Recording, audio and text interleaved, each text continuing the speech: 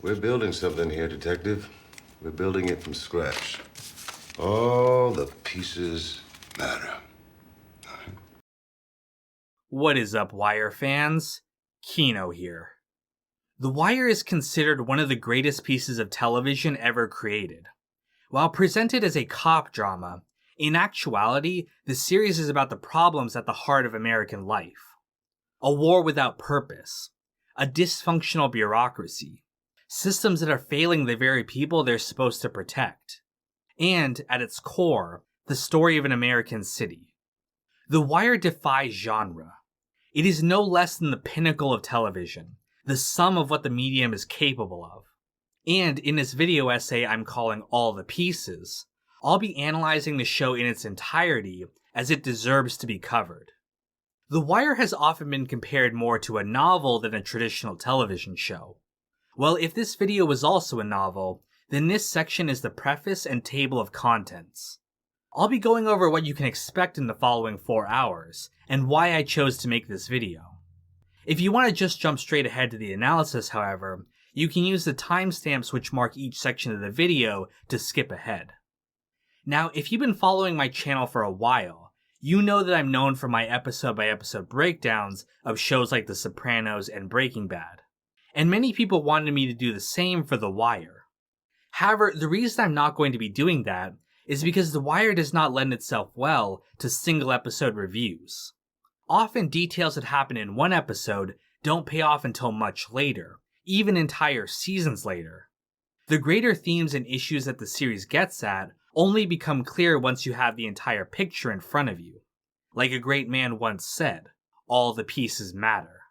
So instead, I'm going to be tackling the series one topic at a time. I'll break down each season, of course, as each one has a unique premise and set of characters. But I'll also be going through all the major characters and examining their storylines across all the seasons. Doing so will give the most comprehensive look at the meaning behind everything. I'll also be covering the show's creators and writers, their backgrounds, and how their experiences play out in the show itself.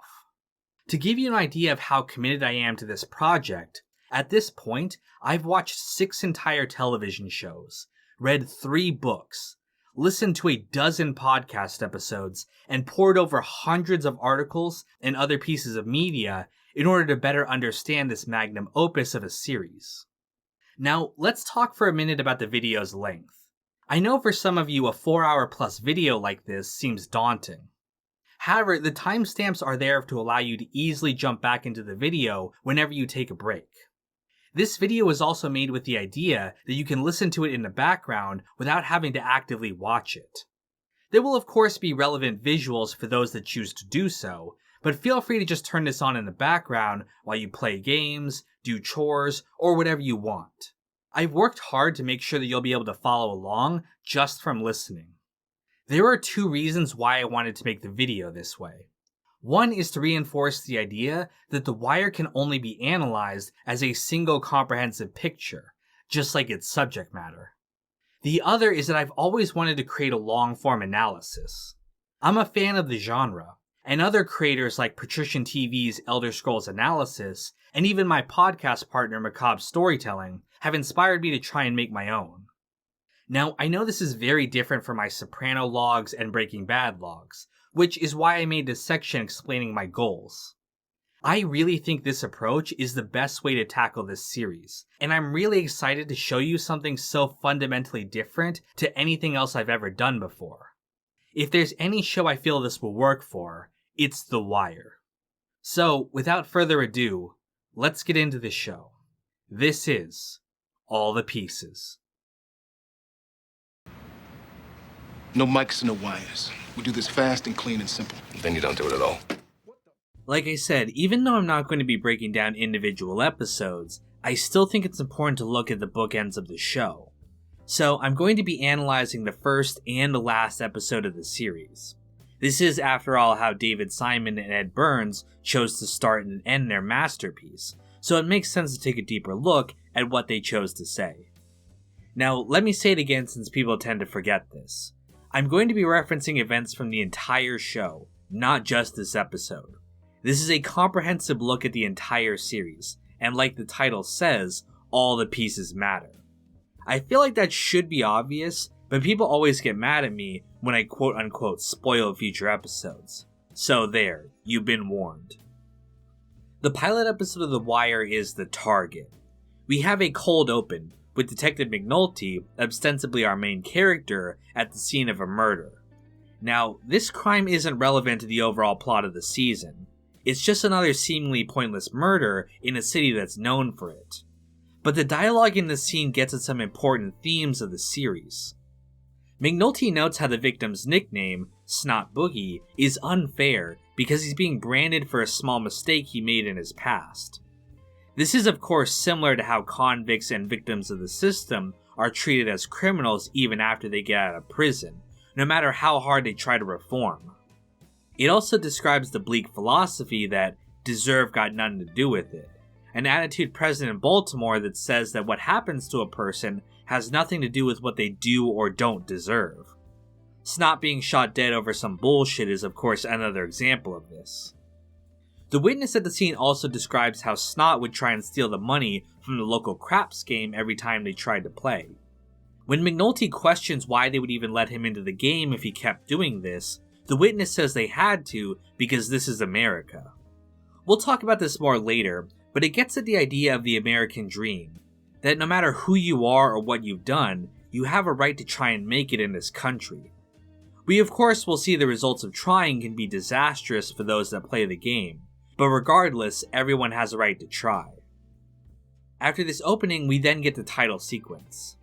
Set to the song Way Down in the Hole by the Blind Boys of Alabama, the title shows a montage of information gathering by the police, which is of course a big part of the show and the meaning behind the title of The Wire.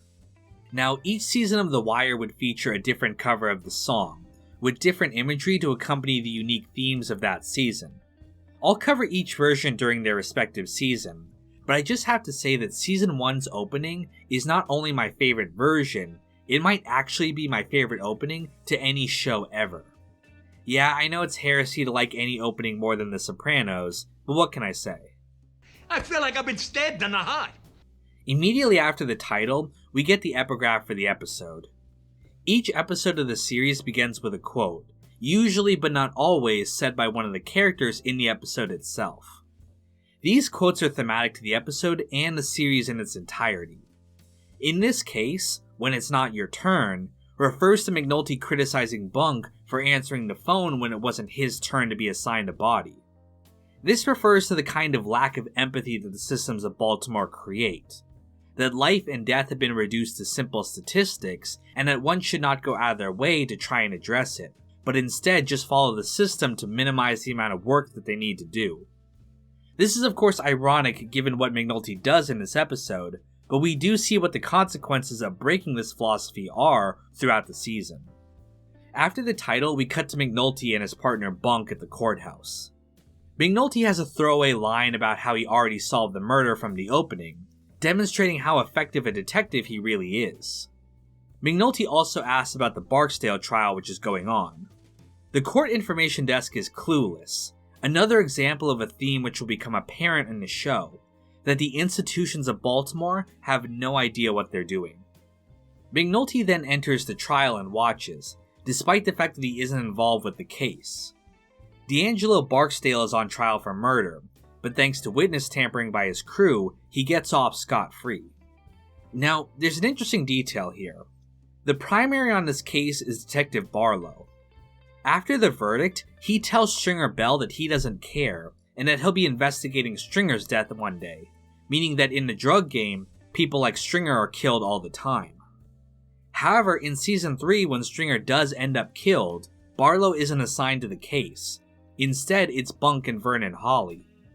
We see Barlow again in Season 5, which means that he's still around.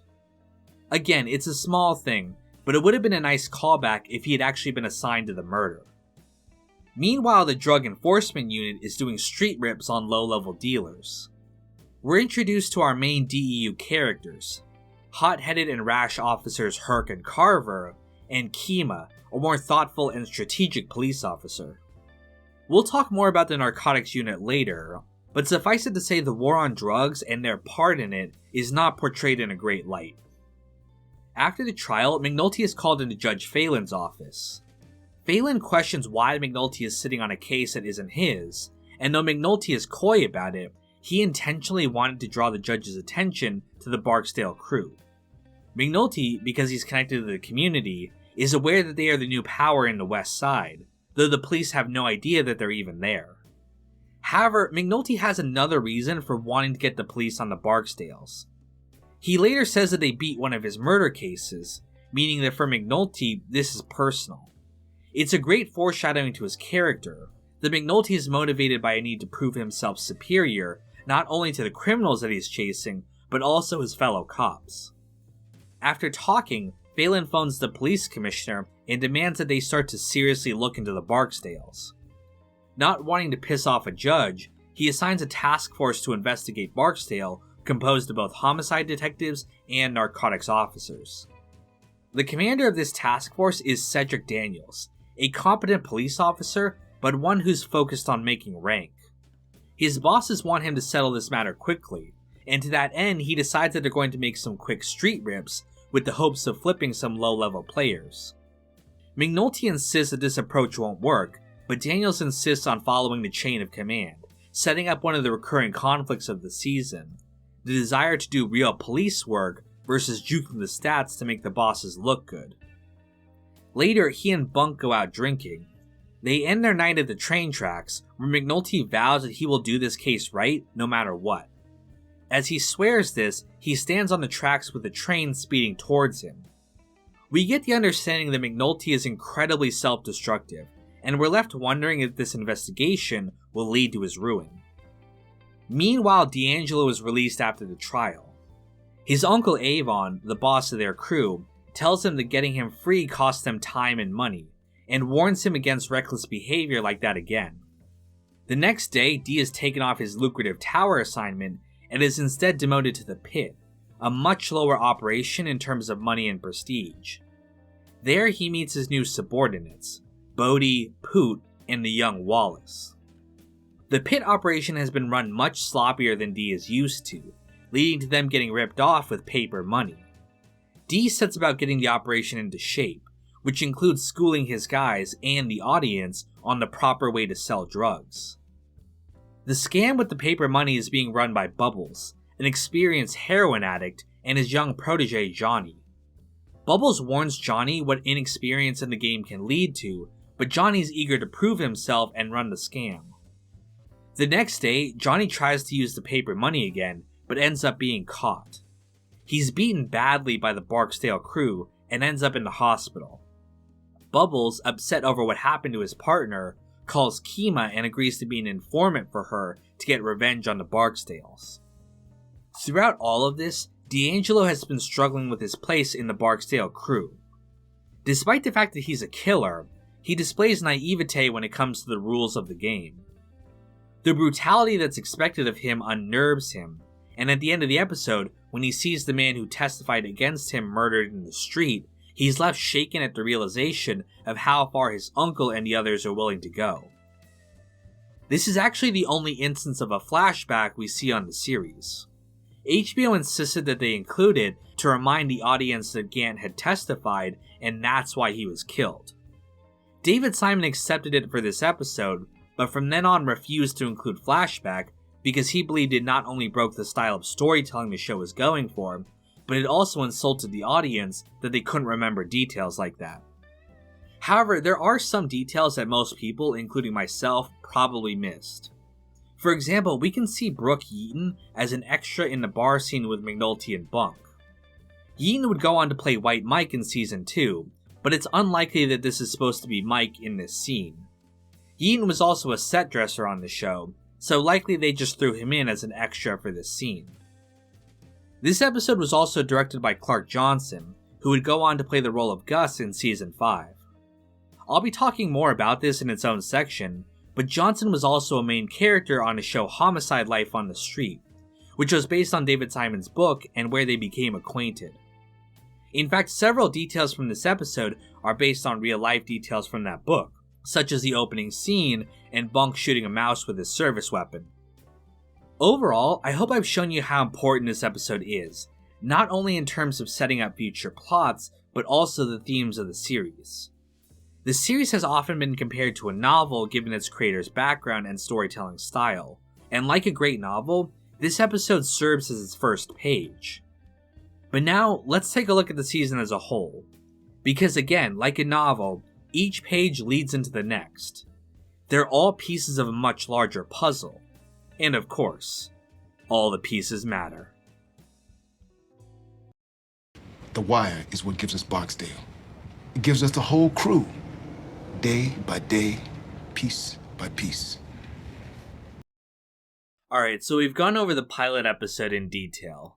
Now let's take a look at the rest of Season 1. The Barksdale detail is set up with the task of bringing a charge against Avon Barksdale. However, since the bosses want quick results instead of a prolonged and effective investigation, they fill the unit with useless police officers. These include Prez Belusky, an incompetent officer who's only on the force because his father-in-law is a major, and Lester Freeman, an older man who spent most of his career in the pawn shop unit and spends his days working on furniture for dollhouses. This is also complicated by Daniel's own past. Though a good police officer, the FBI previously investigated him for stealing drug money from evidence when he was a narcotics officer. That and his ambition to rise to major makes McNulty think that he isn't serious about the case. The investigation gets off to a bad start. They try to make the case by doing street-level busts, hoping to catch some mid-level players and flip them. Not only is this ineffective, Herc, Carver, and Prez get themselves in trouble by starting a pointless fight in the towers. Prez ends up taking a kid's eye out due to his reckless behavior. The street busts do not end up satisfying Judge Phelan, so Deputy Burrell authorizes Daniels to do the case for real. They then start to pursue a wiretap against the Barksdale crew, including their pagers. Freeman reveals that he isn't actually a hump, first by finding Avon's photo in a boxing gym, then by figuring out Dee's pager number from a clue from the stash house. Freeman tells McNulty how he used to be a homicide detective. However, he was buried in a pawn shop unit after disobeying the bosses. He warns McNulty that the same thing is going to happen to him because of his disobedience in pursuing the Barksdales. He is right, as the homicide commander Rawls, who hates McNulty's guts, orders fellow detective Santangelo to get dirt on him. He threatens to demote him unless he betrays a fellow police officer. Prez also ends up proving himself useful after all. The phone numbers from the pagers are being encrypted in some kind of code. Prez ends up breaking the code after realizing that all the numbers are being flipped in their position on the phone. Meanwhile, Dee continues to run the pit crew. He also starts a relationship with Chardine, a bar girl from Orlando's club. Though he has a baby mama and a newborn son, Dee doesn't feel at home with them or in the drug game, and Chardine is his escape from both realities. The Barksdales are incredibly disciplined and careful when it comes to guarding against police, making sure never to reveal sensitive information on the phone. However, one night, his stash is robbed by Omar, a legendary figure in Baltimore who makes his living by robbing drug dealers. His signature move is to whistle the farmer in the dell, which announces his presence and often scares dealers into giving up their goods without a fight. Angered at being robbed, Avon sets a bounty on Omar and his crew, especially after learning that Omar is gay. They eventually find Omar's lover Brandon, whom they torture and kill to send a message. The brutality of the murder causes PTSD in Wallace, a young boy working for Dee, as he was the one who identified Brandon. Despite being in the game, Wallace is innocent, taking care of his many younger siblings after their father was killed by the Black Panther. He decides that he doesn't want to be in the game anymore. Dee is sympathetic, as he's struggling with his own feelings about the drug business. He gives Wallace money and his blessing to leave the life. In response to Brandon's murder, Omar agrees to work with the police to take the Barksdales down.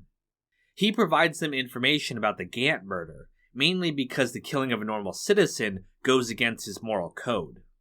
With his information, they arrest Bird for the murder. Because of the suspicious police activity lately, the Barksdales decide to change things up. They rip out the payphones in the pit, which messes up the wiretap.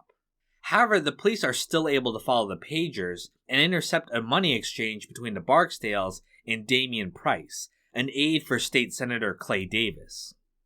The arrest, though completely justified, angers Burrell because of the connection to a powerful politician. He demands that they shut down the investigation. However, an intervention from Judge Phelan keeps the wiretap up for the full 60 days that they were ordered. However, the case hits another roadblock when one of their key suspects, Stinkum, is killed by Omar as part of his revenge for Brandon. The police bring Omar in and ask him not to kill any more Barksdale people, but he reminds them that he might not have a choice as they are coming after him hard. Meanwhile, Bubbles and Johnny attend Narcotics Anonymous meetings, which is part of Johnny's probation requirements after getting arrested. Though Johnny isn't really interested in getting clean, Bubbles takes the message to heart and decides to stop using. He reconnects with his sister, whom he has burned many times in the past with his drug use. She agrees to let him stay in her basement, but refuses to let him come upstairs. The detail begins tracking the many front businesses that Avon uses, hoping to follow the trail of money. This puts Daniels in a tough position, as the money will inevitably lead to powerful people that the bosses do not want coming to light. However, the investigation is temporarily paused when all the dealers of Baltimore come together for an East Side versus West Side basketball game. The East Side is led by Proposition Joe, a big-time player on the other end of town. The game reflects a friendly rivalry between the different sides of Baltimore, with the loser having to throw a party for the other side. Prop Joe ends up winning, much to Avon's chagrin. After the game, Prop Joe is approached by Omar. He offers a stash he stole off the Barksdales for Avon's pager number, which Prop Joe provides. Afterwards, he pages Avon outside Orlando's club, which ironically he got the location for from the police information board when they brought him in. When Avon goes outside, Omar tries to shoot him, but Wee-Bey intervenes and saves Avon. Afterwards, the Barksdales offer a truce to Omar. However, in reality, they're planning on killing him once he comes out into the open. Knowing that Baltimore is no longer safe for him, Omar gets on a bus to New York, but promising to return for Bird's trial. Meanwhile, The Wire begins to make several breakthroughs. The first one being they find the main stash house where the Barksdales are keeping their drugs. They also bring in Wallace and get him to agree to testify against Stringer Bell about the murder of Brandon. They stash Wallace at his grandmother's house in the country and plan to bring him back for the trial. They also bring in Chardine and show her that one of her friends from the club was killed and dumped in the trash. The callousness of her disposal convinces her to turn on the Barksdales. She breaks up with Dee and agrees to be an informant at the club. She and Freeman also have a little bit of a flirtatious relationship. Though the investigation is making progress, Judge Phelan has become less enthusiastic after his role in it causes him to lose the political connections he needs to get re-elected. Another development happens when Orlando, the owner of Avon's club, is arrested after attempting to buy drugs on his own. In order to save himself, he offers to cooperate with the police. The bosses want to use Orlando to buy drugs from the Barksdales, hoping to catch Avon or other high-level people in the sting. Though the detail knows that this is hopeless, they're forced to go through with the plan. Kima goes along for the buy as an undercover. The police lose track of her car as they head into an alley for a buy. However, it's revealed to be a trap, with the Barksdales knowing that Orlando was a snitch. They shoot up the car, killing Orlando and wounding Kima critically in the process. The entire police department works to hunt down Kima's shooters. They identify Savino as the one who set up the hit, and eventually connect Wee-Bey and Little Man as the shooters. However, Savino was careful not to incriminate himself, and thus will only have to serve 3 years on a minor charge. McNulty is particularly devastated by Kima's shooting, believing himself to be responsible. Rawls, who hates McNulty, uncharacteristically reassures him that he's not responsible for her getting shot. It's a great example of how The Wire handles characters. Even assholes like Rawls are not presented as one-dimensional villains, but real people with good and bad qualities. The police commissioner, who despite not caring about Kima enough to comfort her girlfriend, wants to use the opportunity to make himself look good. He orders that the police kick in doors and seize all the drugs they can for a photo op. The detail tries to hide the stash house from this, hoping to instead use it to make an actual case against Avon. However, the bosses find out, as they have a rat in the unit, and order them to seize the drugs. McNulty tries to go to Phelan for his support, but the judge has been put back on the mayor's ticket after agreeing to back off from the Barksdale's case. McNulty also recruits Bubbles to find information about the shooting. Bubbles tries unsuccessfully to tell McNulty that he's now clean, and that going back to the terrace will put his recovery in danger. After the raids and finding out that Kino was a cop, the Barksdales change up again. They ditch their pagers, which renders the Wire dead. Weebay hides out in Philadelphia, and they begin to get rid of anyone who can lead back to them. This includes Little Man, who did the shooting, the security lady they bribed during Dee's trial, and they also want Wallace, since he was the one who identified Brandon. Dee, however, refuses to give up Wallace's location, as he doesn't believe that he would ever flip. The killings alert the police to the fact that the Barksdales are getting rid of anyone who can hurt them. They realize that they forgot about Wallace after Kima's shooting. They try to get him back, but he's already left his grandmother's and returned to Baltimore. Dee tries to warn him that he's in danger, but Wallace insists that this is the only life he knows. When Stringer finds out that Wallace is back, he orders Bodie to kill him. Despite the fact that they're all friends and all still basically kids, Bodie and Poot follow their orders and gun Wallace down in his room. Meanwhile, Avon orders Dee to drive up to New York and pick up some new product to replace the load that the police took. However, the police learn about this and put a tracking device on Dee's car. When he makes the pickup, he's arrested by the state police. McNulty and Daniels try to interrogate him, but by now Dee is wise to their manipulations. However, before they leave, they inform him that Wallace was murdered. Though he feigns disbelief, he knows it is true, and that his people were behind it. When Levi and Stringer come to arrange his defense, he screams at them for killing the boy and wants nothing more to do with their crew. While the Wire has been dead, Freeman and the others have been looking into campaign finance reports for various Baltimore politicians. Avon has been donating to various political funds using drug money, and they realize that the reason is so that the police will revitalize the area of Baltimore that he controls. When they do, all of his vacant properties will be bought by the city for millions of dollars, making him a legitimately rich man. The potential ramifications of this investigation to his politician friends causes Burrell to order the investigation shut down and the arrest of Barksdale on the weak drug charges they already have. He threatens to reveal Daniels' corrupt past in the Eastern Drug Unit, but Daniels refuses to break down. Though he can't stop the arrest, he insists that he will continue to investigate as long as he's able. The next day, the police move to arrest Avon. Stringer gets off free since Wallace was their only link to him.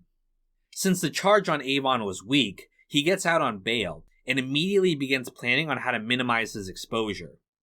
They move their operation to a funeral parlor that they own and move to start resupplying with drugs. Kima then awakens from her coma. Bunk tries to get her to identify both of her shooters, but she refuses to falsely identify Weebay since she didn't actually see his face. This moral conviction will be an important detail later on. The detail isn't satisfied with the current drug charges and want to continue the investigation. With Burrell getting ready to shut them down, they discuss bringing the case to the feds, who are outside of Burrell's control. However, they get a new break when Dee reaches out and says that he's willing to cooperate. He's become disillusioned with the game and wants to start over in witness protection. He agrees to give them his uncle in exchange for this fresh start. He also gives them Weebay's location in Philadelphia where he's hiding out. They then arrest him and bring him back to Baltimore. With their information, they bring the case to the FBI.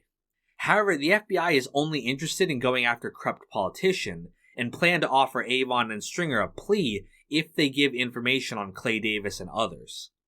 The police refuse to give up the case since it will mean continued suffering in the streets if the Barksdales are set free. As the detail is being sent home, Daniels confronts Carver.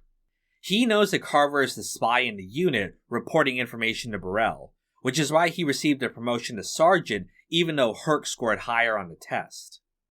Daniels warns him that the men under him will look to him as their leader, and if he continues with these games, the next generation will follow suit. This is a hint at how Daniels ended up dirty from his time in the Eastern District. Dee ends up deciding not to flip after being convinced by his mother, Avon's sister. Without his testimony, they have only the small drug charge against Avon. Levi offers a structured plea, in which all of the members of the Barksdale organization will plead guilty in exchange for reduced sentences. Though they're unhappy with the low amount of jail time, the DA's office has no choice but to accept. At the sentencing hearing, Avon is given a measly 7 years. Wee-Bey has pled guilty to all of his murders to get off death row, and is given life in prison. The other members get a mix of around 10 to 15 years each. However, since Dee refused to cooperate with the police, he's given a maximum sentence of 20 years. McNulty is despondent after the verdict, as despite all of his efforts, nothing he did has really mattered in the grand scheme. Stringer is still free and will continue their operation until Avon is released after his short stint. He's also informed by Rawls that he's being thrown out of homicide to another department as punishment for his actions. As the season ends, we get a montage of all the major characters set to Step by Step by Jesse Winchester, which is very thematic for the season. We see that Daniels has been passed over for Major because of his defiance to Burrell. On the other hand, Carver is promoted to Sergeant because of his obedience. Freeman ends up back in homicide because of his good work on the case. Bubbles has also relapsed due to the stress of Kima being shot, and is back to his old schemes. Santangelo has been assigned to a foot patrol as punishment for not ratting on McNulty. Bodie has been promoted to a tower, and Poot is now running the pit. Stringer continues to run the drug trade from their new funeral office. McNulty ends up in the Marine unit, the one place he did not want to end up. Kima is still in the hospital, sadly wondering if her police career that she loved is over. And all the while, the drug business continues in Baltimore, the same as it always has. The final scene of the season shows Omar in New York, robbing a drug dealer. As he says, "It's all in the game." Overall, Season 1 does an incredible job of setting up the series. We get introduced to the themes and ideas that will continue to be developed throughout the series.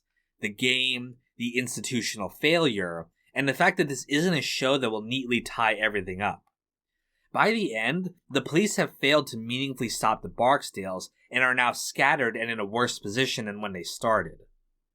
There's also a particular element of realism present in the show.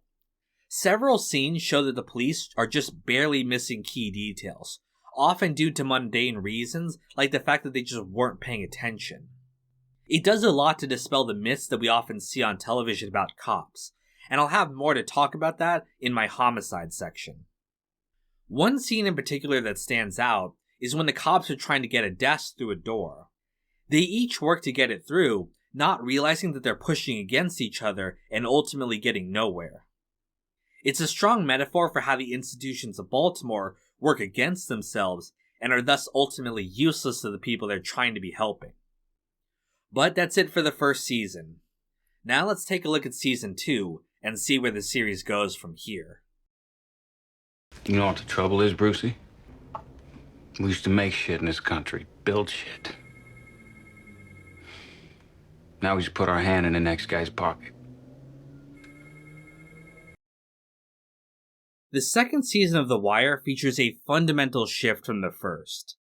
Though many characters and storylines from Season 1 eventually return, the majority of the season focuses on a new location and a new set of characters, mainly the Baltimore Harbor and the Dock Workers Union. To go along with this change, we have a new intro sequence and a new theme. It's the same song, Way Down in the Hole, but this time sung by Tom Waits, the original singer of the song. The opening epigraph of the first episode also hints at the changes that we'll get this season, and is almost a tongue-in-cheek warning to the audience. The show is going to continue to innovate as it goes on, and not just give you the same thing as last season. Now, since this season came out, anthology shows have become more common, and we as an audience are comfortable with changes in a show between seasons. However, at the time, this was a shock to fans of the show, and as a result, this season was, and still is to an extent, regarded badly by the community. We'll talk about that more at the end, but I want you to keep that in mind as we examine the season. We open Season 2 with our favorite cops scattered to the wind. McNulty has been assigned to the Police Marine Unit as punishment for his actions last season. Daniels was also punished and sent to the evidence locker, which is way below his station. Kima has been given a desk job after her shooting, which, while safer, bores her senseless. On the other side, certain characters have moved up. Rawls has been promoted to colonel, and Burrell is being named the next police commissioner. Freeman was also assigned back to homicide and is working alongside Bunk. We're then introduced to our new characters. Frank Sabatka is the head of the IBS Local 1514. The port of Baltimore was once a center of industrial production, but nowadays is crumbling as all the factory jobs have moved somewhere else. The stevedores are now struggling to survive as less and less cargo moves through Baltimore. They're attempting to get the state government to fix the ports and increase jobs in the area, but it requires lobbying and a lot of money to grease the wheels. Working alongside Frank is his level-headed and dependable nephew, Nick, and his unreliable and idiotic son, Ziggy. Nick acts as a contact between Frank and the Greek, the leader of an international criminal organization. The Greeks pay Frank to smuggle shipping containers through customs for them, which is how the Union has been making their money. They set up another container to disappear as usual. However, this time the Greeks don't pick it up for some reason. They put the can back into the stacks, but B.D. Russell, a port police officer, notices the seal has been broken. After investigating, she finds the bodies of a dozen dead prostitutes hidden in the container. Though this is obviously a shocking discovery, at first the police are more interested in getting rid of the case than investigating. This is because of the stats game that the department plays. Having a higher clearance rate is more important than actually solving crimes. Eventually, McNulty goes out of his way to prove the girls died in Baltimore City territory just so he can stick Rawls with the bodies as payback for putting him on the boat. However, Bunk and Freeman are given the case, which means even though McNulty didn't plan for it, he actually screwed over his friends. Beatty also joins as a liaison to the port police. The Greeks look into the matter and discover that one of the sailors killed the girls because they witnessed him killing a prostitute after she refused him. He dumped her into the water, and that was the girl that McNulty found floating. He then suffocated the rest of them so that they couldn't turn him in. They then kill the sailor and cut off his head and hands so he can't be identified. Separately, an issue arises between Frank and Major Valchek, Przybylewski's father-in-law. Valchek planned to donate a stained glass window to the local Polish church, only for Frank to beat him to it. Valchek threatens Frank unless he backs down, but Frank refuses as Valchek has been an asshole to him for many years. This begins a war between Frank and Valchek. Valchek sends police officers, including Carver who's been assigned to his district, to ticket the Union cars, set up a DUI stop, and fuck with them in any way he can. Frank meanwhile has a police van stolen and shipped off to another port, just to humiliate Valchek. Suspecting that Frank is dirty because of how much money he's showing, Valchek gets a detail assigned to investigate him. Again, this is all petty personal revenge, and Valchek has no interest in actually pursuing justice. At first, the detail gets off to a bad start. Burrell has sent them nothing but humps, the same way he did during the last investigation. Valchek threatens him politically unless he gives him good detectives. He ends up convincing Daniels, who was planning on resigning from the force, to lead the investigation. He's promised a promotion and a permanent unit if he brings in the case. While this is going on, the investigation into the dead girls also starts off badly.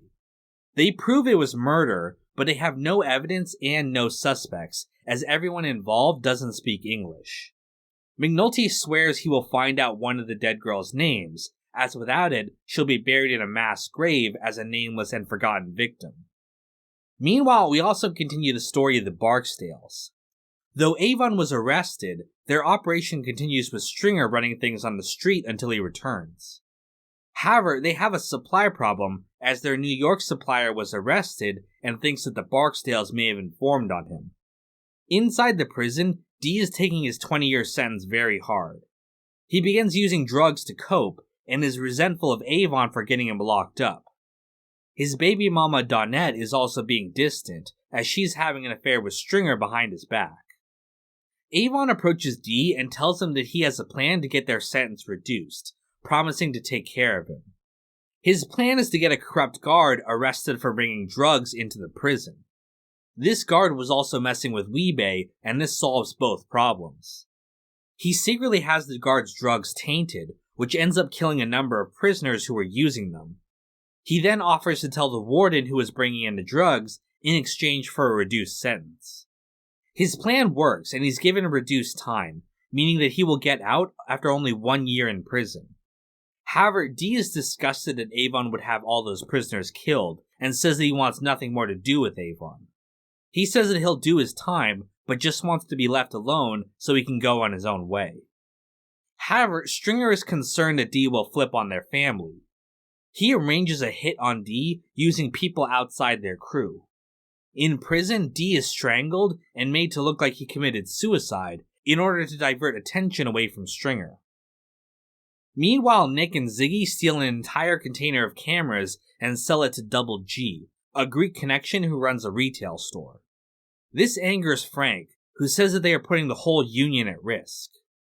When Nick points out that Frank is also engaged in illegal activities, he insists that it's all for the union, as the money is going towards fixing the pier and getting them more work. Nick, however, is trying to get enough money to buy a house for him and his baby mama, Amy. However, after talking with a realtor, who just so happens to be McNulty's ex-wife, it's clear that their old neighborhood is being gentrified and they're being priced out. For Ziggy, the money is all about trying to prove himself as capable as his cousin. He tries to work a package of heroin, but he ends up being ripped off by the dealer he contracts it out to, Frog. He ends up owing money to Cheese Wagstaff, a local player who steals and burns his car as a warning. Nick goes to the Greeks for help with the situation. They reach out to Prop Joe, Cheese's uncle, and the man that they do business with. Joe agrees to let Ziggy off the hook because of his relationship with the Greeks. Nick and Ziggy then steal a load of chemicals for the Greeks, who pay them in heroin. Nick, who has previously resisted dealing in drugs, finally gives in for the money. Meanwhile, the trial of Bird for killing the state's witness finally comes up. They get Omar, who's returned to Baltimore and teamed up with a new crew, including 2 women, to testify.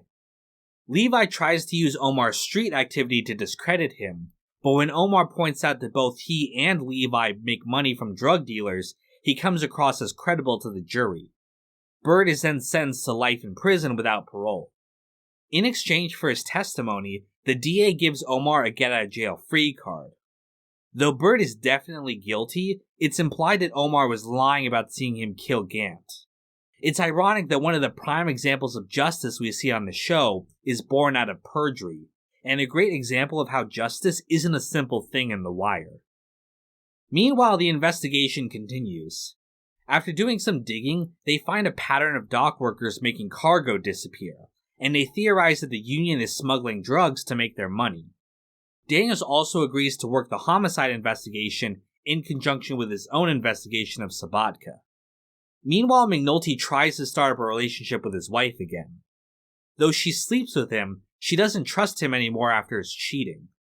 After being rejected, McNulty goes on a self-destructive binge. In order to get him out of his slump, Daniels forced Rawls to allow McNulty to join the detail where he can actually be of use. The detail then gets a wiretap up on Frank's phone. They observe the stevedores disappearing a can and track it to a warehouse owned by the Greeks. However, Frank notices the suspicious behavior and stops the next delivery. The Greeks are alerted that the police are watching them and move to conceal their operations. Without a line on the smuggling operation, the unit prepares to raid a brothel operated by the Greeks. McNulty goes undercover as a British John, which is funny considering that Dominic West is actually British in real life. They raid the brothel, but during the operation, McNulty ends up actually having sex with the prostitutes he was supposed to be setting up. While this is going on, the Barksdale people are fighting over territory in order to maintain their hold on the west side. During a shootout, a 9-year-old boy is killed when a stray round enters his window. This prompts a big show from the police as they round up random people trying to shake loose a suspect. Part of this effort is led by Bunny Colvin, the commander of the Western Police District. Colvin will play a central role next season, but he's introduced here in this episode as being frustrated with the ineffective tactics of the drug war. Stringer is upset at the Barksdale situation. Without product or muscle, they're in danger of losing control of their territory. He wants to make a deal with Prop Joe to allow him to deal in their territory in exchange for sharing Joe's product. The only problem is Avon, who refuses to give up control of his turf out of pride and street logic. Stringer ends up making the deal anyway without Avon's permission, convinced of the logic of his plan. Though the West Side is happy to have new product, they're bothered at having to share turf with the East Side dealers, including cheese. Eventually, though, they settle into a rhythm of working alongside each other without conflict. However, this is disrupted by the arrival of Brother Muzone, a lethal hitman that Avon has hired to protect his territory. Unaware of the deal that Stringer made, Brother shoots Cheese in the shoulder and forces the East Side dealers out of the towers. Stringer, wanting Brother out of the picture, comes up with a plan to set Omar on Brother. He tells him that it was Brother that tortured Brandon. Omar then ambushes Brother in the motel room. Brother accepts his death, but claims honestly that he did not kill Brandon. Omar sees that he's telling the truth and calls an ambulance for him. Muzone survives and tells Stringer that he's done with the Barksdales and is going to seek revenge against Omar. Without Muzone, Avon agrees to work with Prop Joe and share the towers. Though this is the outcome that Stringer wanted, Avon is disappointed in his handling of the situation, and we can see that a rift is forming between the two. Meanwhile, the investigation continues onto the Greek organization. They successfully identify many of the key players in the operation and begin staking out their operations. Valchek, upset that the focus has drifted away from Frank Sabatka, tries to get the FBI to take over the case and focus on the Union. However, the FBI work with the detail and continue to look at the Greeks. However, the FBI being involved ends up tipping off an agent who's actually working for the Greeks. He alerts them to the investigation, and they move to shut down all operations. While this is going on, Ziggy sets up his own caper with Double G to steal several Mercedes cars off the dock. Though the plan was a perfect success, Double G decides to rip Ziggy off just because he thinks Zig is pathetic. Tired of being a joke to everyone, Ziggy grabs a gun he bought and shoots Double G dead and wounds an innocent bystander. Once the rage leaves him, Ziggy is horrified by what he has done and waits for the police to arrest him. He then voluntarily signs a confession, not intending to fight the charges. The police then move to arrest all the key players. This includes Frank, who Valchek makes a point of parading around in front of the news. With Frank now a known criminal, his plans to restore the dock are over as the politicians don't want to be associated with him anymore. Frank has to live with the fact that he destroyed his union and his family over nothing. Beatty approaches Frank, asking him to come in and cooperate in exchange for a deal. He agrees on the condition that they help Nick and Ziggy with their charges. They accept, but tell him that he'll need to get a lawyer and that they'll make the deal tomorrow. However, Spiros approaches Nick and offers to help him with Ziggy in exchange for their loyalty. They will get the witness to recant and free Ziggy from his charges and take Nick with them to Greece to avoid prosecution. Nick approaches Frank with the deal, who agrees to hear them out. However, the Greeks' FBI accomplice alerts them that Frank is now working with the police. Knowing that he's a rat, they then kill Frank and dump him into the harbor. When Nick learns what the Greeks did to his uncle, he agrees to cooperate with the police. He confirms all of the information that they have on the Greeks and even identifies the Greek himself. With this information and others they acquire, they're able to make successful cases against the Greek lieutenants that they picked up. They also officially solved the 14 open murders on the girls, saving the stats for the homicide department. However, Spiros and the Greek manage to flee the country before the police can get to them. Before they go, they inform Prop Joe that they will send new people to continue their drug operation in Baltimore. The police are upset that their investigation hit a wall before they could get the boss. Herc and Carver in particular are upset about how they were treated during the investigation and decide to leave for a different posting. However, the unit is allowed to continue, and they make the new alliance between Prop Joe and Stringer Bell their new target. The Union is also facing problems. With the criminal investigation hanging over them, the FBI threatened to decertify the Union unless they elect new leadership. However, even though Frank is dead, they still decide to elect him their leader out of solidarity to what they did for him, choosing to be decertified rather than just roll over. The final scene of the season shows Nick, who's leaving for the Witness Protection Program, looking out at the harbor. We then get a montage similar to last season. Beatty returns to the port police now that the case is over. Andy Krawcheck starts development on a new high-priced condominium where the grain pier was going to go. And the drug trade continues, with new people continuing the Greek operation. And life in Baltimore goes on. Like I said at the beginning, this season wasn't well received by the general audience when it first came out, and to this day remains controversial. In fact, when BET aired the show on their network, they had to cut material in order to fit in their commercial breaks. They ended up cutting out almost the entirety of the Union storyline, as they decided that it wasn't important. Now, while I definitely disagree with this approach, I can understand why some people feel this way. Even setting aside a difference in focus from the first season, there are a few things that I personally don't like. For one, it takes pretty much half the season for the investigation to even get started, and even when they do, the investigation doesn't seem to go anywhere. They never even come close to learning about their real targets, the Greeks, which makes the whole affair seem pointless. Now, you can compare that to the end of Season 1 when they don't get a real conviction on Avon. But at least they knew all about his operation at that point, and the investigation into Avon had already spun up since the second episode. Another problem the port story has is the fact that it doesn't directly connect to future seasons. The themes definitely will, but in terms of plots, the port feels isolated and even more pointless. We'll get into this more in the next sections, but the events of the third season will directly impact the fourth, which will directly impact the fifth. I think the writers learned a lesson after seeing how the season was received, and worked to make future storylines more directly tied together. But even with these problems, this season is still an incredibly important piece of the show. The themes of industrial decay and how the systems of Baltimore destroy anyone who tries to fight against them is not only relevant to future episodes, it's really the heart and soul of the show. When we're first introduced to Frank Sabatka, we think he's going to be another kingpin like Avon.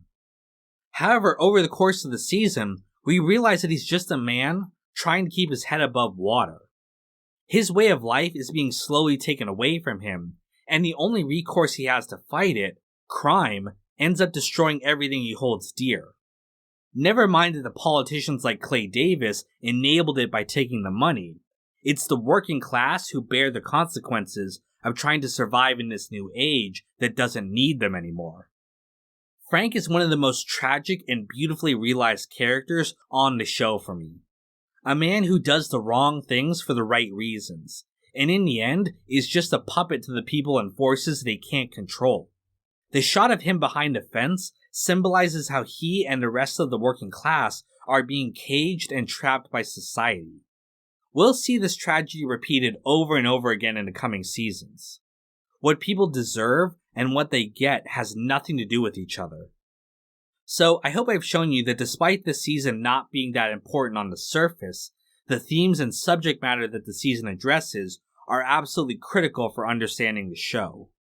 And remember, only plebs skip this season on rewatch. Reform is not just a watchword with my administration. No, it's a philosophy. Shit, man, no matter how many times you get burnt, man, just keep on doing the same. Nigga, do not learn. Season 3 picks up around 6 months after the last season. We open with a dramatic change. The Franklin Terrace Towers, the seat of the Barksdale organization, are being torn down. We're introduced to the mayor of Baltimore, Clarence Royce, who says that this is the beginning of a new Baltimore. However, we contrast this with Bodie and Poot, who are discussing how no matter how many times they get burned, they keep doing the same thing, which will be a big theme this season. We also get a new theme song for the season. This time it's by the Neville Brothers, and is much more funky and in an R&B style, reflecting the focus of the season being mostly back on the African American drug dealers. At the beginning of the song, you can also hear what sounds like a siren, which reflects not only the escalating violence of the season, but would also be a motif repeated in next season's theme. The Major Crimes Unit, which was made permanent last season, has been investigating the new alliance between Stringer Bell and Proposition Joe. However, in 6 months, they have not been able to make any meaningful progress because of how careful Prop Joe's people are. Without any results, there's pressure to end the investigation and move on to new targets. This angers McNulty, who's desperate to get Stringer Bell after he escaped the last investigation. The Barksdales, meanwhile, are dealing with their own problems. With the towers gone, they now need to find new territory. Stringer decides that they're going to share territory with other dealers in exchange for sharing their product. Even though his people warn him that this will make them appear weak, he's convinced of the logic of their plan. We're also introduced to some new members of the Barksdale crew. Slim Charles is a mid-level enforcer, and Cuddy is a recently released prisoner who served a 14-year sentence. Cuddy is offered a package as a homecoming gift, but he gets burned on a deal by Fruit and is left with nothing. Meanwhile, we're introduced to a new main character this season, Tommy Carcetti, a city councilman in charge of public safety. He approaches Burrell and asks him to work with him behind the mayor's back in order to address the growing crime problems in Baltimore. When Burrell refuses out of loyalty to the mayor, Carcetti calls a press conference and beats Burrell up over his handling of the department. In order to appease Carcetti and get him off their backs, the mayor orders Burrell to reduce the crime rate by any means necessary. Burrell and Rawls, who has been promoted to number 2, then pressure the district commanders to juke the stats and lower the crime rate by making crimes disappear. One of these commanders is Bunny Colvin, who we were introduced to last season. He is disillusioned with the way the department has been operating, including his own men in the Western District like Herc and Carver. They're only interested in chasing low-level arrests of street dealers, which does nothing to improve the quality of life in the neighborhoods. After one of his officers is shot trying to buy a small amount of drugs, Colvin finally becomes sick of the drug war and decides to try something new. He plans to effectively legalize drugs in a few select areas, with the hope of reducing crime and violence everywhere else in the district. Though his plan has merit from a community perspective, it runs antithetical to the way the drug war has been run and the way his officers know how to fight it. At first, he's unsuccessful in getting the dealers to move to the area, which is dubbed Hamsterdam. However, after his officers actually assist the dealers, they eventually get some traffic at Hamsterdam. Meanwhile, the violence in the Eastern District is ramping up, with multiple murders every night. Daniels decides to use the unit to try and stop the growing drug war. They try to pull in Cheese and throw a murder charge on him, but it turns out that there was a miscommunication, and Cheese is only guilty of shooting a dog. However, the police have tipped their hand, and the Wire is now dead. With no hope of getting to Prop Joe or Stringer, the unit moves on to a new, much lower target. McNulty, however, refuses to give up on Stringer. He first looks into Dee's suicide, determining that it was actually a murder. He then looks into Bell's finances, realizing that he has gone almost completely legitimate as a developer and will be almost impossible to catch now. However, Stringer is still involved with drugs, namely through the New Day Co-op, which he has founded with Prop Joe and all the other high-level dealers in Baltimore. They're now working together, sort of like the Commission for the Mafia. Stringer invites Marlowe Stanfield, a young and up-and-coming drug lord, to join the co-op, though Marlowe isn't interested in working with others. Meanwhile, Carcetti finally convinces Burrell to accept his help in improving the police department. With an informant in the mayor's inner circle, Carcetti decides he's going to run for mayor of Baltimore. Being white in a majority black city, the odds are stacked against him. He recruits Teresa D'Agostino, a very effective campaign manager from DC, to run his campaign. Meanwhile, Carcetti adjusts to life after prison. At first, he tries to go straight and reconnect with his old lover, Grace Sampson. However, when that doesn't work out, he decides to go back to work for the Barksdales as an enforcer. He proves to be every bit as deadly as he once was, even though the game has grown more violent and disorganized since he's been away. While all this is going on, Omar and company continue to rob the Barksdales as punishment for Stringer's deception with Brother Mouzone. However, one of their jobs goes bad, and Tasha ends up killed. She's actually shot by Omar's new boyfriend by accident, but Omar still feels responsible. Bunk investigates Tasha's murder and notices that the young children in the neighborhood are imitating Omar as an urban legend. He confronts Omar about the effect he has on the community, and that even with his code of honor, Omar is part of the growing murder problem in Baltimore. Feeling bad about this, Omar decides to help Bunk out. He finds a service weapon from an officer that was shot that Bunk was searching for, giving it to him in order to clear his conscience. Meanwhile, Avon is released from prison. Though Stringer has set them up to go legitimate and leave the street behind, Avon is only interested in being a gangster. He demands that they go after Marlowe, who has taken Avon's best corners.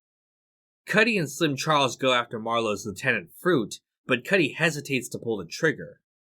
He realizes that he isn't the same man anymore and decides to leave the game.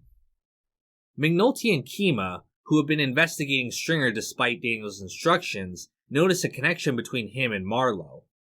With the war growing between the two gangs, McNulty goes behind Daniels' back to get the unit reassigned to Stringer.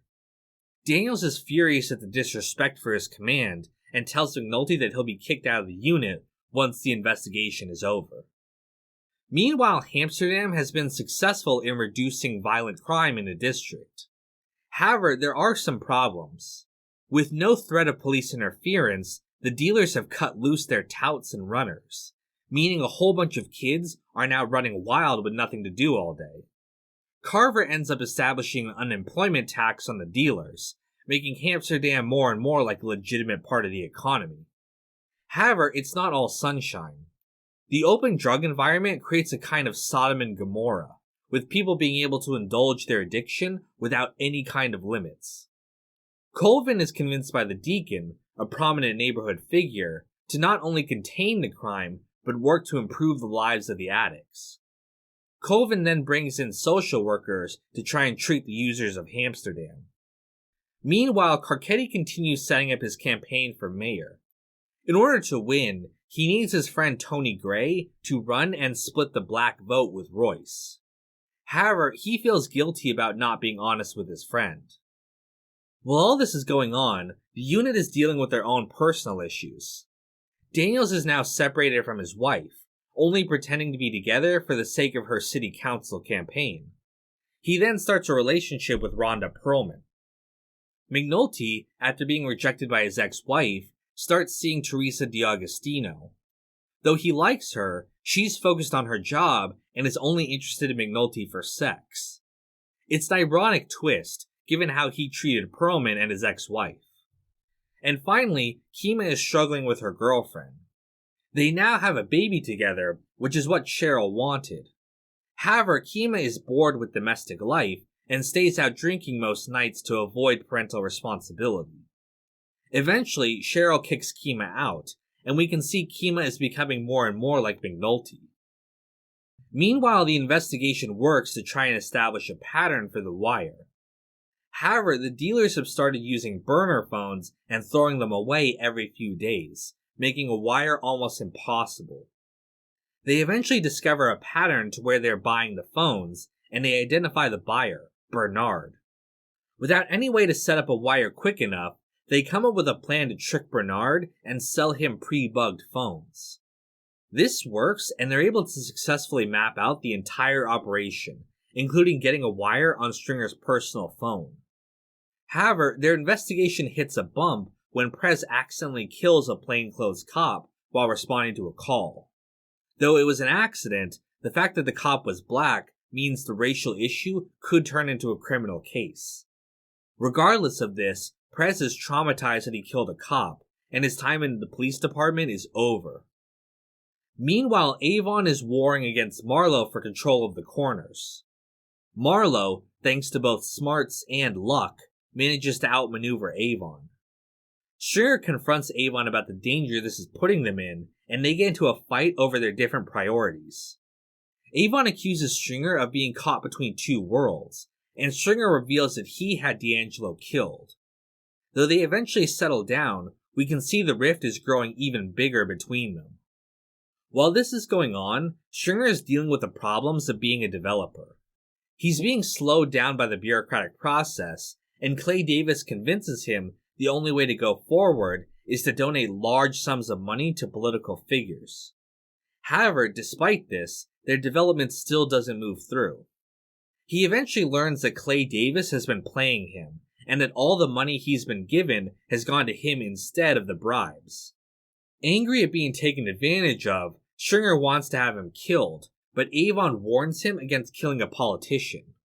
He also berates Stringer for getting involved with the legitimate world when he wasn't ready to handle it. Meanwhile, Colvin's Amsterdam project starts attracting attention from the media. Knowing that his time is almost up, he elects to tell the bosses what's going on. Before he goes, he has a talk with Carver about the problems of the drug war and what real police work really is. We'll talk about this scene more later, but it's one of the most important speeches in the series. At the next Comstat meeting, Colvin reveals Amsterdam. His bosses are incensed that he has effectively legalized drugs and relieve him of command. They then tell the mayor, who, while not wanting to take the blame for any of this, is also interested in using the drop in crime rate for his approval ratings. He begins to think about how they can continue Amsterdam. Fearing that the mayor will hang him out to dry, Burrell goes to Carcetti and informs him about Amsterdam. Carcetti then talks to Colvin and convinces him to trust him. Colvin then shows him Amsterdam, both the good and the bad parts. Though this is an opportunity to advance his campaign against the mayor, he is again hesitant to throw Colvin under the bus. Teresa also tries to get information about Amsterdam. She calls Jimmy for a date, even though she was completely disinterested in him last time. However, he realizes that she's using him, and he has finally had enough of her. While all this is going on, Cuddy is looking for a way to give back to the community and keep himself on the straight path. He decides to open up a boxing gym to try and teach the young kids some discipline and self-respect. Though things get off to a rough start, he ends up making a small difference in some of these kids' lives. Meanwhile, Brother Muzone returns to Baltimore, intent on finding Omar. After capturing and interrogating Omar's boyfriend, the two of them meet in an alley. They eventually form an alliance, and intend to get Stringer Bell for his betrayals. Muzone approaches Avon, reminding him of his reputation at stake. Reluctantly, Avon gives Stringer up in order to protect his rep. What he doesn't know, though, is that Stringer has moved against him as well. Avon has continued the war with Marlowe, drawing attention from the police. Prop Joe and the other members of the co-op decide that if the Barksdales continue the war, they will cut them out of the drug connect. When Avon continues warring despite this, Stringer decides that the only way to solve the situation is to rat Avon out to the police and send him back to jail. He contacts Colvin and tells him where Avon is preparing for war at. The next day, Stringer meets with his contractor at one of his buildings. However, Omar ambushes him and kills his bodyguard. Stringer tries to run, but he's cornered by Omar and Brother. Stringer tries to bargain for his life, but they aren't having it. They reveal that Avon sold him out right before they kill him. When McNulty discovers the news, he's devastated. Not that Stringer died, but that he died without ever knowing that they had a case against him. Meanwhile, the Barksdales prepare to go to war against Marlowe, who everyone assumes did the hit. Avon knows the truth, of course, but decides to fight anyway based on the lie. Meanwhile, the news gets wind of Amsterdam and make a story out of it. Both Carcetti and Tony Gray use the issue for political points. Mayor Royce is made to look bad for condoning drugs, including facing reprisals from the federal government. Burrell agrees to take the blame for him in exchange for being made permanent police commissioner. Amsterdam is then shut down, with the police arresting everyone they can find. When they demolish the area, they also find the body of Bubbles' friend Johnny, who overdosed from all the drugs that were easy to acquire. They put the blame for everything on Colvin, demoting him to a lower rank and pension, and even going so far as to tank the job he had lined up after retiring. Meanwhile, the unit, acting on information Stringer gave before he died, raid Avon's compound. Catching him with an armory of guns, his parole is violated and he'll be sent to prison for a long time. McNulty makes a point of showing him that it was Stringer who ratted him out.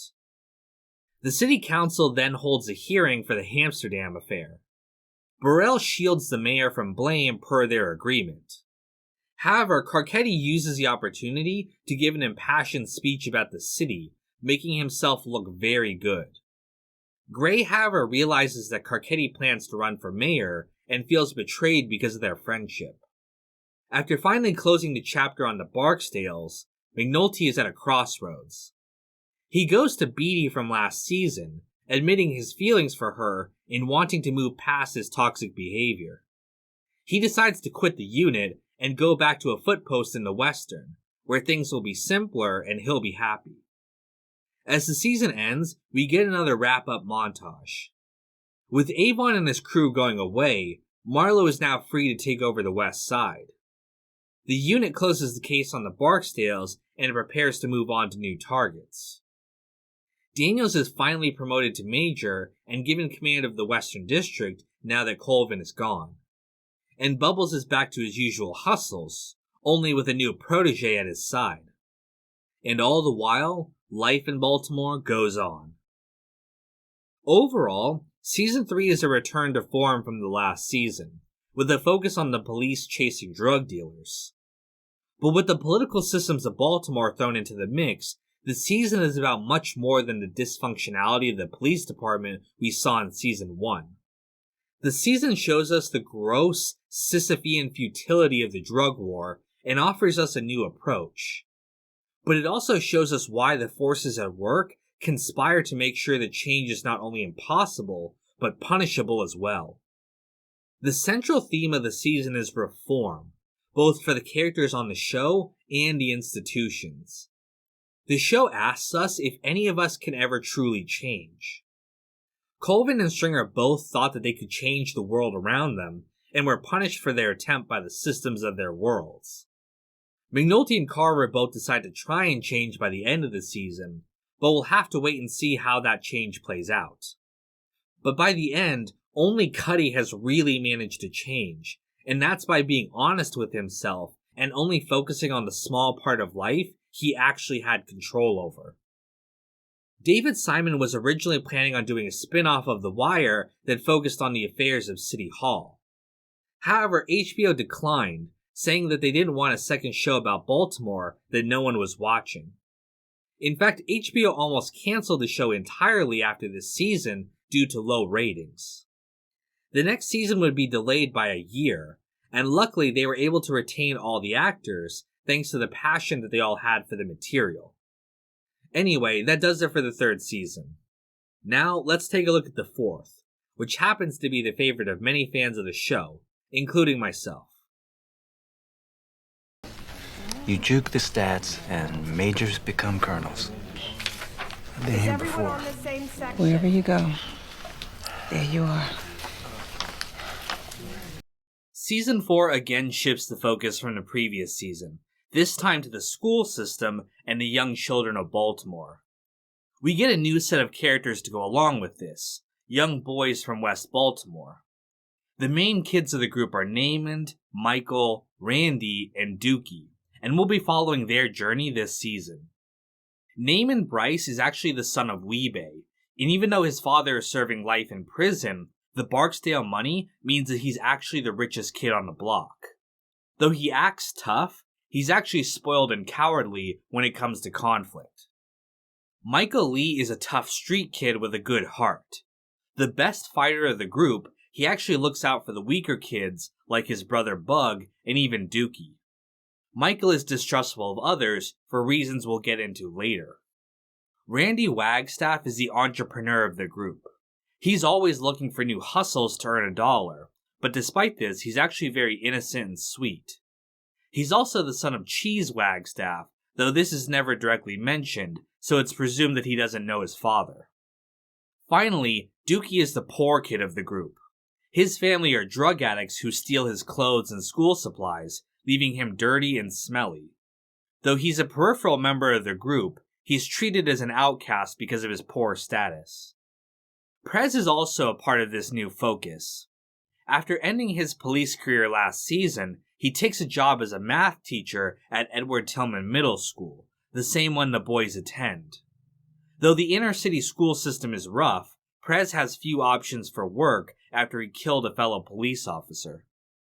We also get a new theme song that reflects the season. The song is sung this time by Doma G, a group of Baltimore teenagers. This version was recorded specifically for the show, and the fact that it was done by young people actually living in Baltimore adds a lot of credibility. We also continue the motif of the sirens from the last season, again reflecting the growing violence we'll see this season. With the Barksdales gone, Marlowe has taken over most of West Baltimore. His two lieutenants, Chris and Snoop, hide the bodies that they kill in the many vacant row houses of Baltimore, which means the police have no idea the murders are even going on. Carcetti has formally started his campaign for mayor.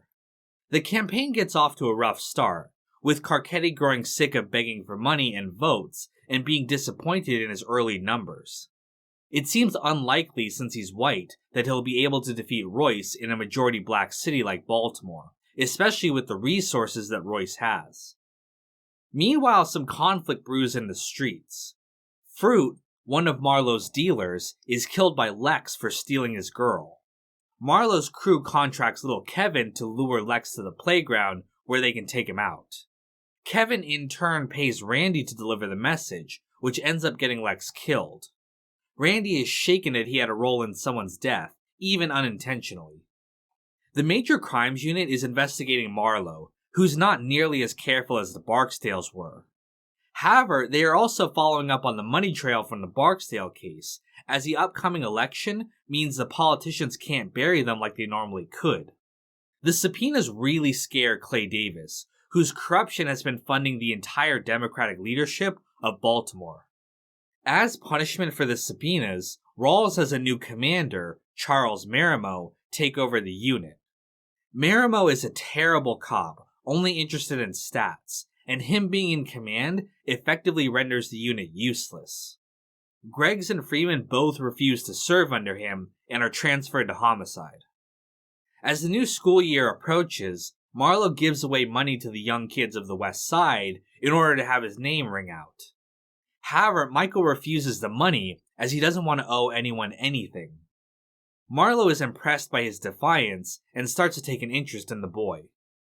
Meanwhile, the New Day co-op continues even after Stringer's death. They're faced with threats both from Marlowe's growing control of the West Side and New York dealers muscling in on their territory. Realizing that New York is the bigger threat, they decide to try and bring Marlowe into the co-op in order to help them fight New York. As the new school year starts, the kids all return to school. Prez starts teaching math, but finds that the students of the inner city are wild and rough. Miss Sampson, Cuddy's old girlfriend, has to help Prez, as she's one of the only teachers the students fear and respect. Meanwhile, Bunny Colvin, after being forced out of the police department, has taken a job as security for a hotel. However, after he again chooses his personal conviction over protecting his bosses, he's let go. The deacon then introduces him to Dr. Parenti, a university researcher who's looking to study ways to help kids avoid a life of crime. Colvin agrees to join and use his street knowledge for the project. As the election for mayor comes near, all three candidates meet for a public debate. Carcetti is able to make Royce look very bad when it's revealed that another witness was killed in a drug case. In order to not look worse, Royce orders Burrell to slow down the investigation of the witness. He then pulls Norris off the case and gives it to Kima, thinking that because she's young and new, she'll not be able to investigate properly. Meanwhile, Bubbles has taken a new kid to mentor, Sherrod. Bubbles forces Sherrod to go back to school, as he needs math skills in order to hustle on the street with him. However, Sherrod is socially promoted, which means that he's placed in the 8th grade even though he missed a number of years and is not ready for the work. He then leaves school and pretends to still be going to for Bubs. Prop Joe approaches Marlowe about joining the co-op. When Marlowe declines because he doesn't need the group's protection, Joe comes up with a plan. He tells Omar about the poker game that Marlowe plays at, which Omar proceeds to rob. Marlowe is angered that Omar has the audacity to rob him and wants revenge. Chris, however, doesn't want to go up against Omar directly and risk his payback. Instead, he comes up with a plan to frame Omar for murdering a civilian in Old-Face Andre's store. The plan works and Omar is arrested for the murder. In prison, he's vulnerable to be killed by all the people he's stolen from over the years. But thanks to McNulty giving him a phone call, Butchie's able to arrange protection for him on the inside. Meanwhile, Cuddy continues coaching kids at the gym. He tries to approach Michael as a mentor, but Michael is distrustful of the man and refuses to be near him. Cuddy is also getting a lot of attention from the mothers of his students, which causes resentment, particularly with one of his prized students, Spider.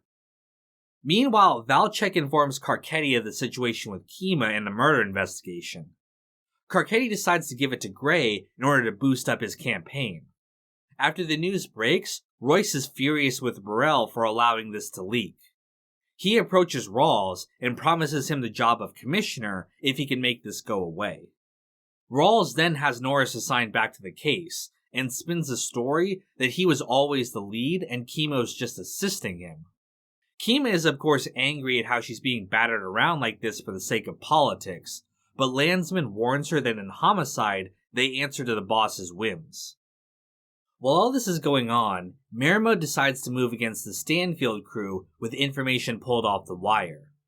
However, the information is weeks old, and with Merimo being ignorant of how modern drug crews operate, their raid ends up with nothing.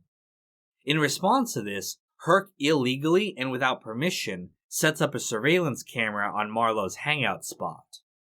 However, he's noticed by one of Marlowe's lookouts. Now knowing the police are on him, Marlowe agrees to join the co-op for protection. He also has Chris and Snoop take out the New York dealers. Meanwhile, Delegate Watkins confronts Royce about his behavior. He's lost touch with his roots, instead only doing whatever serves him personally.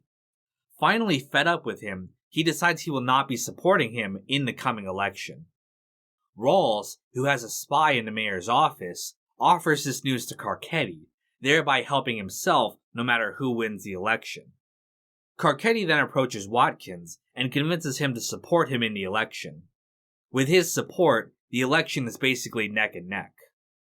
Meanwhile, Colvin and Parenti convince the school to move forward with their program. They identify 10 troubled students, including Namond, and pull them from their classes. They then create a special class designed to address their specific needs as corner kids. At the same time, Namond and his mother are informed by Brianna that there will be no more money coming to them from the Barksdales. Though she's been paid a lot, Namond's mother doesn't want to give up her life of luxury. She tells Namond that he now has to step up and forces him to work a package from Bodie in order to make money for the family. Meanwhile, Randy gets in trouble for being involved with 3 students who had sex in the bathroom. After being rejected by the boys, the girl falsely claims that she was raped. Randy, who was the lookout while they had sex, is now facing serious consequences. To get out of this, he tells the vice principal about Lex's murder. After learning this, she wants to inform the police. However, Prez, knowing what happens to informants, brings it to Daniels. He in turn gives it to Carver, who has really grown after his lecture from Colvin last season, to handle the case with discretion. He agrees to protect the boy as they conduct their investigation. On the day of the election, it's anyone's day as the polls are neck and neck. Clay Davis offers to help Carcetti's campaign in exchange for $20,000, but turns around and backs Royce anyway once he gets the money. Despite this setback, Carcetti ends up winning. Though this was technically only the primary, it's basically a given that he will be the next mayor of Baltimore, as it is a majority Democrat town. There's also a new district attorney-elect, Rupert Bond. In spite of the politics of the subpoenas she sent out, Bond promotes Perlman to oversee all murder prosecutions, as he admires her courage. Meanwhile, Herc catches Marlowe on the camera discussing business. However, it's a trap, and they intentionally gave them the information in order to see their response. Herc follows Marlowe to the train station and apprehends him in what he thinks is a drug exchange. However, it turns out to be nothing, and Marlowe is let go. Though Marlowe knows that someone is watching him, he doesn't know if it's federal or local police. Prop Joe advises him to steal the camera, as if it's local cops, they can't tolerate an expensive device like that going missing. With the camera gone, Herc is now in serious trouble, as he borrowed it without his lieutenant's permission. Meanwhile, Omar is locked up with all the dealers he robbed over the years. Though he's managed to defend himself, he knows it won't last forever. He reaches out to Bunk, as he was promised help in return for Bird's case years ago. Though Bunk knows Omar is guilty of many other murders, he feels bad that he's going down for one he didn't commit. He arranges for Omar to be transferred to a safer prison, and then begins working the case to find the real killer. This angers his fellow detectives, who just want the easy clear and to move on. Eventually, though, he manages to show that the witness is lying, and gets Omar freed from jail. However, in return for freeing him, he makes Omar promise not to kill anyone, as there are already too many bodies on him. Meanwhile, Prez is making actual headway with the kids in his class. He teaches them math using gambling, something they're actually interested in. However, the school informs him that they need to start teaching the standardized tests, as they are judged based on the students' scores. Though this won't help the students, it will make the school look good, which is all they care about. At the same time, Colvin's class is making headway as well. At first, the kids were acting out trying to get suspended, but eventually they start to reach them when they actually address their corner lives. With patience and the proper motivation, they even start to get them to curb their behavior. Colvin even takes Naaman, Zenobia, and Darnell out to dinner as a reward, but they're intimidated by the upper class society and they revert back to their old habits. Meanwhile, Kima continues to investigate the Braddock case. After running out of leads, she decides to take a fresh look at the crime scene. She finds a house down the block and eventually discovers that Braddock was killed due to a stray round from someone shooting bottles in their backyard. The irony of this is, of course, not only that Kima solved the case that no one thought she was capable of, but also that Carcetti was elected based on the idea that he was killed for being a witness. Meanwhile, Carcetti starts to observe the police department in an attempt to understand its problems. He rides along with several cops and sees the blatant waste of resources being devoted to the drug war. However, he takes an interest in Daniels, who is a model of good police work. He approaches Daniels and asks for his help, bumping him to Colonel in charge of CID. Meanwhile, Michael's stepfather, Bug's actual father, returns after being locked away in prison. Michael is extremely uncomfortable with him, and it's implied that the man molested Michael as a child. This is why he was so distrustful of Cuddy and any adult that tried to be nice to him. With no other way of getting rid of the man, he approaches Marlowe and asks for his help. Chris and Snoop then take Bug's father and walk him to a vacant to kill him. After realizing why Michael wants him dead, Chris violently beats the man to death in the street instead of taking him into the house to kill discreetly. It's implied that Chris was also molested as a child and is taking it out on him here. Meanwhile, Herc is desperate to get some leverage on Marlowe in order to get his camera back. Carver gives him Randy with the promise that he'll protect the boy. Randy gives him his information, but it's useless as there's no actual proof. Herc then brings in little Kevin for interrogation, but accidentally lets it slip that Randy is an informant. Because of this, Randy is targeted as a snitch and attacked. Randy is forced to stay home from school because of this. Prez is furious that Herc put the kid in danger like this and tells him not to talk to the police anymore. Fearful that more attacks may be coming, Carver has police officers guard his house. Herc also screws over Bubbles. He agrees to protect him from a junkie who's been assaulting him lately in exchange for help finding the camera. However, Herc continues to leave Bubbles hanging when he's in need. Eventually, Bubbles gets sick of it and gives Herc a false tip about Marlowe's crew. Herc ends up assaulting a reverend, who files charges against him. Eventually, IID puts together all of his transgressions, and he's kicked off the force. Meanwhile, Namond is arrested for dealing on the street. With his mother out of reach, he's going to a juvenile center unless he can find a guardian. He calls Colvin, who reluctantly agrees to take him in. However, he discovers that Namond isn't as bad as he acts, and that his home life with his mother is terrible. Colvin starts to feel sorry for him and see him in another light. Meanwhile, Carcetti officially starts his term as mayor. He comes out swinging, making promises to the police they will get a pay raise and have more resources to fight crime. Morale is high as the police think that change is finally coming to the department. Daniels even has the major crimes unit reconstituted, and Freeman is basically running the show. However, Carcetti runs into problems when it comes to light that the school system has been running a $54 million deficit. The schools need money to keep them working, but the city has no extra money to spend. Carcetti is forced to go to the Republican governor of Maryland for help, which will not be good for him politically. However, when it becomes clear that taking the money will ruin his future plans to run for governor, Carcetti decides not to take it, and instead will leave Baltimore broke and unable to make the changes he promised. Meanwhile, Omar, though sworn against murder by Bunk, begins looking for payback on Marlowe for having him locked up. He discovers that Prop Joe is working with Marlowe and that he's been playing him. Omar forces Joe to help him rob Marlowe in exchange for his life. However, he plays Joe as well, stealing the entire drug shipment meant for the co-op. Afterwards, he sells the drugs back to Joe, netting him a fortune.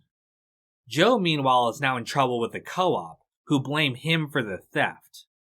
He is forced to allow Marlowe to talk to their Greek connection Spiros to explain what happened. Though Spiros defends Joe, Marlowe begins tracking the Greeks, intent to go around Joe for the drug connect. As the school year comes to an end, life is changing for the boys of summer.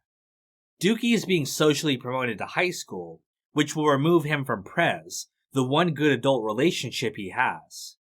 Unable to deal with the intimidation of high school alone, he drops out and moves in with Michael. Randy is staying at home under protection from the police.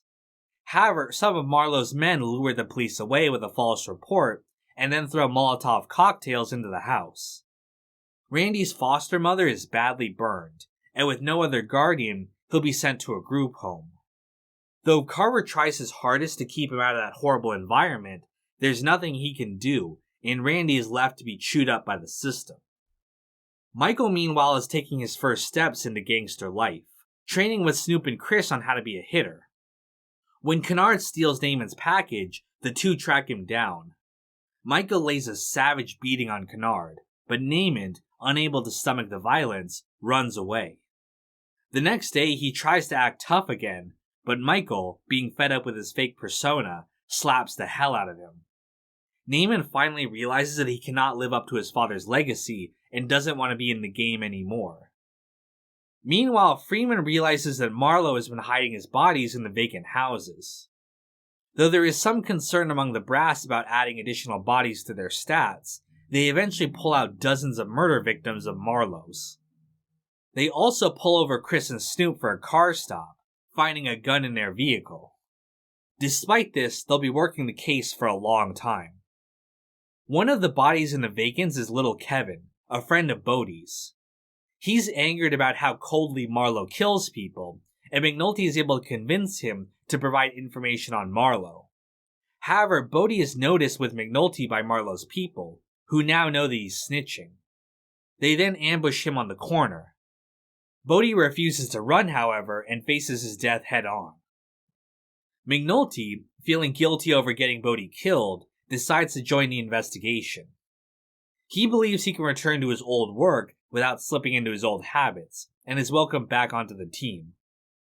Meanwhile, Bubbles, tired of being beaten and robbed, comes up with a plan to get rid of his assailant. He rigs up a hotshot, drugs that have been tainted with poison. His plan is to have the man take it and die. However, Sherrod, who has started using, steals the drugs and takes it instead.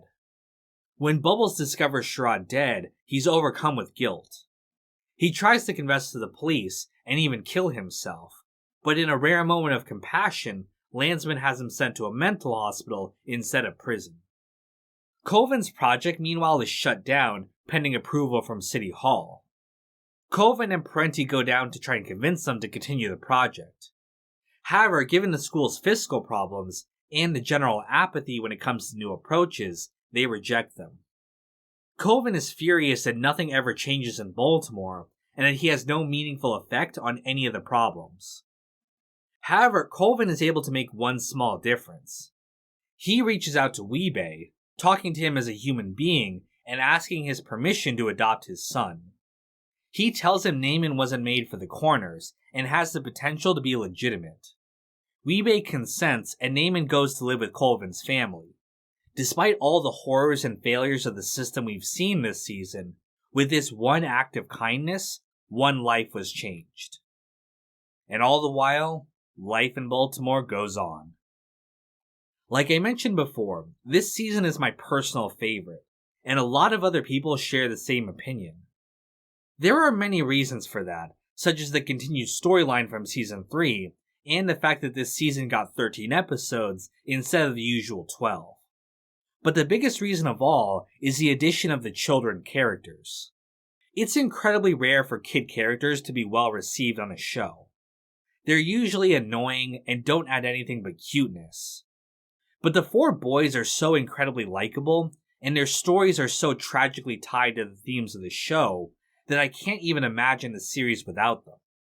We see how the politics of City Hall and the police department actually affect the lives of the citizens of Baltimore.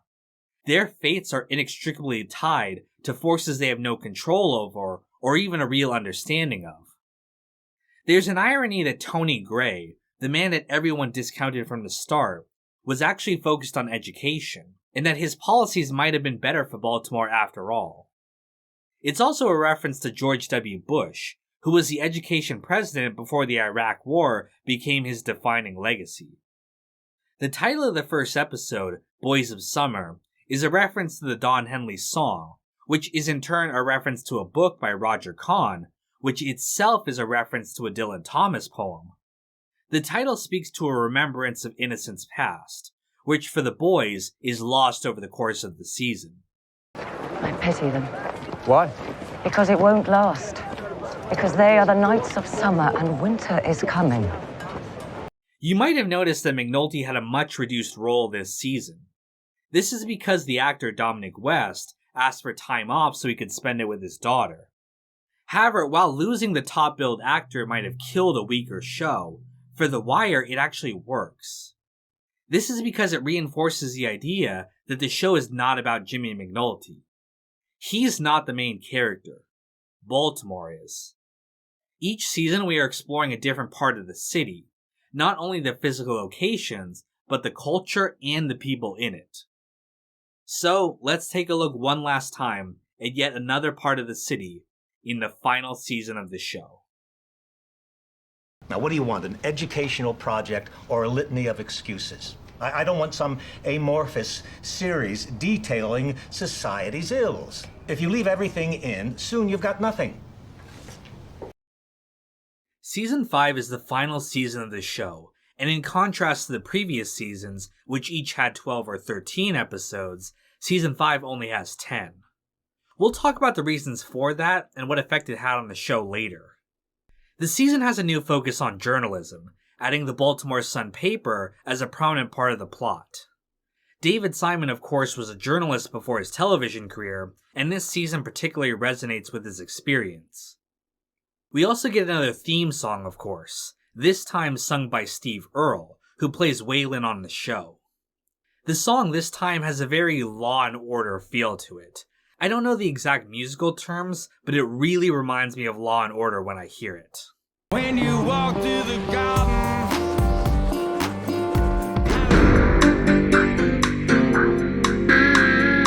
Now, that may very well be intentional, given some of the connections to the show this season. But regardless, this is my least favorite version of the song. Season 5 opens with the homicide detectives tricking a suspect into confessing, based on a false polygraph test. The themes of truth and what we collectively believe is an important theme for the season. Afterwards, we deal with the aftermath of the school's deficit last season. After Carcetti declined the governor's money, they have nothing to pay their police officers with, and their overtime pay is deferred and all other resources being sent to prop up the schools. Morale among police is at rock bottom. This affects the Major Crimes Unit, who have been watching Marlowe day and night to no avail. The unit is disbanded as the city cannot continue to fund a prolonged investigation like that. McNulty takes it particularly hard, slipping back into his drinking and whoring ways without a target to chase. Meanwhile, the Baltimore Sun is also facing cutbacks. As the internet makes newspapers less and less relevant, the Sun has to cut more of its resources to stay profitable for the bosses. This includes layoff for many veteran journalists. Like the city and the police, they demand that their journalists do more with less. One of the journalists, Scott Templeton, is unhappy with the slump his career is in and is unwilling to do the hard work of real journalism. He starts to make up stories which read great, but are not true.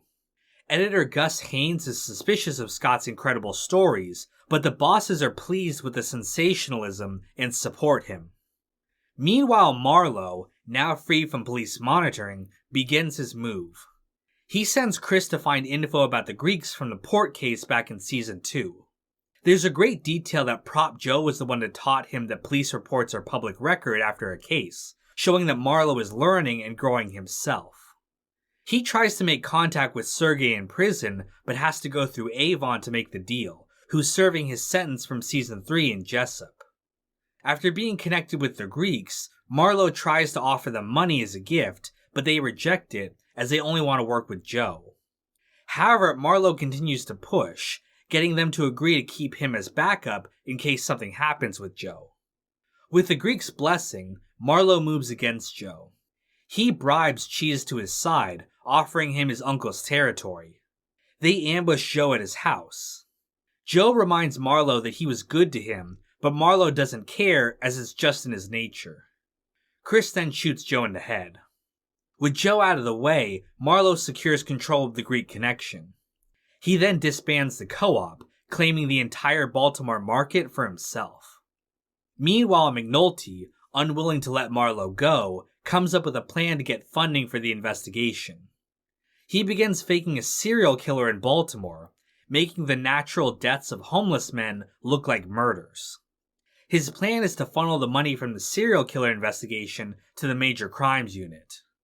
However, because the victims are homeless men, no one cares that they're being killed. Bunk, disgusted at McNulty's plan, has Lester try and convince him to stop. However, Lester actually goes along with it and suggests that they make the serial killer more sensational so that the media can't ignore it any longer. They then start to make the killer look like he's biting the victims as part of a sexual act. This finally gets them some publicity, but the department only gives them 2 detectives, as they still don't want to spend any money. Meanwhile, Michael Lee is continuing as a soldier for Marlowe and Chris.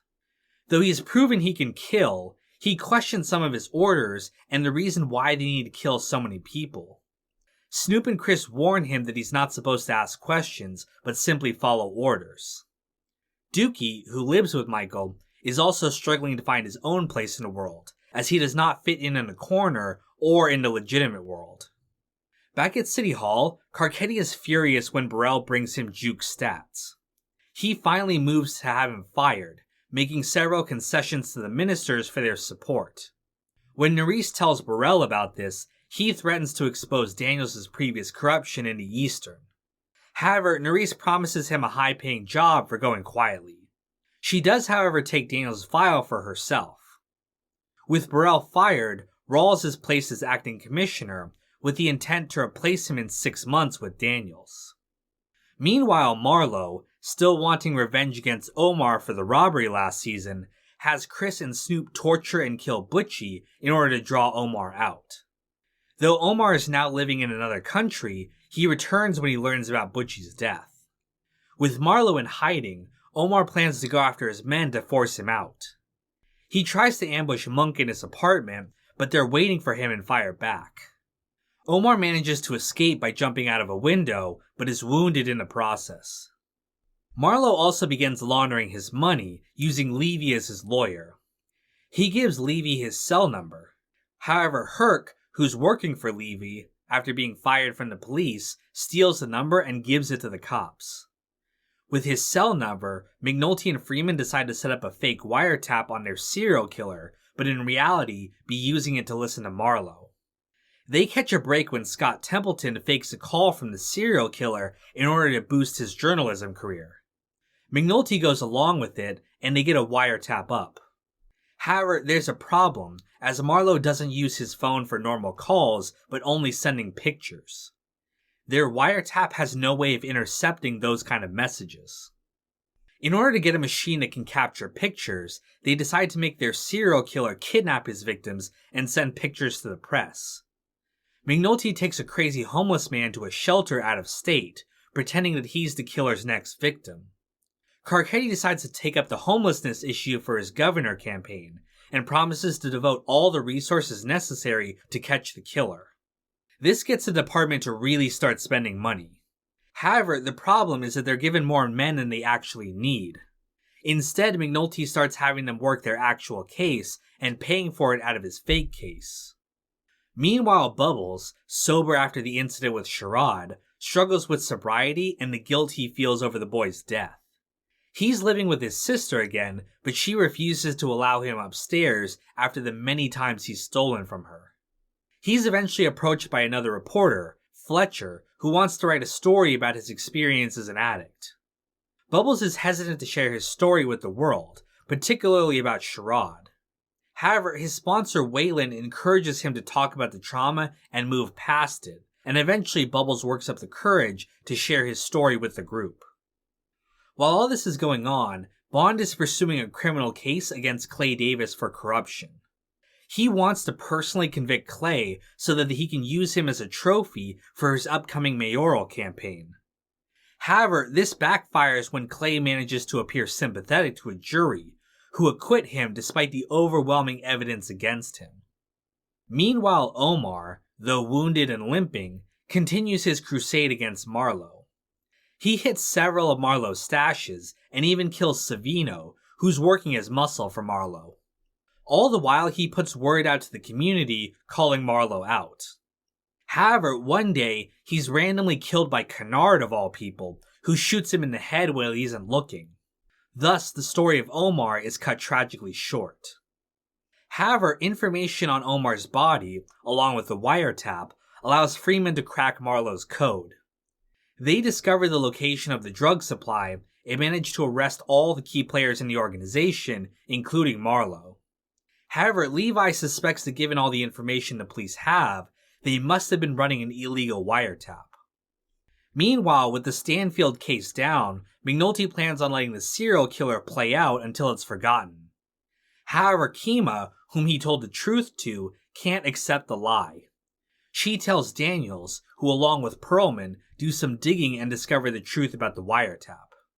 In jail, Marlowe and his crew discuss who could be the snitch. Monk suggests Michael, citing his unhappiness with the way they've been operating. When Marlowe learns that Omar called him out by name and no one told him, he's furious and demands that they put word out on the street that he's willing to step to anyone. He also says to get rid of Michael on the off chance that he's the snitch. Snoop then tells Michael that they're going out on a job. However, Michael, sensing something's off, gets there early and realizes that Snoop means to kill him. He gets a drop on her first, demanding to know why they want to kill him.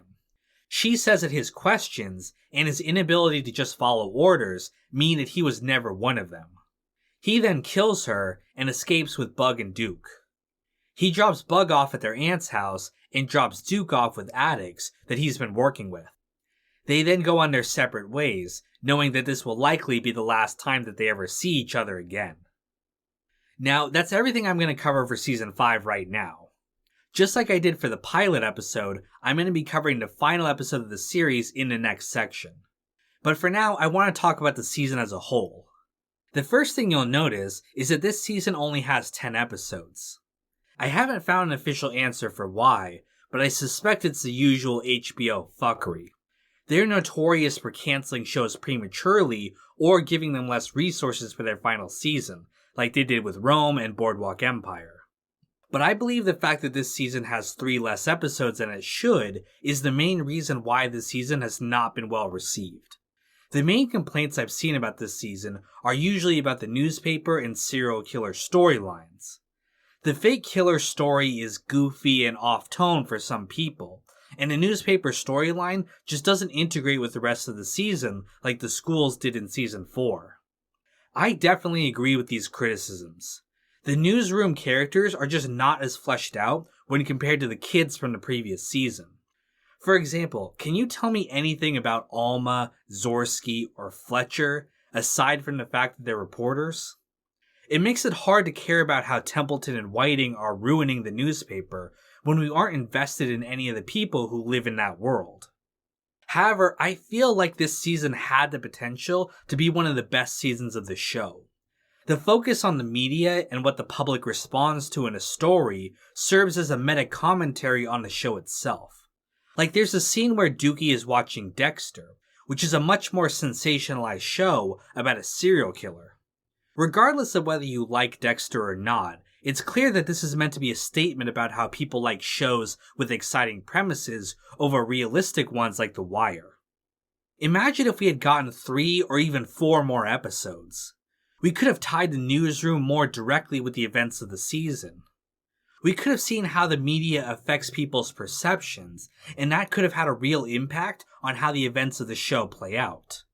Just as the previous seasons showed us the dysfunction in our bureaucracies and everyday lives, this season could have been a meta warning about the shows and media we consume, and a lesson about why truth, even in storytelling, matters more than anything. It would have been the perfect way to end one of the greatest series of television ever made. But as it stands right now, the newspaper just seems to be an occasional distraction, or a tool for the police or City Hall to use for their benefit. We also have to address the fact that the newsroom storyline is basically revenge fanfiction for David Simon. Simon was of course a journalist before making the leap into novels and television, and this season reflects his unhappiness with the newspaper industry, in the same way Season 4 reflected Ed Burns' experience with the dysfunctional school system. Scott Templeton was based on a real reporter, Jim Hayner, who Simon believed falsified stories and was protected by editors who wanted him to win a Pulitzer. The editors were John Carroll and William Marimo. You'll recognize that second name as Simon named the asshole Lieutenant Marimo after him. Simon has stated that his entire career has been at least partially motivated by revenge against these bosses whom he blamed for ruining the Sun. If you've seen David Simon getting into arguments on Twitter with literal nobodies, you'll know he really is that petty. The fact that Simon was so close to the material presented here is probably at least partially why the season turned out the way it did.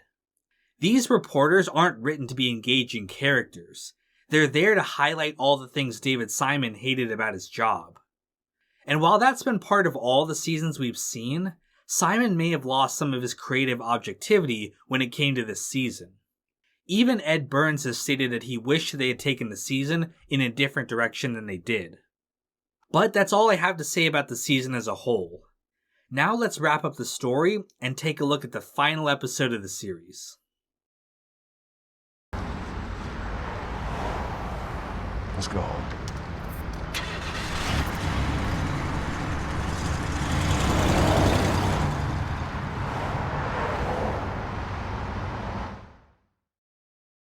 The final episode of the series is called...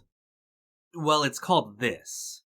The symbol itself refers to the end of a story in journalism, which is appropriate given the focus of the season and the fact that this is the end of our story. But I have no idea how you're actually supposed to pronounce that. I think it's pronounced 30, but I'm not sure. So I'm just going to call it the finale and leave it there. This is also the longest episode of the series, clocking in at 93 minutes. It's basically an episode and a half, and we'll talk about what that does to the pacing of the episode later. The episode was directed by Clark Johnson, who you'll remember directed the pilot and also stars as Gus. It's interesting that David Simon never directed any of the episodes of the show himself, or anything at all for that matter, in his entire career. The man knows his lane and sticks to it. The epigraph for the episode is "The Life of Kings," a quote by H.L. Mencken about the journalism industry. Mencken was a journalist and a scholar from Baltimore, widely regarded for his contributions to the English language in America and for his attacks on organized religion. His quote can be seen in full at the Baltimore Sun. It's interesting to end the series with a quote from Mencken, as his legacy is also complicated by his reputation as a racist and as an elitist. Forgive some sinner, and wink your eye at some homely girl. Fuck Henry Mencken. The episode opens with Carcetti learning the truth about the serial killer. Norman notes the irony that this issue, which helped the police get paid, also benefited Carcetti's governor campaign. Daniels wants the detectives fired and possibly prosecuted. However, Carcetti refuses, as he doesn't want to go public with this and blow up his campaign. Daniels is furious at this, and considers leaking the truth himself. Perlman reminds him that though this will hurt Carcetti, he will still be the mayor, and that their careers will be over if they get blamed for this mess. Meanwhile, Bubbles reads over Fletcher's story about him. He's uncomfortable with his life, including the stuff about Sherrod being put out in public. Fletcher promises him that he will only publish the story if Bubbles signs off on it. Back at City Hall, Carcetti and team discuss how to handle the situation. They decide to keep it quiet and simply bury the detectives in a backroom job where no one will learn the truth. When Rawls bucks at this, he's promised to be put in charge of the state police if Carcetti wins governor. He's also given a blowjob for his troubles. Meanwhile, Freeman investigates the courthouse, looking for a leak. He discovers a prosecutor has been selling classified information to Levy and forces him to make an implicating call to him in exchange for leniency. He takes this to Perlman for her to prosecute. However, she tells him that she knows the truth about the serial killer. Freeman then tells McNulty, and they discuss what to do. They realize that Command can't fire them without getting themselves in trouble, and that for now they're safe as long as nothing else happens on the case. However, things are shaken up when a new victim is found. This appears to be a copycat killer and puts them all in danger. Meanwhile, Dookie goes back to the middle school to see Prez. He tells him that he needs money to enroll in the GED program. Though Prez can obviously tell that Dookie is now on drugs, he agrees to give him the money. However, he tells him if he doesn't enroll, that he will no longer be there for him as a friend. Dookie promises him, but we can see that he's going to spend the money on drugs. Meanwhile, Gus asks one of his veteran reporters to look into Scott's stories and see if they are true. After doing some digging, he finds out that Templeton has faked quotes and other details from all of his latest stories. Gus struggles to decide what to do with this information.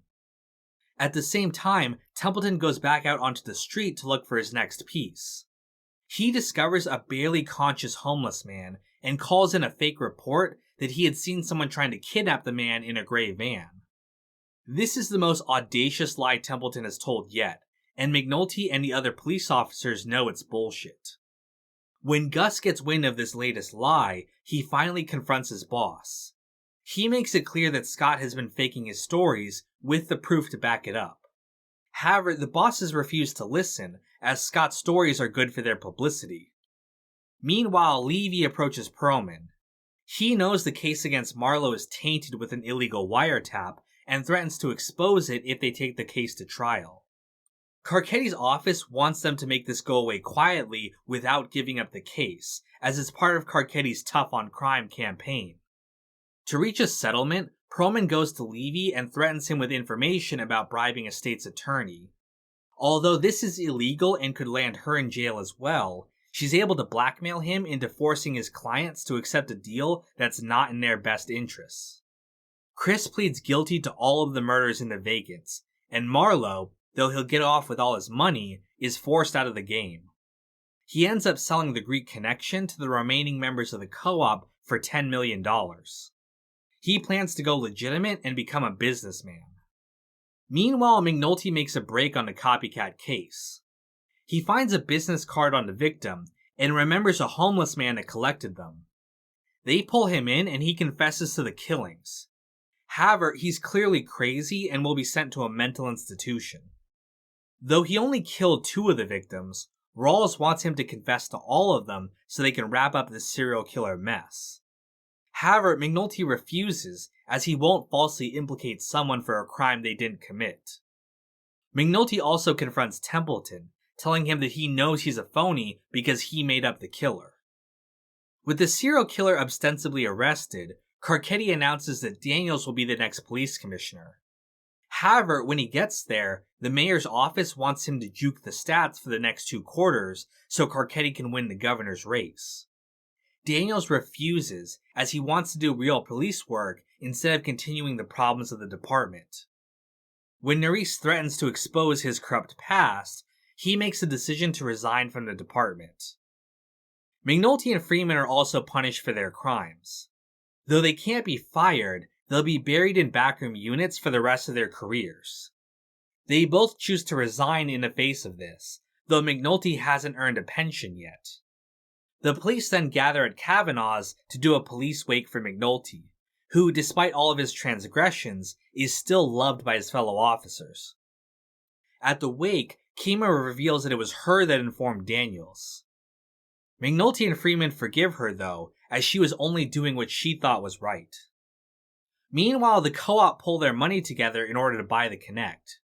Slim Charles ends up shooting Cheese in the head, as everyone knows that it was him that betrayed Joe for Marlowe.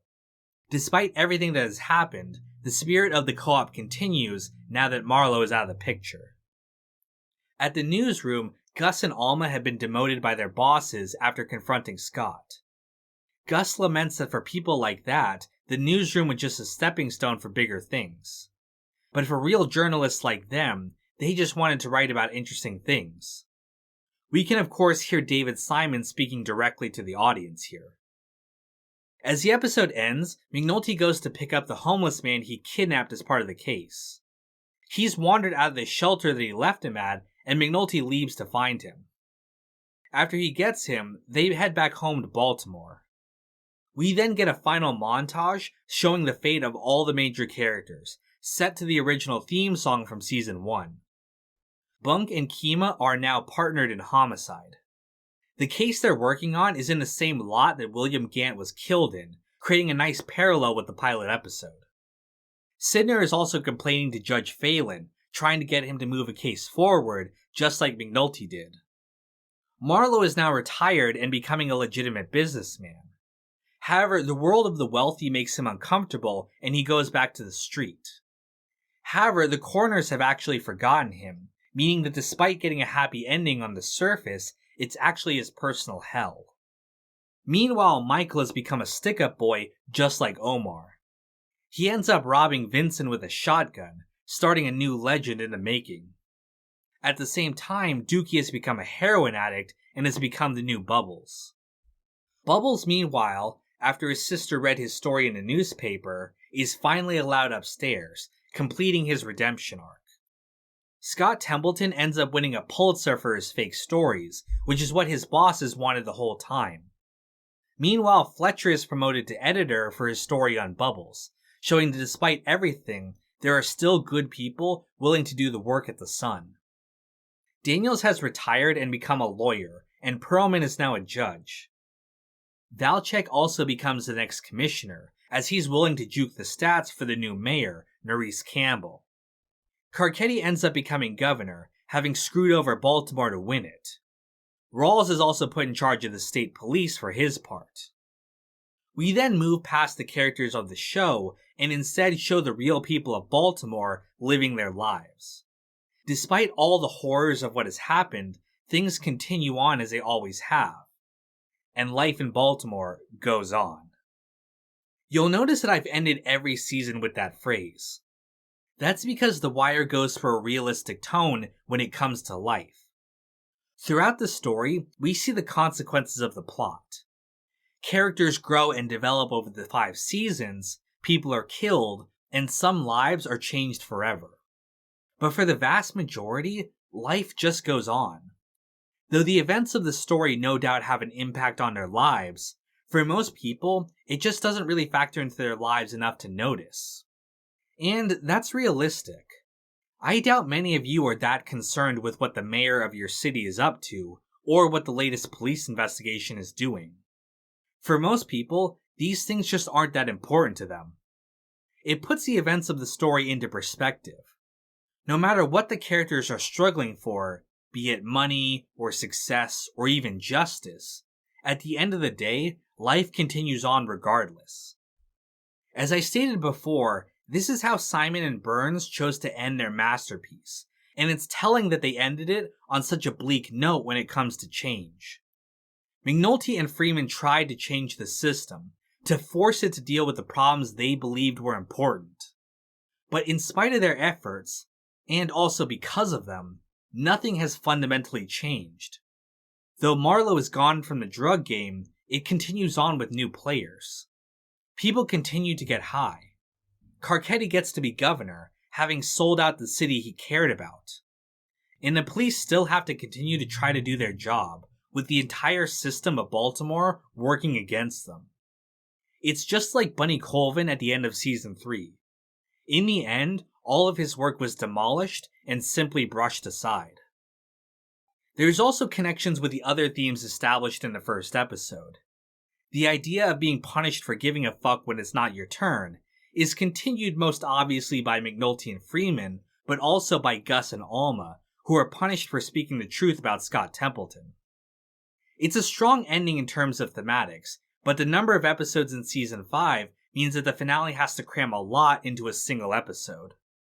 Though the episode has a runtime of 93 minutes, it still feels rushed with having to wrap up all the remaining plot points. Again, it would have been nice if we'd had more episodes to gradually address all of these issues in a more natural pace. But for what we got, the episode is still very strong. David Simon also has a cameo in this episode. There's a sign that says "Save the Sun" in front of him, and it's right before Scott Templeton runs away like a little bitch. So I'm pretty sure Simon chose this scene as just one last part of his revenge fanfiction against Jim Hayner. Now, that's everything I have to cover in this finale. At this point, I've covered the entire plot of this show in detail. But I know that there are a lot of things I wasn't able to get to in these summaries. Stuff that I would have covered if I had done each episode individually, like the Soprano logs. Well, don't worry. I know what my viewers want. Now we can get to the real important stuff. Hey, who wants breakfast? I thought he might be working North Point today. He liked them railroad ships. No, his wife is having some kind of operation, so he gave back his hours. Alright, well, it wouldn't be a Kino video without some pointless and trite observations. So, let's take a look at some Easter eggs, references, and behind-the-scenes details. Now, this is by no means a comprehensive list. This is a dense series, and even after 3 rewatches, there are plenty of things I'm sure I missed. But I figured it would be fun to take a break from all this serious analysis and take a look at the fun details they hid throughout the show.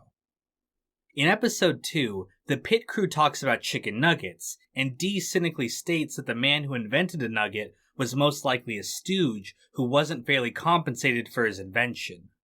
This reflects the way he and other workers on the show are treated, with the lion's share of the profit going to the bosses who don't support them when they need it.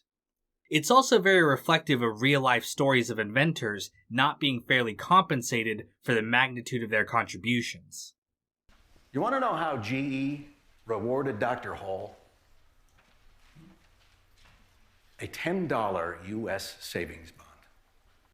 However, while this does fit thematically in the show, in real life, the inventor of the chicken nugget, Herb Lotman, was extremely wealthy.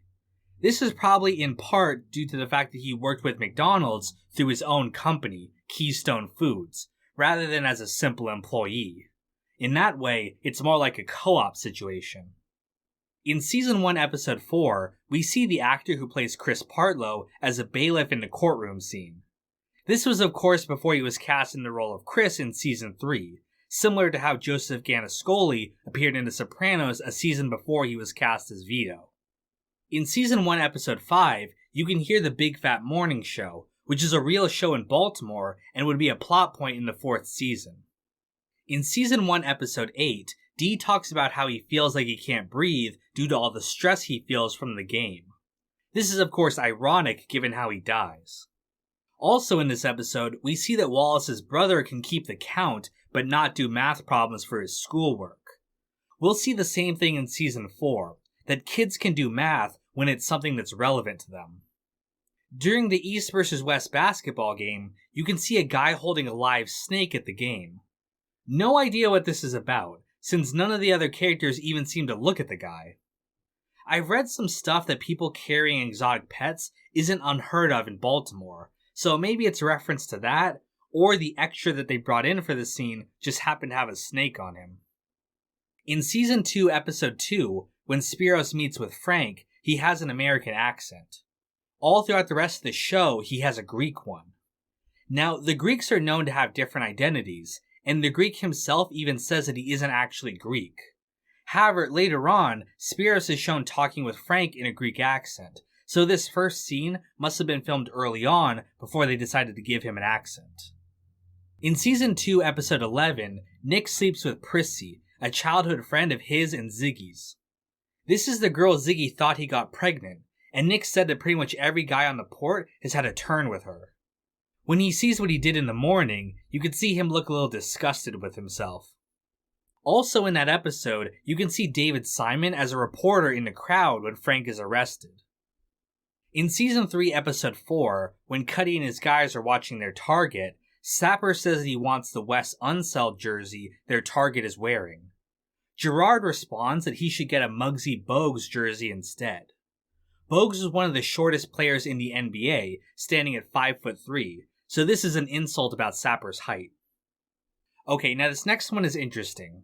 We get an entire story about a background character told over the course of 3 seasons. In Season 3, Episode 8, we see a white girl named Dee Dee buying drugs in Amsterdam. She's nervous, and we can tell that she's new to this addiction. In Season 4, Episode 8, we see her again as a prostitute in Fat Andre's store. Her addiction has grown worse, and she's now tricking to make money. However, in Season 5, Episode 2, she's in recovery as part of Bubbles' NA group. She talks about her addiction and what it did to her, and it's incredible the layer of detail in the show that we're able to follow her journey across the seasons through these background details. In Season 3, Episode 10, we see Rawls in the background of the gay bar. It's a subtle detail showing us that Rawls has a whole other side to him that we just never get to see on the show. In Season 4, Episode 2, there's a picture of Avon up at Cuddy's gym. Avon specifically stated that he didn't want a photo of himself on display, but maybe it didn't matter once he was locked up.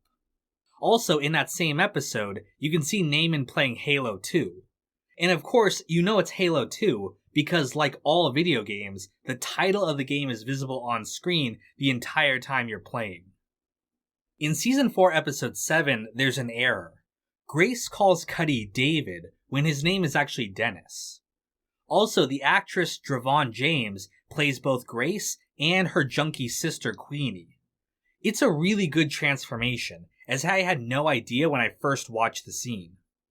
In Season 4, Episode 11, when Carcetti orders the Public Works Department to pick up the abandoned car in the city, you can see that the car they pick up is actually Ziggy's burned up Camaro from Season 2. It's funny to think that it's just been sitting there all these years. In Season 5, Episode 4, you can see Johnny 50, a dock worker from Season 2, is now homeless and living under the bridge.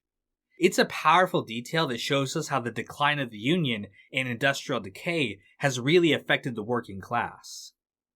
In Season 5, Episode 5, if you call the number Marlowe gives to his lawyer in this episode, 410-915-0909, it returns a pre-recorded quote from Marlowe. However, I was disappointed to find that it's just dialogue from the show instead of a custom message from Marlowe. What the fuck you know about what I need on my mind, motherfucker? My name was on the street. So what's up for this shit here? I'm gonna go down in the corner and let the people know. Word did not get back to me. Also, in that same episode, McNulty's sons are listening to the band Dead Meadow. David Simon's nephew, Jason Simon, is a guitarist and vocalist for the band, so this was a call out for him. Now, that's it for Easter eggs for now, but I'm sure some of you are screaming at me that I forgot about the real-life characters that are a part of the series. Don't worry, I'll be covering that in its own section. But for now, I wanted to cover the prequel shorts, since I don't really have another place to put them. During Season 5, HBO produced 3 short videos to be included in a DVD box set. These videos are prequel shorts for McNulty and Bunk, Prop Joe, and Omar. The first video shows a young Proposition Joe in school. We know from the show that Joe went to Dunbar High School with Irv and Burrell, but this is much earlier. Joe is trying to sell test answers to another kid. Now, there's no indication as to who this kid is, but I like to assume that it's Burrell, as Joe did say he was stupid growing up. The kid ends up shorting Joe, who in turn offers to sell the teacher information about who stole the test answers. This definitely seems in line with the Joe we see on the show, constantly scheming and pitting rivals against each other for his own benefit. The next short shows a young Jimmy McNulty joining the homicide department for the first time. This is about 2 years before the show begins. McNulty is promoted to homicide faster than anyone would expect because he solved a case Ray Cole was working. We'll talk about this in McNulty's section, but the reason he's so effective is because he follows Colvin's philosophy of staying connected with the community, which makes sense given that he came up in the Western under Colvin. He and Bunk then bond over their love of drinking on the job, and we see that a friendship between the two starts to grow, and that will become one of the hallmarks of the series. Finally, the last short is about a young Omar Little. He and his brother No Heart Anthony, along with another older boy, are planning on robbing a man. Omar questions why they would rob a poor man who barely has any money to begin with, and then forces the boy to give back the money at gunpoint. The boy then tells Anthony that Omar doesn't have what it takes for the game. The connections they set up with this short are obvious. Omar's code and how he only robs dealers who have excess money and never civilians gets established here. Also, the fact that Omar has a conscience that does eventually end up getting him killed. And finally, how Omar isn't afraid of confrontation. This is the only time we see No Heart Anthony on the show. In Season 1, Bubbles and McNulty tell Anthony's story about shooting himself in the chest, and how he's doing a prison sentence in Hagerstown. Though Anthony is only a background character for Omar, he does have an important purpose when it comes to setting up the themes of knowing the street, which we'll talk about next time. And that's about it for the prequels. Now, Wendell Pierce, the actor who plays Bunk, did have plans to create a prequel film starring Samuel L. Jackson. The film would have been about Avon and Stringer going to war for control of the towers in their early years, but David Simon wouldn't sign off on it. Now that many of the old casts have passed away, the film will likely never see the light of day. But who knows? Maybe one day it will get the Many Saints of Baltimore treatment. Alright, now that we've covered the plot of the show, let's get into the characters. McNulty, my office, now! The fuck did I do? Because, brother, when you were good, you were the best we had. Like I said before, the main character of the show is Baltimore. But if you had to pick a human character for this role, it would be McNulty. He's the first character to appear on screen, and he's the top-billed actor of the show's cast. And aside from Season 4, he's the most prominently featured character on the series. He's also arguably the series' most dynamic character, not only driving our story forward throughout most of the series, but also going through the most change and growth over the length of the show. So it makes sense to start our look at the characters of the series here. You put fire to everything you touch, McNulty, then you walk away while it burns. I got nothing more to say to you. When we start the series, Jimmy McNulty is a homicide detective for Baltimore. He sets off the investigation into the Barksdales in Season 1, and serves as one of the primary investigators of the case. He's what the series describes as natural police, being a talented and dedicated detective. We're good at this, Lester. In this town, we're as good as it gets. Natural police. Fuck yes, natural police. It's established almost immediately that McNulty does not follow the chain of command, the protocol that says decisions flow from the top down. Instead, McNulty chooses to go behind his bosses' backs and force the decisions that he believes is right. In his mind, getting the right target and solving the case is more important than anything, even his own career. It's you against the world, is it?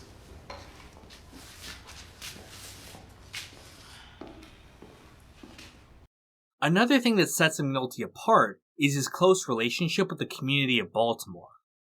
McNulty knows the streets intimately, even remembering old cases such as No Heart Anthony, and showing respect to players like Omar and Bodie.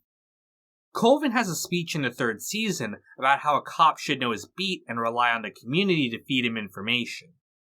McNulty demonstrates this philosophy when he works, which makes sense as Colvin was his mentor in his early years as a cop. I heard this where you land. It's pretty boy. I broke his ass in. But while that sounds noble, his independence is also paired with an extremely toxic personality. He's a functional alcoholic, an absent father, and regularly cheats on the women who give a damn about him. Though he of course cares deeply about his fellow officers, he's also willing to screw them over without a second thought, if it means getting his target.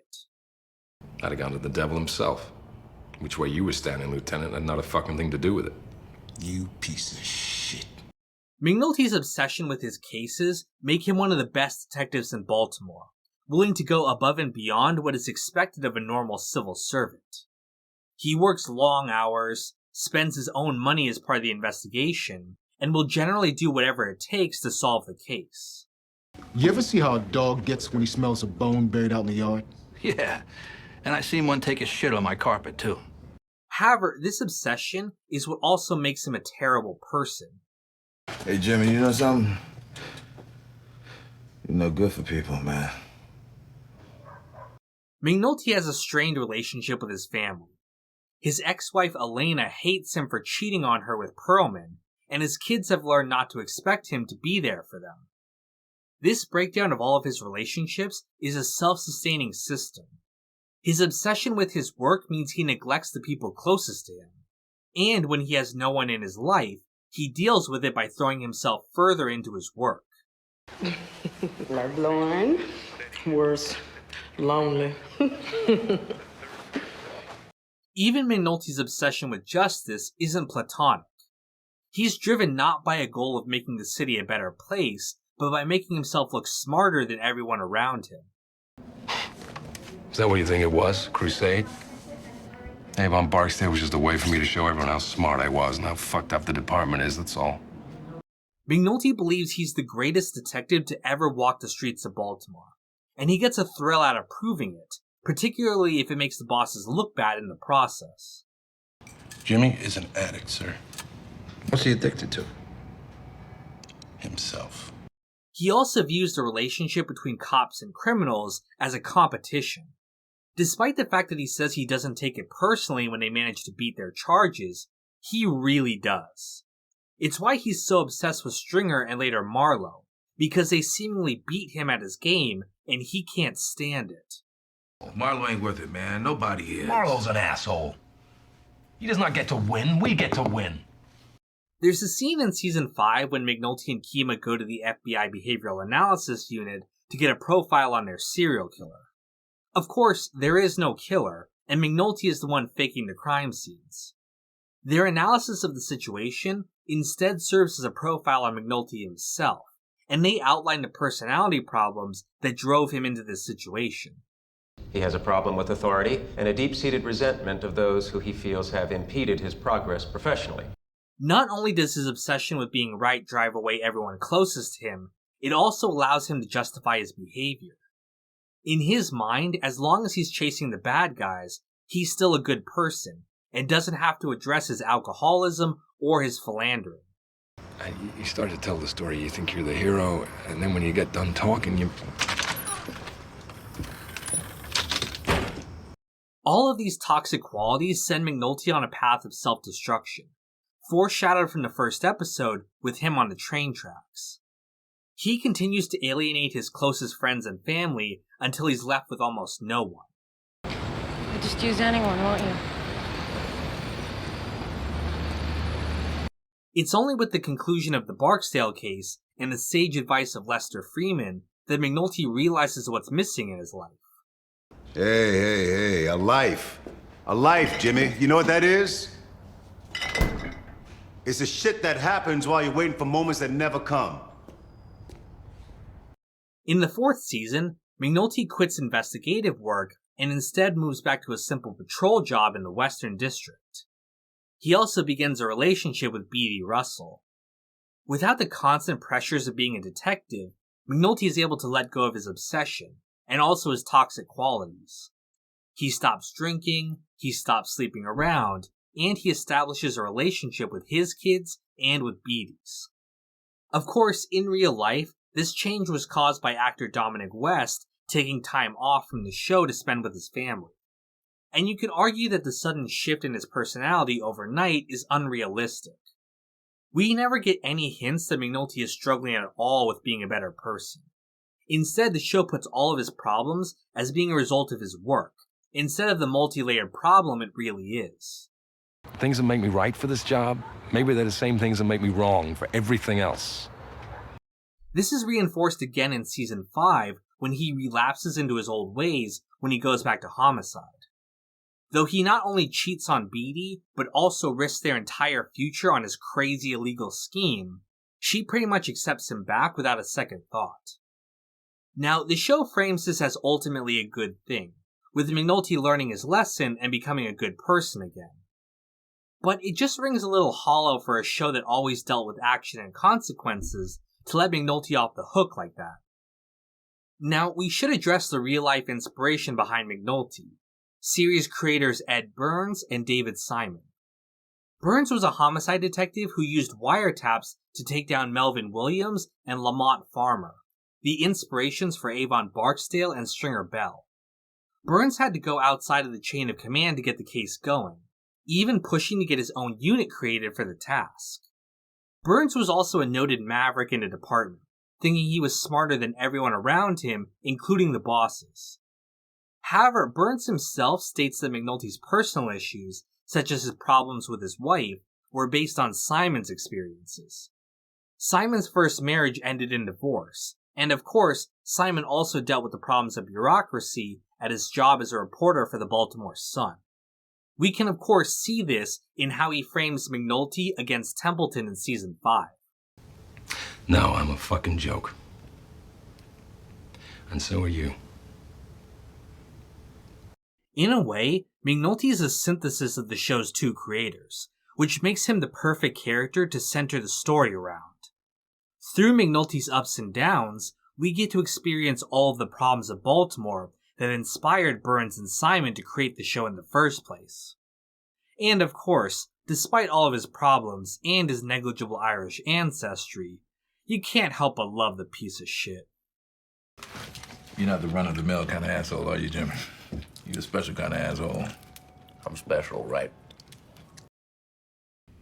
We can run more than corners, B. Period.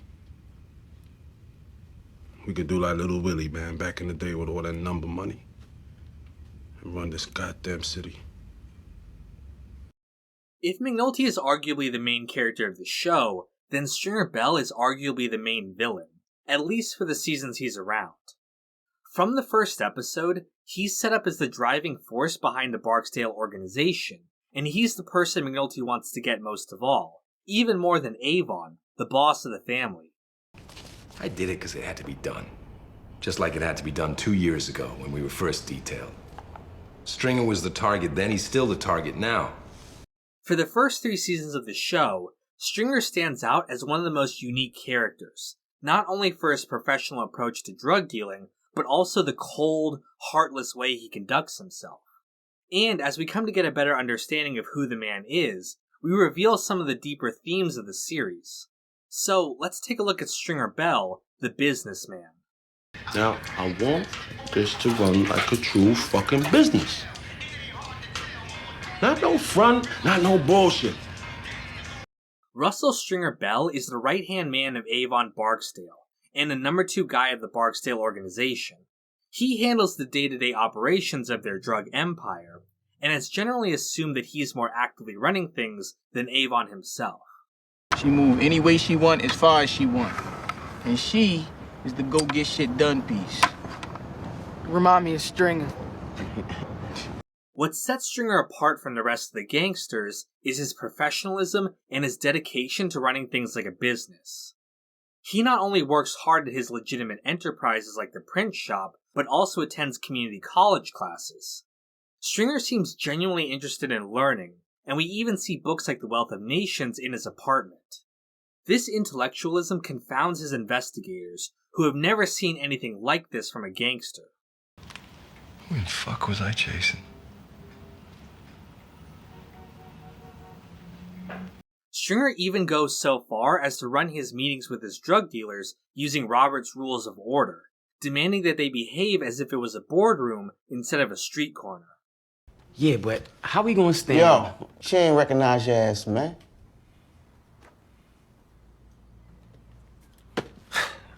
Stringer dreams of going legitimate, using the money that they make from drug dealing to fund actual businesses like their real estate development. To him, the streets are just a distraction, and he would prefer to insulate themselves and focus on making money. This attitude is at odds with his partner Avon, who only wants to be a gangster and hold his territory. Though they've worked together since they were kids, this difference in goals begins to fracture their relationship, to the point where they can barely relate to each other by the end. Yeah, forget about that for a while, man. You know, just dream with me. We ain't got a dream no more, man. We got real shit. We also see a difference between the two in the way that they deal with conflict. Avon, despite being a fierce warrior, values family and honor. His reputation is more important to him than anything, which is why he's so offended when Stringer violates the long-standing Sunday truce of Baltimore in an effort to kill Omar. Stringer, on the other hand, has no patience for such niceties. To him, honor and tradition mean nothing compared to their business objectives. They say nothing about no grandma, no church hat, nothing like that. I hear the cocksucker's name, I say go. On a Sunday morning? Yo, I don't give a fuck, man. I hear that cocksucker's name, man. I ain't thinking about a church day. Though he generally avoids conflict, it's not out of the goodness of his heart. It's simply because he's trying to avoid unnecessary expenses and risk. It's business, in the coldest, most calculating way possible. You know what the difference is between me and you? I bleed red. You bleed green. Stringer's coldness is further exemplified in the killings he does order. He ends up having Wallace and D'Angelo killed, both simply to eliminate any possibility of their becoming informants. Where the fuck is Wallace? Huh? String! Look at me! Look at me! Where the fuck is Wallace? Huh? Now, Stringer's philosophy of treating the game like a business sounds good on paper, and when we're first introduced to him, we're meant to think that his way is the correct one. He comes across as the more reasonable party, in contrast to Avon, who seems to demand conflict. However, problems soon become apparent in trying to treat the drug game as a business. Stringer believes that the dealers of Baltimore can behave like rational actors, an economic theory that states that people will perform a cost-benefit analysis and always do what is in their best interest. To that end, he sets up the Co-op, an alliance between all of the dealers of Baltimore to share territory and product to maximize profit and minimize violence. Again, this is a good idea on paper, and it does help their economic interest. However, Stringer's plan fails to take into account that drug dealers are often not rational. Violence breaks out not only for money, but simply due to the culture of the streets, something he is increasingly unfamiliar with. And while their co-op works with people who are willing to work together, the organization is not prepared to deal with people like Marlowe, who's not interested in money so much as he is power and respect. Stringer's obsession with his business theories and his inability to recognize the threat that Marlowe poses allows him to get the upper hand on the Barksdale organization. This ain't about your motherfucking business class either. It ain't that part of it. It's that other thing. The street is the street, always. Now, Stringer's mistakes are of course caused in part by his distance from the streets. However, it's also caused by his arrogance. Perhaps because of his education, Stringer believes he can outsmart anyone. This has particular drawbacks when he deals with people like Omar or Brother Muzone, who can easily see through him. Now, if he'd have said, man, we ain't paying you, just be happy to live, I'd have been like, all right, they keeping it real. When he said, come on down for $5,000, I'm like, man, please. This is equally true for his legitimate dealings. Stringer thought that he had the smarts to run with people like Clay Davis, thinking he understood their game. However, he ends up being used by the politicians, who are able to extract massive bribes from him, naively believing that they are working together. This one time, I had this fella named Bell hooked up on this Howard Street condo thing. Boy, I tell you, we bled that motherfucker. This arrogance is also what ends up getting Stringer killed, and it's beautifully symbolized by the closing of doors. All throughout the show, we see Stringer ordering doors to be locked. Hey, yo, lock that door. Hey, yo, lock that door. Yo, you lock that door, right? Lock that door. Shut the door. Shut the door, man. It's Reagan. Not now. It's Avon. Shut the door. It represents Stringer trying to control his world, just like he does with the drug game. When he tries to control Omar and Muzone and pit them against each other, they discover his manipulations and decide to take him out. When they ambush him in his building, he tries to escape but finds that all the doors are locked. He's ended up trapping himself through his own hubris and machinations, and it's what ends up getting him killed. However, Stringer's greatest sin of all wasn't his arrogance or his heartlessness. It was the fact that he fundamentally didn't understand himself or his place in the world. You know what? I look at you these days, you know what I see? I see a man without a country. Not hard enough for this right here. And maybe, just maybe, not smart enough for them out there. Stringer thought he could run the game like a legitimate enterprise, but not only was he too professional to deal with the streets, he was also too ghetto to really be a businessman. When Poot says something he doesn't like, Stringer gets in his face, despite his previous insistence that he run the meeting professionally. Do the chair know we gonna look like some punk-ass bitches out there? Motherfucker, I will punk your ass for saying some shit. String. What? Poop did have the floor, Shut man. the fuck up, man. This nigga too ignorant to have the fucking floor. And when it becomes clear that Clay Davis has been ripping him off, his instinct is to have him killed, despite the trouble that this would bring down on him. Despite his previous claims to be a businessman first and foremost, when he feels threatened, he has no other recourse but to act like a gangster.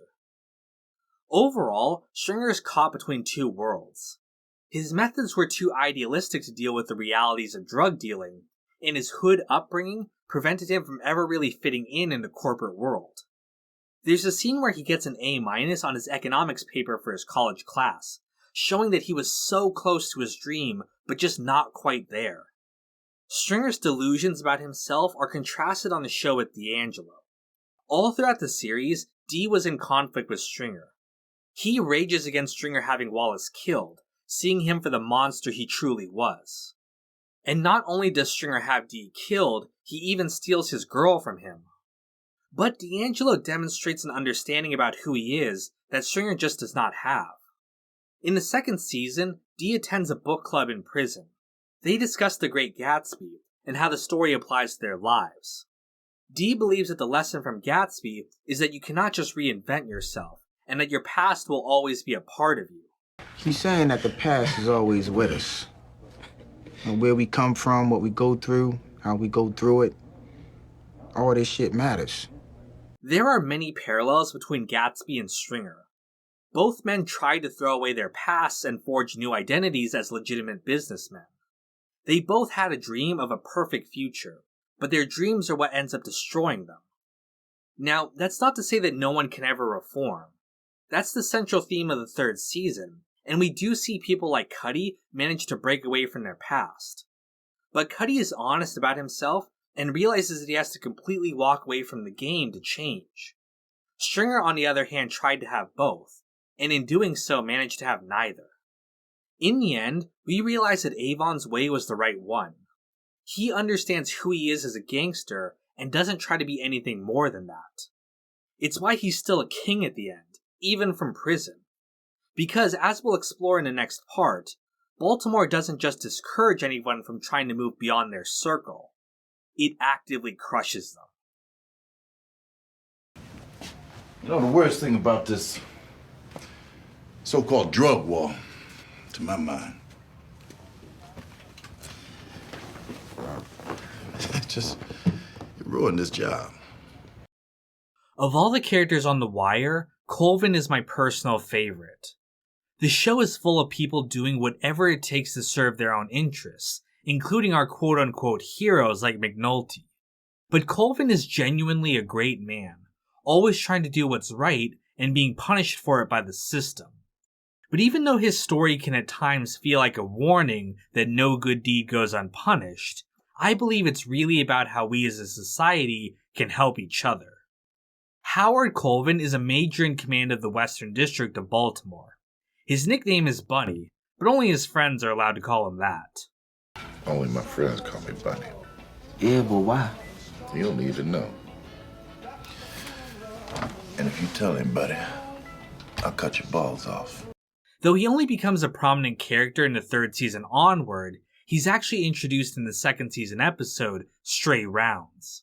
When I was watching the series for the first time and posting my reactions, I actually correctly guessed from his appearance that he would be a major character on the show.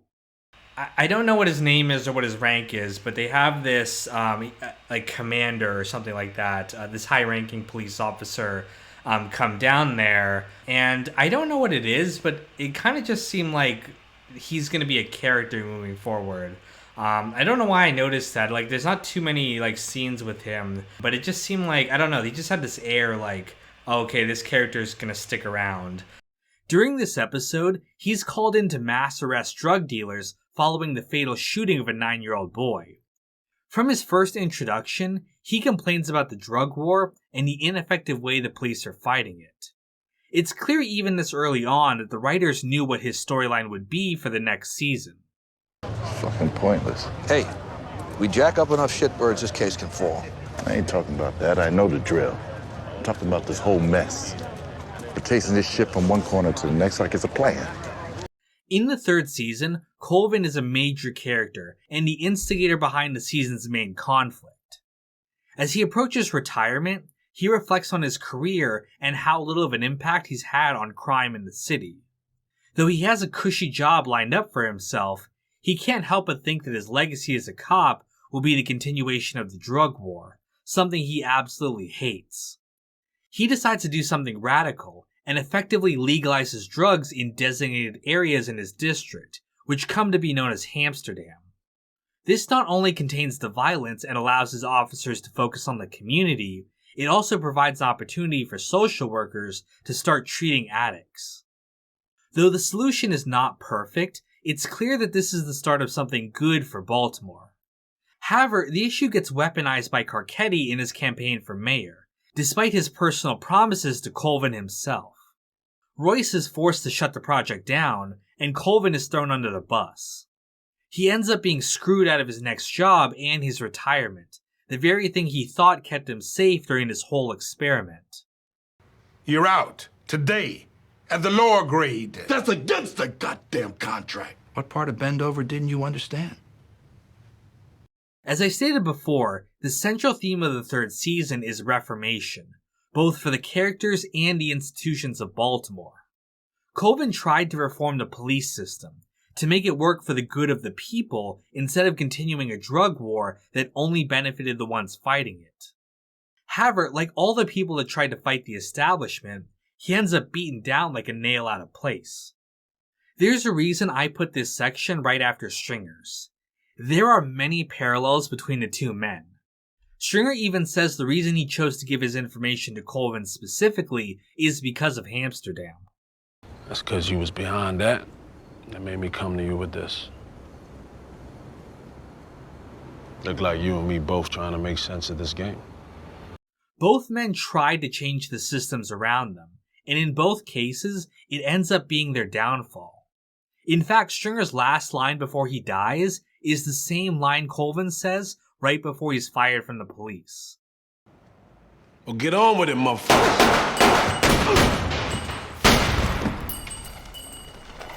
Not much you can say, is there? Not the real police.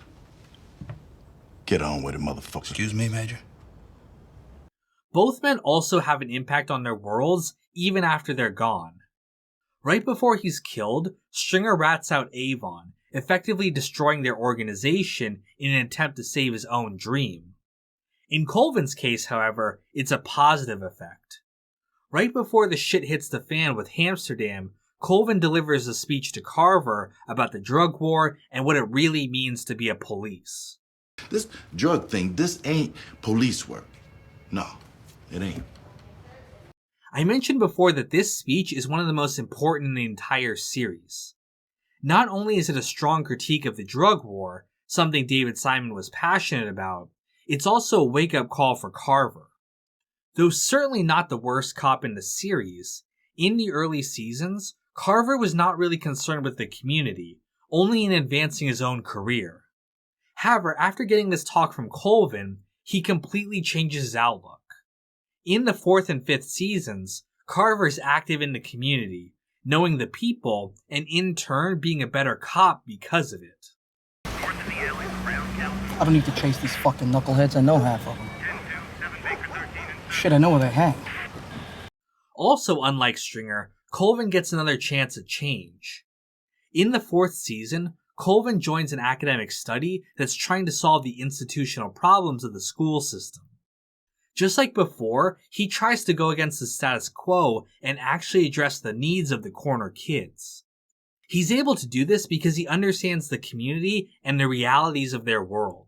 I expect them to be students. But it's not about you or us, or the test or the system.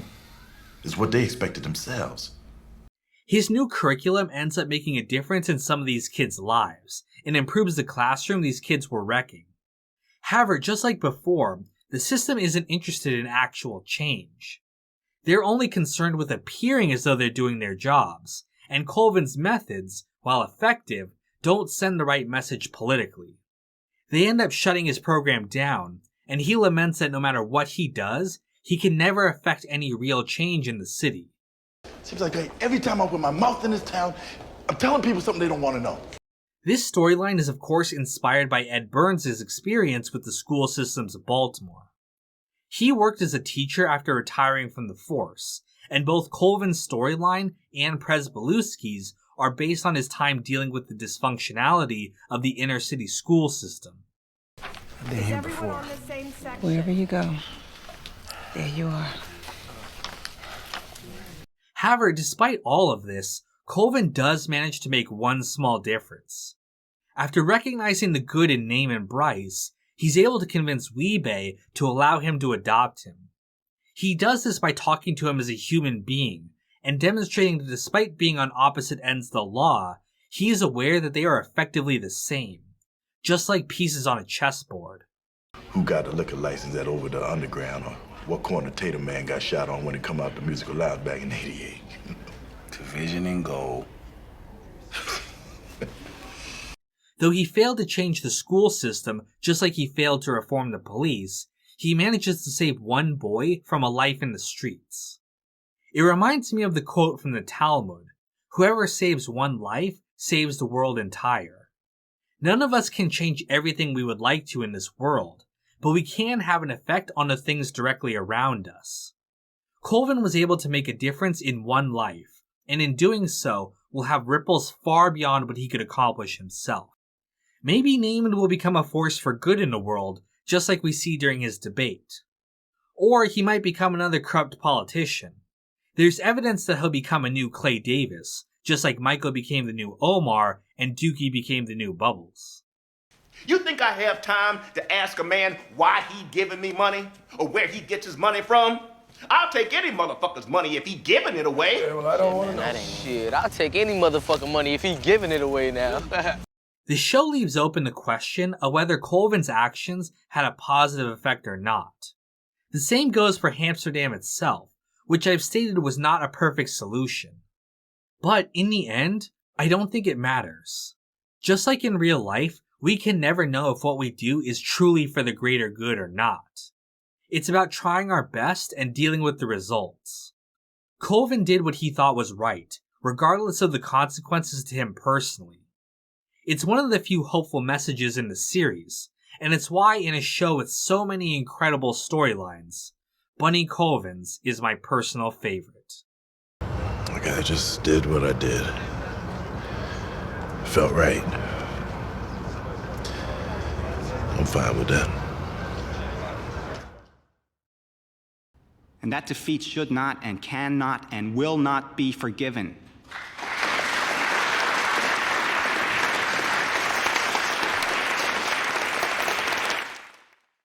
Of all the characters on the show, Aidan Gillen plays the most scheming and conniving one of all. He manipulates everyone around him, putting on a facade of helpfulness while secretly working toward his own ends. Serving as the master of coin for King Robert, he actually orchestrates the War of the Five Kings so that he can rise to power as the king of... Oh, no, wait. Sorry, I'm thinking of Littlefinger from Game of Thrones. Chaos is a ladder. Alright, jokes aside, people love to compare Carcetti to Littlefinger. And on the surface, there are many similarities.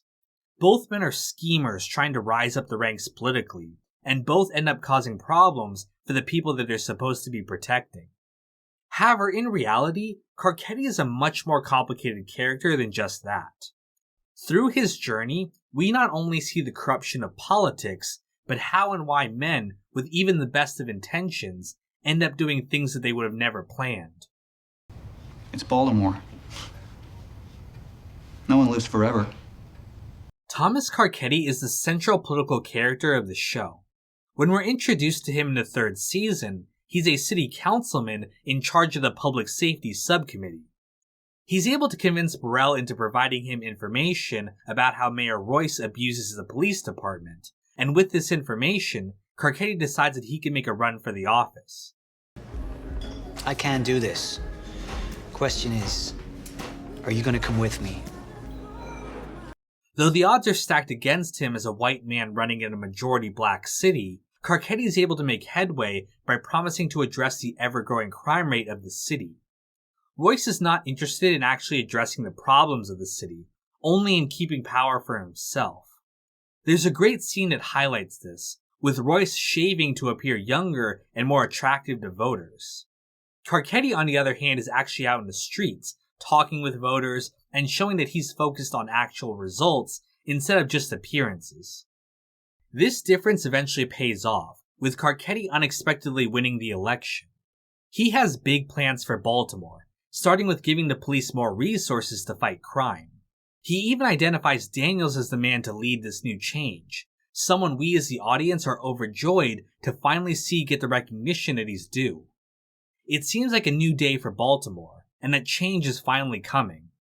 Sounds like a new day, don't it? Department's finally gonna get what it needs. State's Attorney's Office, too. A new day.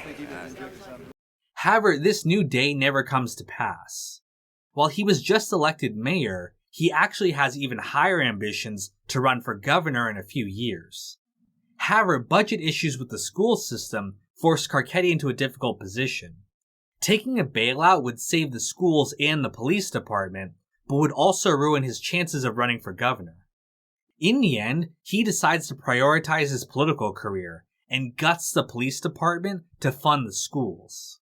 2 years from now, if you're governor, you can help the city from Annapolis. Carcetti tells himself and others that he'll be able to help the city once he becomes governor. However, we know this is a lie, and that once he gets there, he will have even more ambition that will take priority. At the end, Carcetti even forces the police to juke the stats again, something he once adamantly fought against. It's easy to hate Carcetti after this. Not only does he turn out to be the same kind of self-serving politician as Royce, it's even worse since he actively betrays people he made promises to, like Daniels and Colvin. It can make you think that the message of the show is that all politicians are scumbags, an idea that many people believe already. Well, I am, God forgive me, a politician. However, I don't think that's the moral of Carcetti's story. After all, we follow him from the beginning, even before he has any real power. He didn't start out planning to do whatever was best for him. He was genuine in his desire to help the city, and it wasn't just an act. There's a great example of this when he goes against the kind of racist generalizations of the other white politicians he's friends with. Come on, I've been hearing all that my poor immigrant father made its way into blacks bullshit my whole life. You think there's not good people on the West Side who want the same things that you... Okay, Mrs. Roosevelt. All I'm saying is it's not about color. However, that's the thing with politics. You have to do things you may not want to do in order to win votes. There's another scene later where he talks with one of his voters who's a deep racist. It's clear that it bothers Carcetti, but he has to accept it because he needs the votes. Mooly? Mooly. He said that in front of you. He made a point of it, in fact. You're the one said I ought to shore up my base. You didn't call him on it. The ironies of democracy. If you haven't seen it, I'd recommend CGP Gray's video, Rules for Rulers. It outlines the systems that force leaders to do things against their followers' interests in order to maintain their own power. Politicians are beholden to these forces, no matter their personal feelings, else they lose their positions to someone else. The former mayor of Baltimore tells Carcetti this himself. And you know what, Tommy? That's what it is. You're sitting eating shit all day long, day after day, year after year. With this understanding in mind, we can not only have sympathy for Carcetti, but others like Burrell. From the first season, Burrell is portrayed as the villainous boss of the police department, actively hurting investigations for his own benefit. However, in the third and fourth seasons, we see that he's just a pawn himself for the mayors who use him and the department for their own interests. He even repeats the idea that the commissioner's job is to just obey the whims of politicians. You might think it'll be different when you sit here, but it won't. You will eat their shit. Now, I'm not saying that no one can ever have integrity or choose the greater good over their own benefit. Nor am I saying that every politician should be forgiven for not doing their jobs. But the message of the show is clear that the forces that drive these characters are more than just their personal convictions. There are systems at play that control our lives much more than we would like to admit. All of us are beholden to powers, whether we realize it or not. Just like all the other characters, Carcetti is just another piece on the chessboard. He has dreams and ambitions, but forces move him in directions he probably wouldn't have wanted. And, in the end, it's all in the game. So, while it would be easy to write Carcetti off as just another Littlefinger type, the reality is that he's much more than that. In reality, he's actually CIA. No, no way. After what I've been through to toss him out of the plane, now you want me to pretty up the man's parachute? Or perhaps he's wondering why someone would shoot a man before throwing him out of a plane. I mean, don't get it twisted. I do some dirt too, but I ain't never put my gun on nobody who wasn't in the game. A man must have a code. Oh, no doubt. Without any doubt at all, Omar is the breakout character of the series. He is consistently ranked as the fan favorite, and his distinct scar and personal code of honor has become the most iconic part of the show. Even the former president of the United States loves Omar. Omar's, by the way, my favorite character. And it's not hard to understand why. The Wire is a show that tries to combat the usual television bullshit when it comes to cop shows. Yet here comes a character who seems more like a classic Western gunslinger than a criminal.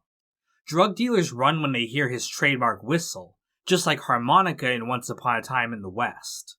In fact, David Simon has stated that he modeled Omar's iconic duster after westerns like The Wild Bunch, which is one of his favorite movies.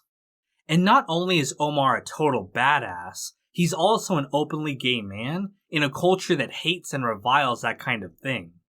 This nonchalance to what other people think of him not only aggravates the powerful men he robs, it also sets him apart from all the other characters who are desperately trying to fit into the cultures of their worlds. In short, Omar comes the closest to feeling like an actual television character, grandiose, larger than life, but bordering on the unrealistic. Some people, both viewers of the show and even characters within the show, go so far as to make him out to be more of a mythological figure. Is he really just a man, or does he represent something more than that? Let's take a look at Omar, a man with a code. Yo, son, come on. Yo, Omar coming, man. Oh, shit!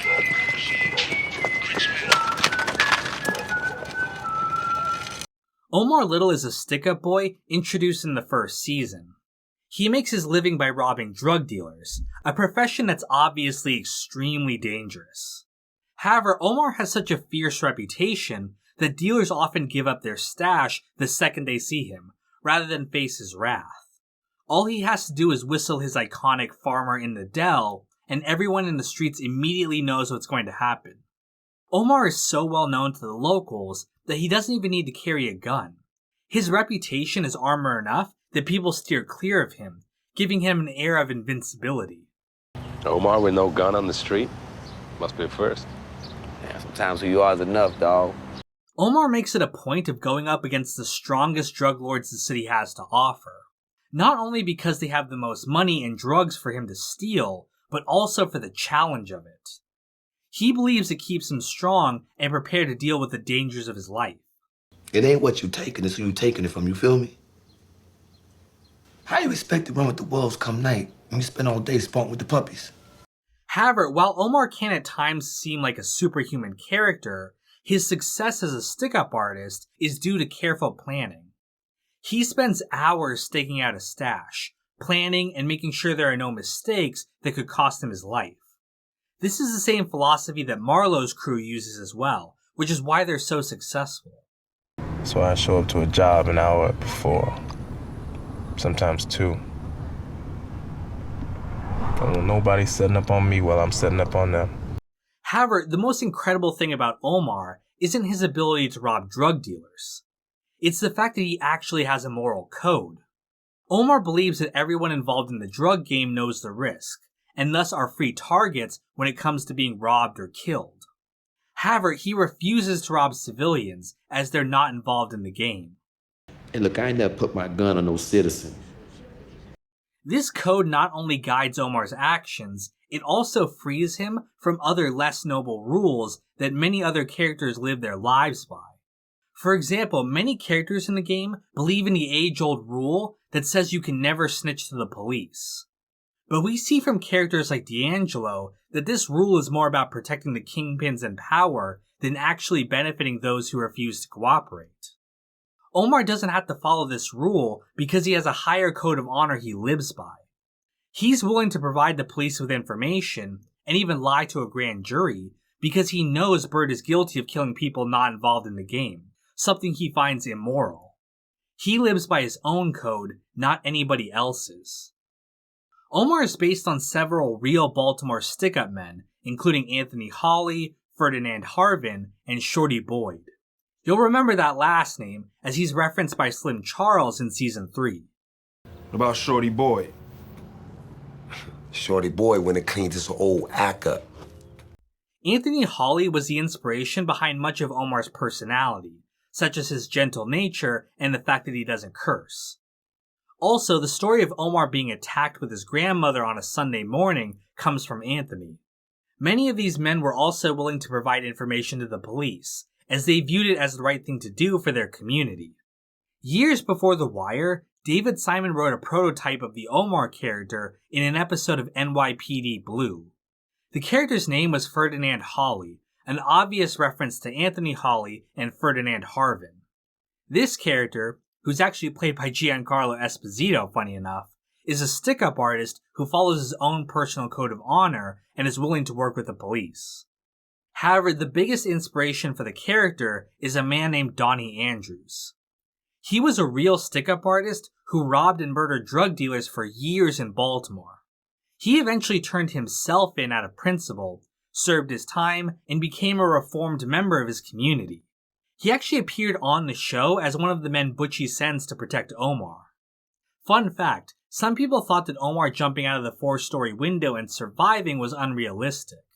However, Donnie actually did that in real life and actually jumped out of 1 story higher than Omar did on the show. Omar is like an urban Robin Hood. Not only does he steal from the rich drug lords like Avon and Marlowe, he supports people in the community with the money.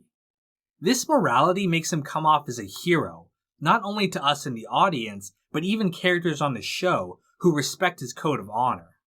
So the point is, Omar, while we're all grateful for the case you gave us on Bird, and we all have a certain admiration for your do-it-yourself nature, we need you to hang back.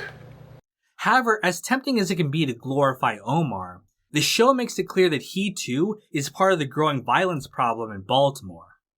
After Tasha is killed in a failed raid, Bunk sees young children imitating Omar, and he knows that when they grow up, they will follow in his footsteps. And out where that girl fell, I saw kids acting like Omar, calling you by name, glorifying your ass. Makes me sick, motherfucker, how far we done fell. Speaking of kids, it's incredibly appropriate how Omar meets his end. I mentioned earlier how he felt about sparring with the puppies, viewing it as too easy. Throughout the series, Omar estimates the young kids of Baltimore, which proves to be a mistake. When he sees Michael approaching Marlowe in the courtyard, he doesn't think anything about it because of Michael's age. He's just a kid. This underestimation comes back to bite him when he tries to ambush Monk. Michael is one of the people in the apartment who gets the drop on him, forcing him out of the window. He later doesn't recognize Michael as one of his assailants, again probably because he views him as just a child. Shit, man. If you would've made me from Monk's apartment the other night, I might be laid out my own cell. It's ironic then that Michael is the one to succeed Omar and take the mantle of the neighborhood stick-up boy after he's gone. However, it makes sense, as the two characters are very similar. Both are headstrong and intelligent, motivated to not just follow orders, but think for themselves. They're too smart to just be foot soldiers, and instead go on their own path. But it's how you carry yourself. Always apart, always acting wild, when you should be doing what you told.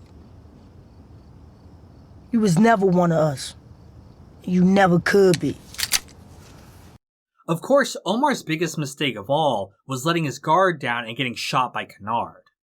If you look closely, you'll see Omar notice Kennard entering the store, but he doesn't pay him any mind, thinking a kid isn't a threat to him. Let me get one of them too.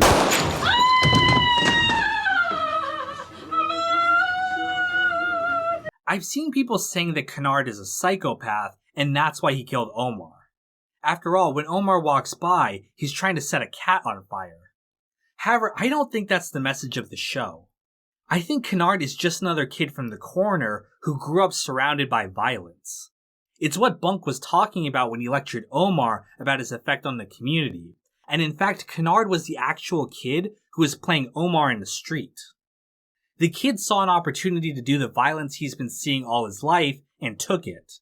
In fact, he looks surprised when Omar actually dies, like he didn't believe what he was doing was possible.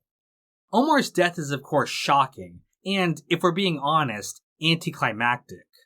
We're expecting a big confrontation between him and Marlowe, whom he's been hunting all season. But the show doesn't give us what we want deliberately. Throughout the run of the show, Omar becomes a legend both in the universe of the show and in the real world to the viewers. The writers of the show noticed how many viewers, particularly younger ones, cheered for Omar and thought that he did nothing wrong. They decided to combat this with not only the conversation with Bunk, but also by highlighting how inconsequential Omar is outside of his world.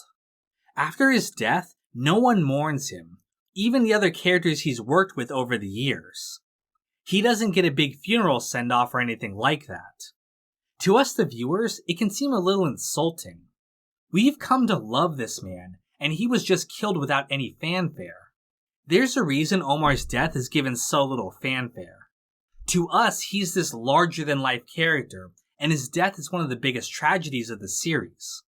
But in the city of Baltimore, his death is just another statistic.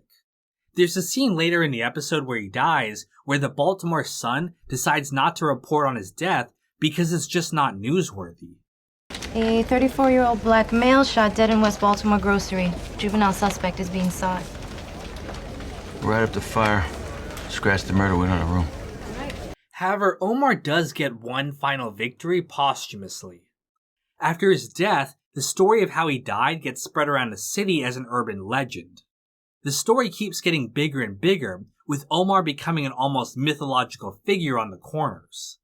And this status as a legend is ironic given his rivalry with Marlowe. All throughout the series, more than anything, Marlowe wanted his name respected on the streets. However, before he died, Omar made it a point to call Marlowe a punk.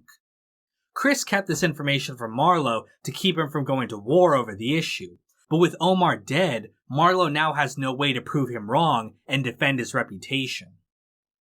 Let him know Marlowe stepped to any motherfucker, Omar, Barksdale, whoever. My name is my name. In his final scene, after having been forced to retire from the game, Marlowe returns to the corners, where he desperately wants to be. However, the corners don't recognize him anymore, and are instead discussing the legend of Omar. In death, Omar gains the one thing Marlowe wanted above all else, and this is his final victory over Marlowe.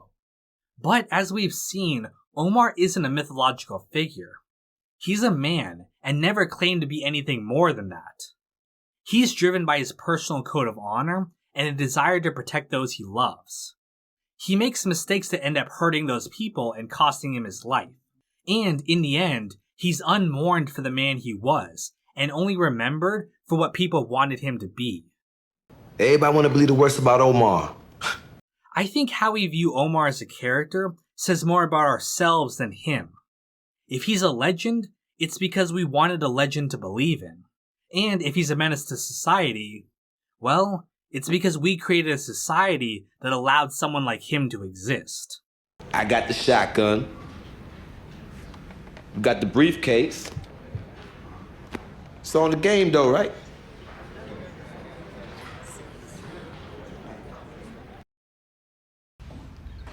You know who I am? Hey, Bub. Bubs. Bubbles. What's up, Bubbles? I'm a grateful addict. In a show with as many amazing characters as The Wire had, it can be easy to forget about Bubbles. In fact, when I did my reaction series, people pointed out I often forgot to talk about Bubbles' story. Though he's been a part of the plot since the pilot episode, he's often served as the comic relief of the series, and it's easy to forget about his storyline when compared to the much more dramatic moments of the show. However, there's a reason I chose to end the characters section with Bubbles. Though he's a comical character, he goes through some of the deepest and most realistic tragedies of the series. And in a show as bleak and hopeless as The Wire, he's one of the few characters that actually gets a happy ending.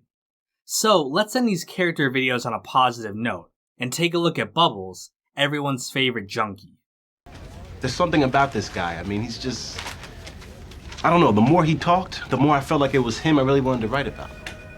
Reginald Cousins, known by his nickname Bubbles or Bubs, is a heroin addict living in the streets of Baltimore. However, despite his addiction, Bubbles is a sweet and caring person, never interested in hurting anyone but himself. There's a scene where he reluctantly goes along with his friend's plan to threaten a working man on a ladder and scam him out of some money. Bubbles doesn't like this approach, and leaves his partner after this, preferring to earn his high with work that doesn't hurt anyone else. I'll talk about this more in a later section, but Bubbles reminds me of Gary McCullough from The Corner, the book/miniseries that serves as a kind of predecessor to The Wire. Like Gary, Bubbles is a deeply intelligent and mostly honest addict. He differentiates between capers and crimes. A caper is a way to make money that doesn't involve hurting anyone, like when they steal copper pipes and sell it back to the company they stole it from. Also, like Gary, he's an incredibly hardworking individual, only in his case, he works hard to get high. He's constantly coming up with ways to earn money, including running a mobile store in the streets. Bubbles also states that he's held multiple jobs over the years. Me, I've been working since I was a kid. Yeah? What's your resume read like, Bubs? Just curious. Well, I ain't claiming no payroll job, Kimo. But it's been a while since I punched the clock. Bubbles is also very streetwise. He knows how to survive on the corners, and he knows all of the local players in the city. This information proves invaluable to the police, whom Bubbles provides information to in exchange for money or protection. Bubbles also takes younger drug addicts under his wing, trying to school them and keep them safe. His first protege is Johnny Weeks, an inexperienced addict who gets in way over his head. In the pilot episode, after he's badly beaten by the Barksdales, Bubbles provides information in revenge that helps set off the season-long investigation. Yeah, them hoppers that beat you down, they got problems now. Yeah, them many people that sling for even. What? I put the police on their ass. Though Johnny recovers from the beating, he descends further and further into drugs, even worse than Bubs, who has a general control over his addiction. Johnny eventually overdoses on the easy-to-acquire heroin in Amsterdam, something Bubbles warned him could happen if he wasn't careful. No, man, you won't fall out, man, slamming shit like that one of these days, boy. After Johnny's death, Bubbles takes a new kid, Sherrod, under his wing. Telling him that he needs to have math skills if he's going to hustle in the streets, he forces him to go back to school. However, Sherrod isn't ready to deal with the grade that they advance him to, and this creates a rift between him and Bubs. Eventually, they patch things up, but Sherrod accidentally takes the poison drugs Bubbles was going to use against his bully. Finding him dead, Bubbles is overcome with guilt. He tries to turn himself in for the death, and even tries to hang himself. In an unexpected moment of compassion, Landsman has him sent to a psych ward instead of prison.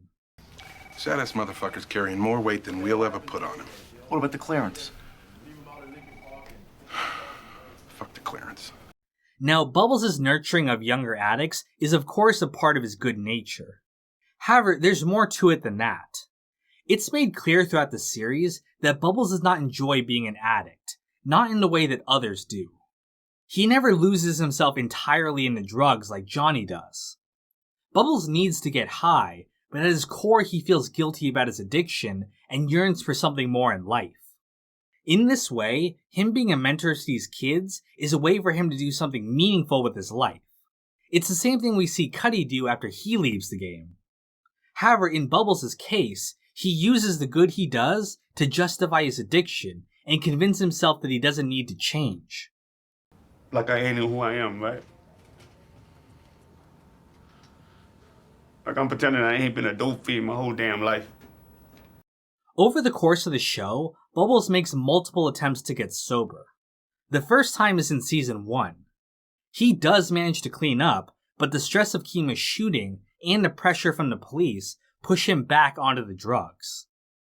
The next attempt is in the 5th season, after Sherrod dies. Though Bubbles has gotten sober, he's still holding on to the guilt he feels over Sherrod's death.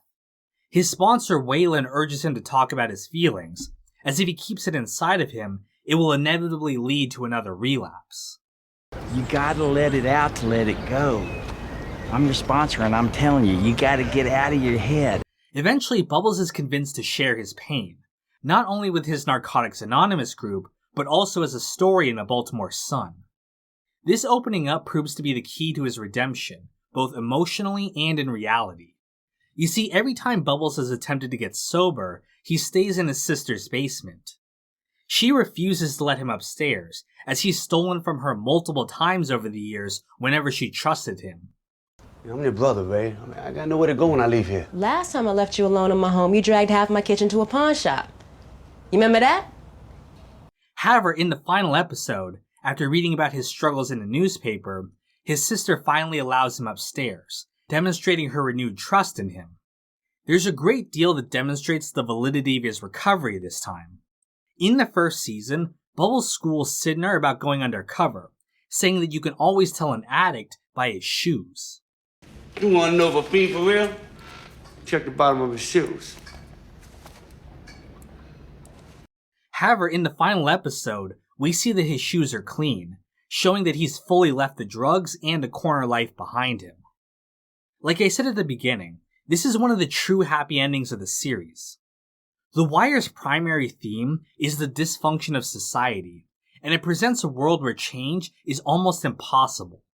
Countless times we've seen people chewed up by the systems of Baltimore, and even those that survive are usually in a worse place than when they started. You would of course think that Bubbles would be no different, and would suffer the same fate that we expect from every drug addict. But the show chooses to highlight with Bubbles that redemption is possible, no matter how far you've gone. Though of course difficult, and with a lot of scars along the way, people can change their lives. It's a great message to end the show on, and a reminder that no matter how bad things get, we can't give up trying to make it better one day at a time. Ain't no shame in holding on to grief. As long as you make room for other things too.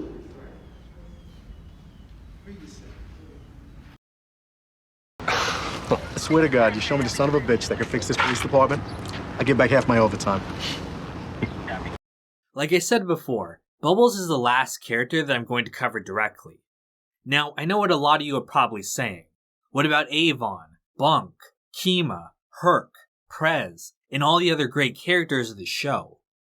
There is easily enough material to make videos on each of these characters in turn.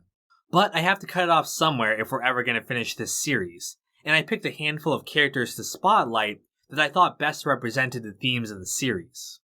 However, I did want to talk about the real people of Baltimore that were featured on the show.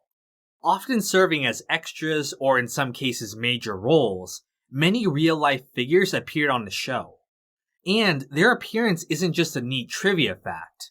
The inclusion of the real people who are a part of the story the show is trying to tell elevates the show beyond just being another television drama. As with my Easter egg section, this is definitely not a comprehensive list. These are just the major figures that I was able to find, but I'm sure there are many that I missed, not to mention all the regular people of Baltimore who made up the entirety of the background extras. Shout out to all you unnamed contributors. You helped make the show what it is. The first person I want to bring up is Jay Landsman. No, not that Jay Landsman. That Jay Landsman. You see, Jay is a real Baltimore City cop. He's mentioned in the Homicide book, and they created a fictional version of the man for the show. The real Jay auditioned for the part of his own character, but they ended up going with Delaney Williams, who, ironically, was considered a better fit for the role of Jay Landsman than the real Jay Landsman. This apparently annoyed the man to no end, who appeared on the show as Lieutenant Dennis Mello instead. They brought Jay Landsman in to read for the role of Jay Landsman, but they ended up having to let him go because he wasn't a good enough Jay Landsman. I'm sure he takes exception to that. By the way, the real Jay Landsman is also the inspiration behind the character of John Munch from Homicide: Life on the Street. Munch would later famously move over to Law & Order SVU, connecting the two shows' continuity. Munch also has a cameo appearance in the 5th season, implying that Homicide is also in the same universe as The Wire. He would also appear on a bunch of other shows as the character of Munch, and he's one of the central linchpins of the whole all television is connected theory. The next case I want to talk about is Oscar Requer, also known as Rick. Rick was a homicide detective also featured in David Simon's book. He serves as the inspiration behind Bunk Moreland, who based some of the character's personality on Rick. But there is a real Bunk in Baltimore. Please tell the story. Oscar Requer. Now, there is a character named Oscar Requer in the 5th season, although he's not actually played by the real Oscar. Instead, he's played by actor Roscoe Orman, most known for his role on Sesame Street. This show contains adult content and is brought to you by the letter H. Some poor bastard got his head blown off down at a place called Hooper's. While we're on the topic of people featured in the Homicide novel, we should talk about Gary Diodario, who is the shift leader that David Simon shadowed for the book. He plays the corrupt state's attorney, Gary D. Pasquale. I always wondered if they'd get their shit together. But that's Baltimore, isn't it? Another callout from the book is Edward Tillman Middle School. This is more of a reference, but the school is named after former police commissioner Edward Tillman, who gave David Simon access to the police department for his book. He died before the release of the book, so this is David Simon honoring his memory. However, perhaps the most interesting case of a real cop featured on the show is Ed Norris, who plays the fictional detective based on himself. Norris is the former police commissioner of Baltimore, who was appointed by Mayor Martin O'Malley, who we'll talk about in a little bit. He was actually the commissioner when he filmed the scene I showed at the beginning. However, he would later be appointed as state police superintendent by Governor Bob Ehrlich, similar to Rawls on the show. Norris was later convicted of a number of corruption charges. One of these was for lying on a mortgage application, which is where they got the inspiration for the Clay Davis case. Norris maintains that his conviction was politically motivated by falling out of favor with O'Malley. I have no idea the truth about that, but for what it's worth, Norris was considered a good commissioner, cleaning up the department like Daniels wanted to do. David Simon also believed in him, and even wrote the foreword to his book. Americans are stupid people by and large. We pretty much believe whatever we're told. Next up, let's talk about the Deacon. He's played by Melvin Williams, also known as Little Melvin. He was a drug lord in Baltimore, and is actually the inspiration behind Avon Barksdale. Melvin was actually investigated by series creator Ed Burns, and the first season is a fictionalized version of the wiretap investigation that he led. David Simon covered his story while he was at the Baltimore Sun, which is where he and Burns met, which means Melvin is responsible for the show in more ways than one. After serving his time in prison, Melvin reformed and became a community activist. The Deacon character is a representation of who the man became, which is very fitting considering he helps other characters like Cuddy and Colvin find redemption as well. A good church man is always up in everybody's shit. That's how we do. Now, I already talked about how Donnie Andrews was the inspiration behind Omar, and also appeared on the show as one of his supporters in the 4th and 5th seasons. However, the most interesting thing of all is that Donnie ended up marrying Fran Boyd, whose story we will cover when we get to the corner. The two met through David Simon, who featured both their lives in his works. Again, these are real people, but to me, it's like if two characters from my favorite shows ended up actually getting married. Speaking of the corner, DeAndre McCullough, another person featured in the book, also appears on The Wire. He's Brother Muzone's assistant Lamar. Also, he actually appears in the Corner miniseries. He plays a cop who arrests the fictional DeAndre of the miniseries, played by Sean Nelson, which, funny enough, is like he's arresting himself. Finally, from the corner, I want to talk about Patrolman Bob Brown. In the book, he's a zealous cop who ruthlessly enforces the law on the streets. Now, there's a character on The Wire named Bobby Brown, which I'm sure is a reference to the real man. What's really funny though, is that the actor who plays him is named Bobby J. Brown, apparently no relation. This Bobby J. Brown also played a cop in the Corner miniseries. However, the cop he played was not the fictionalized Bob Brown of the show, who is played by actor Brian O'Neill. The real actual Bob Brown also had a cameo in that miniseries. Now, if you're absolutely confused about what I just said, don't worry, so am I. Hey, any of y'all know Bob Brown? Yeah, what about him? He be snatching up bodies every day. You want to say hi to Bob Brown? Nah, that wouldn't be necessary. Next up, let's talk about Felicia Snoop Pearson. She's played by, well, Felicia Snoop Pearson. You see, Snoop is a former Baltimore drug dealer and was convicted for second-degree murder. After getting out of prison, she met Michael K. Williams, who played Omar on the show, who brought her around the set. After meeting her, the writers wrote her into the show as a character based on herself. Unfortunately, Snoop later got into some trouble due to drug charges after the show was over. But the funny thing is that the judge denied her bail in the case because he had seen her on The Wire and knew that as an actor, she could change her appearance and disappear. Again, it's really interesting to me how real life and the show continue to intersect like this. God damn, right? Too much fucking talking around here lately, man. Niggas need to shut the fuck up, for real. I mentioned before how the character Waylon is played by Steve Earle, a musician and former addict.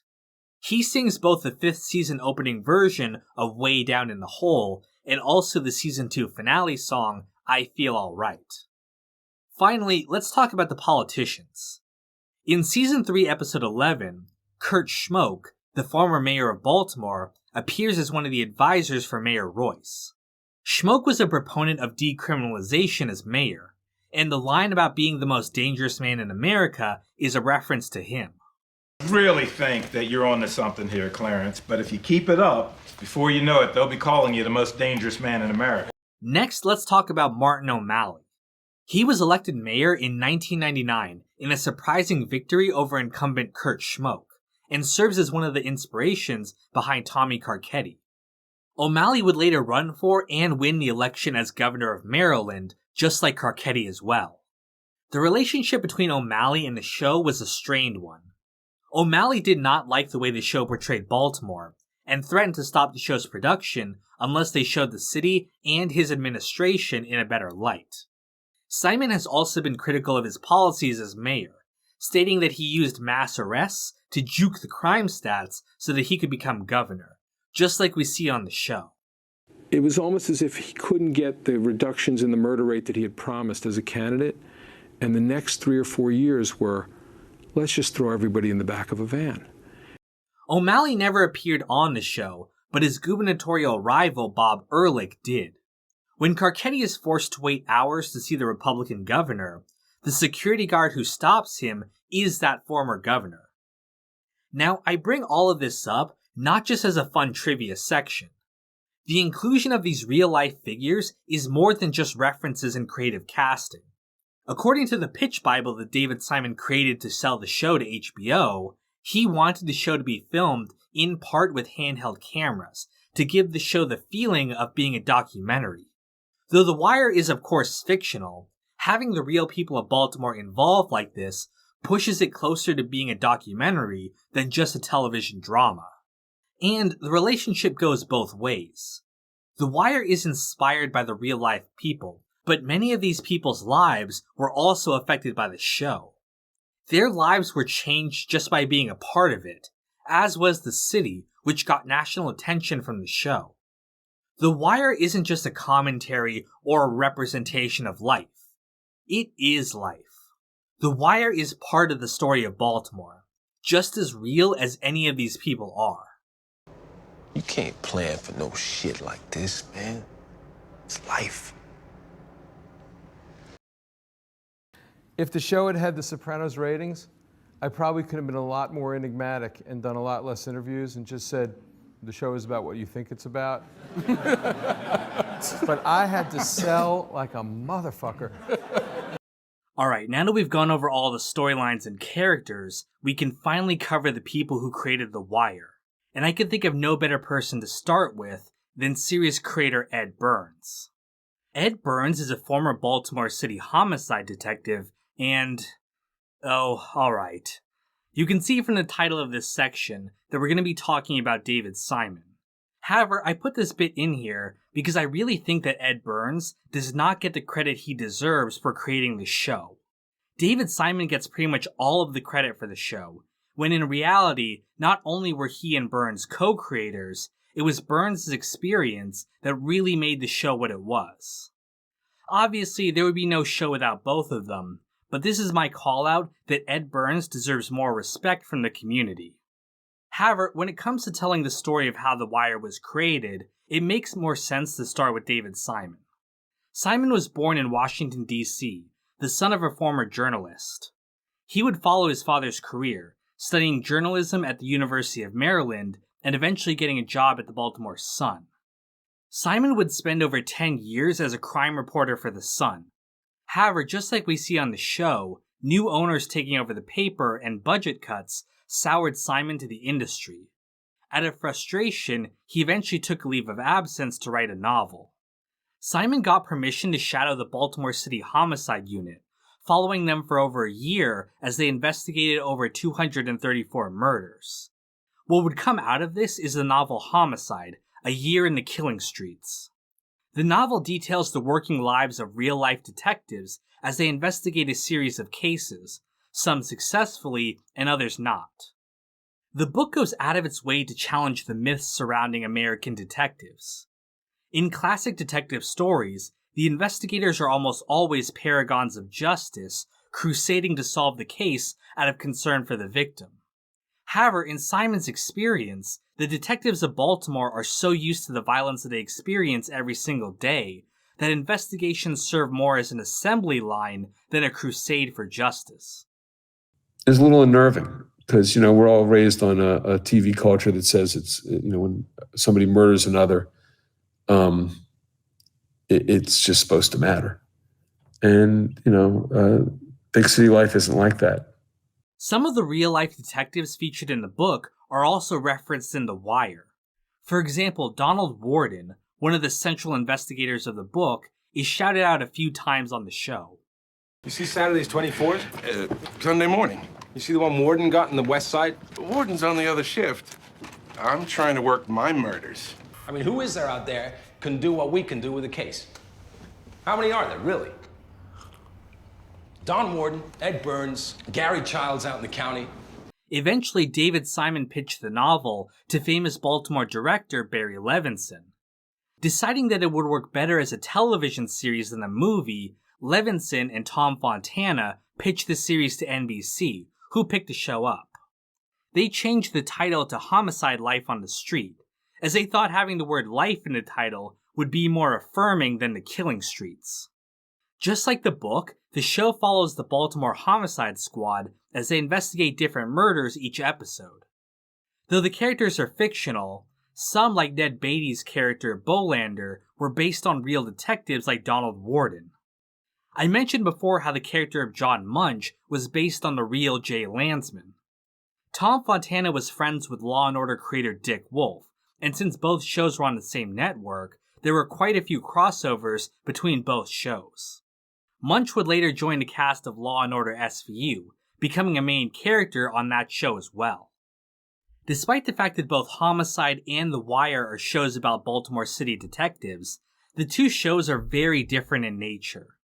Though subversive in its presentation, Homicide is at its core a police procedural more in line with other cop dramas like Law & Order and NYPD Blue, which Simon would also write for. I don't think much of Homicide would be an inspiration for The Wire, but I did notice that the title sequences of both shows are very similar. David Simon joined the show as a consultant, but declined the opportunity to write the pilot as he had no experience in writing television. The pilot was written instead by Paul Atanasio, and because of that, he's listed as the creator of the show at the beginning of every episode. However, in reality, the show was really the child of producers and writers Tom Fontana and James Yoshimura. David Simon was offered a role as a writer on the show, which happened to be right when the Baltimore Sun was being sold again. Simon accepted a buyout and started his career as a television writer. The first episode of his to appear on the show is the second season episode Bop Gun, which he actually co-wrote with David Mills, a friend of his from journalism school.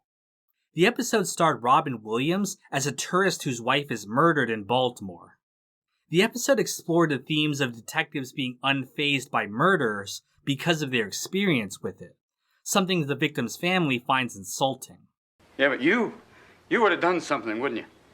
I'm not saying I would have done. Oh, you're not saying anything, but you're thinking it, aren't you? I mean, hell, everybody's thinking it. Even my own son thinks it, like there's a whole list of things that you're supposed to do before your wife. The episode would win a WGA award for writing, and Robbins was nominated for an Emmy for his role. Simon would write a number of episodes over the course of the show's 7 seasons. He would learn how the television industry worked from his time there, including how networks can interfere with a show. For example, NBC switched the order of the episodes for the first season, ending with the episode Night of the Living Dead because it had a happier ending than the real finale. This created several continuity errors. I'm sure that Simon learned from his experience and was much more prepared to fight interference from HBO when it came to The Wire.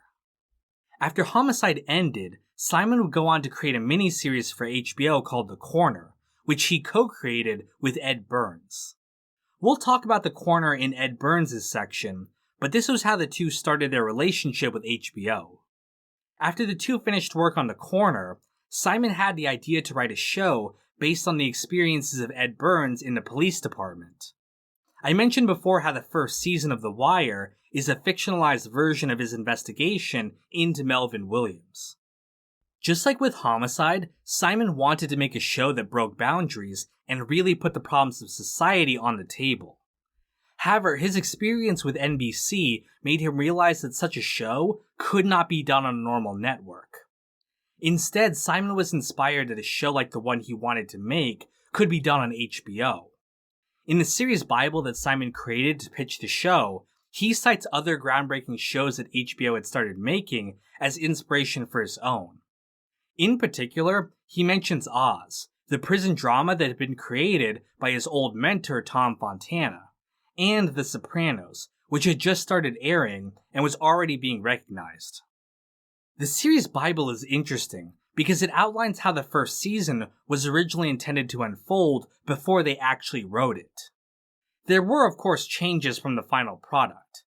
For example, McNulty was originally named McCardle, which would later be used as the last name for White Mike in Season 2. Stringer was originally named Stringy Bell, which I can see why they changed, because it sounds ridiculous. Also, Avon was originally called Aaron Barksdale. Or, I don't know, maybe it was supposed to be Aaron. Because it's pronounced Aaron? Son of a... The Bible also has a summary of how each episode was supposed to go. It's not really worth discussing every single difference, as this was written before the show was even greenlit. But one interesting note was that Kino was supposed to have died in the shootout with the Barksdales, which would have been a big character moment for McNulty. Or, I guess, McCardle in this case. They changed this after they realized what a great character they had in Kima, very similar to what happened to Jesse in Breaking Bad. Wire. After The Wire, Simon would go on to create a number of different shows and miniseries, some of which we'll cover in a later section. However, before we wrap things up, I wanted to talk about one more thing. You see, Simon has a reputation of being very argumentative. He attributes this to his upbringing and his career as a journalist, something we hear on the show. You know what a healthy newsroom is? It's a magical place where people argue about everything all the time. This argumentative nature would be one of the cornerstones behind the show's creation. He and Burns would get into arguments all the time about the story, and the tension and balance between the two was one of the reasons why the show was so good. Each brought something different to the table. In fact, I believe one of the reasons why Season 5 wasn't as well written was because Burns was not nearly as involved with the show because he had started working on their next project, Generation Kill. However, Simon's penchant for getting into arguments extends far beyond the writer's room. I mentioned before how he loves to get into arguments with literal nobodies on Twitter. Well, like many liberal figures, he made a big deal of quitting the platform after Elon Musk took over, calling him a neo-fascist, which is quite a statement to make. Now, I don't have any strong feelings about Elon either way, but I respected Simon's stance not to use the platform out of principle. However, in spite of this conviction, he actually returned to the platform a number of times. Now, he claims he's only doing it to support the Writers Guild strike, which is going on right now as of writing this video, and besides that, refuses to engage with Elon's platform. Interestingly, he's also tweeted a whole bunch since then that has nothing to do with the Writers Guild strike, but whatever. In reality, I think he just misses getting into arguments with people. Now, here's where I come in. When he gave his reasons for coming back, I simply questioned his statements about quitting the platform. If Elon was as evil as he claimed, why would he continue to use the platform despite his big declaration? I didn't spam him or call him any names. But instead of just ignoring another literal nobody like me, he went out of his way to justify his return and call me fucknuts right before blocking me. Yo, fuck nuts! It's probing time. I actually can't even see his response after he blocked me. One of my viewers had to send me a screenshot, so the whole paragraph was more for himself than for me. Now, I know this is going to come off like I'm mad at David Simon for blocking me, and that all my negative statements about him are because of that, which is honestly not true. I was actually trying to get him to block me because I thought it would be really funny for the video if I could say that the creator of The Wire doesn't like me. I even just straight up asked him for a block last year when he quit. So, no, I don't hate David Simon. Like many people, I do think he's a little obnoxious on Twitter. Like, you don't see other respected creators like David Chase acting this way. But he's made a whole bunch of shit that I really like, and of course, The Wire would not exist without him. So David, from one fucknuts to another, thank you for making this incredible series. And, go eat a bag of stale dicks or whatever it is you like to do. So I had an adventure on Twitter with It was, and we were very polite with each other. We were very polite. oh, more than polite. I mean, he was excited to be talking to you. It seemed like. No. No. I think he was just, I think I stepped on a little point. Hi, my name is Ed Burns, and I'm here to tell you a little bit about how to make cult TV. Alright, now that we got the chump out of the way, we can finally get to the real man behind The Wire. Ed Burns is the co-creator of the show, and, in my opinion, the main reason why the show turned out as good as it did. With his deep knowledge about the police department and the school system, he was able to translate his experience into not only The Wire, but also all the other shows he's worked on. So, let's take a look at Ed Burns, the man behind The Wire. Before we get started, though, I want to flag that compared to David Simon, there is very little information out there about Ed Burns. Simon has basically done 1 billion interviews about the show, which made it easy to have a variety of shots of him to use in my video. However, Burns has only ever appeared a few times in pictures and video, so I have very little material to work with. I don't want to just throw up the same images over and over again, so I'll be using scenes with McNulty, Prez, and Colvin to stand in for Ed, since these characters are based on his experiences. You, McNulty, are a gaping asshole. We both know this. Fuck if everybody in CID doesn't know it. Like I said, there's very little information out there about Ed Burns' early life. He served in the infantry in Vietnam, before eventually joining the Baltimore Police Department. He served for 20 years, making it all the way to the city homicide unit. His partner while he was there was a man named Harry Edgerton, who would be the inspiration for the character Frank Pembleton on Homicide. I've stated this many times now, but Burns was a maverick in the department, just like McNulty. He created his own wiretap unit in order to take down high-level dealers, including Melvin Williams, and his investigations served as the basis for the first season. His intellectualism and his disregard for police protocol made him stand out from the rest of the detectives around him. From what I can tell, he was well respected as an investigator, but had a tendency to rub people the wrong way. Sound familiar? The fuck did I do? You can't shut your mouth! It was during his time in this wiretap unit that Burns met David Simon, who was covering Melvin Williams' arrest.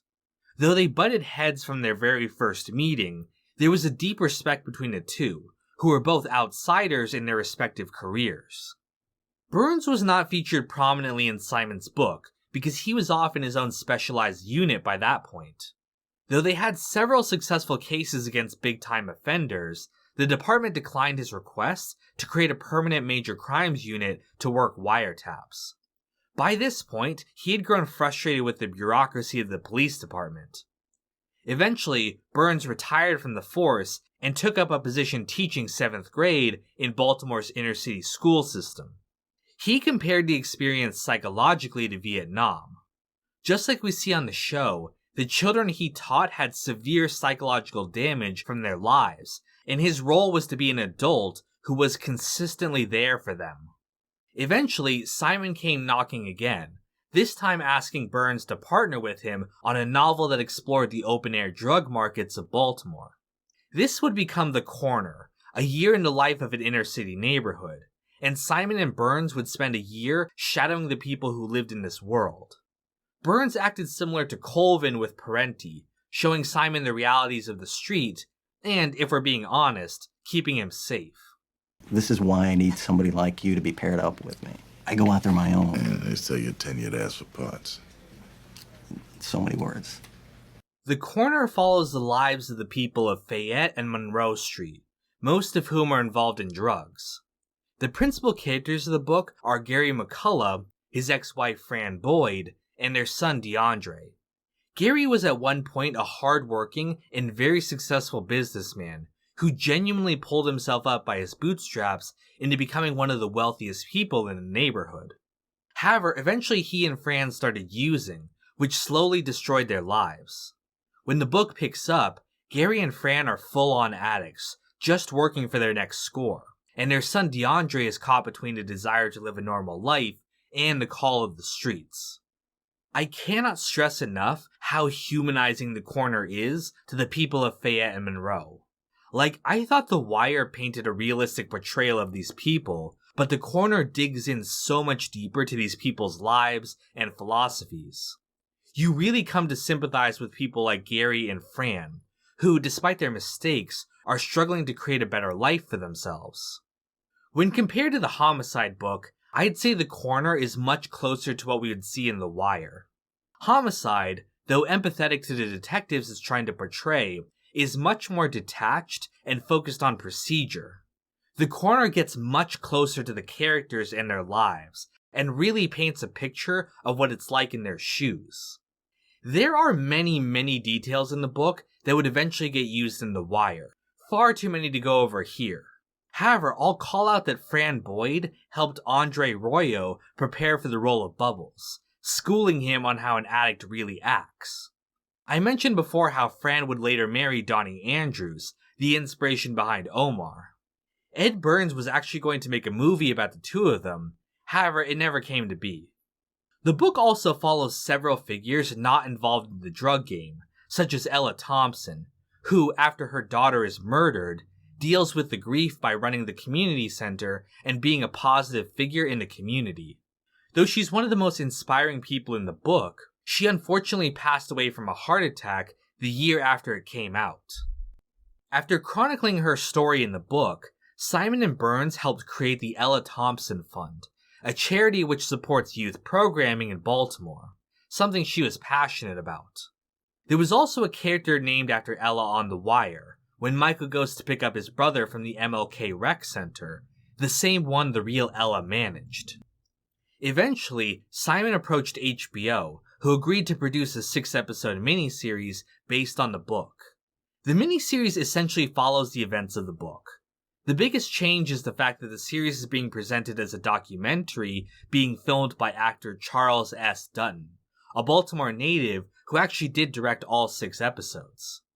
At the end of the final episode, he actually interviews the real people from the book as well. The series also features several actors who would go on to star in The Wire, such as Clark Peters, Corey Parker Robinson, Reg E. Cathy, Robert F. Chu, Lance Reddick, Delaney Williams, and many more. However, while The Corner ended up being a success, Burns was absolutely screwed over during its production. Simon believed they needed a black writer on the show, and brought on his friend David Mills as co-writer and executive producer. Though there would not be a book without Ed Burns, he was not given a role on the series, and the way that Simon handled it was very underhanded. You didn't for a minute think that... Oh, Jesus, Bill. It's Baltimore. You ain't one of the natives, are you? Now, obviously, Ed Burns doesn't need me to fight his battles for him, and he obviously still has a positive relationship with Simon. But if I seem a little defensive about Burns getting the credit he deserves for these series, it's because of situations like this. After The Corner, Simon and Burns went on to work with HBO again for their next series, The Wire. Now, we've already discussed in detail Burns' role in creating the show.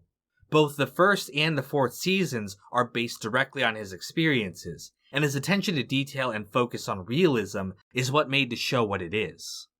However, just like his time in the police department, he could be difficult to work with.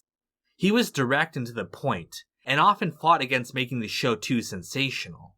But as I said before, the balance between what he and the other writers brought to the table is what made the show work and feel as realistic as it did.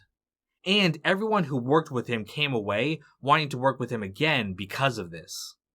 After The Wire finished, Simon and Burns would go on to work on a number of miniseries together: Generation Kill, The Plot Against America, and We Own This City. We'll talk about each of these in turn in a future section. But as we'll see, the less and less Burns was involved with these projects, the worse they turned out, in my opinion. You know something, Lester? I do believe there aren't 5 swinging dicks in this entire department can do what we do. How do you expect me to write this thing with your fucking fingers in my eyes? At least let me turn my copy in before you stomp on it. Attaboy, Zorz. Alright, so we've covered the 2 creators of the show.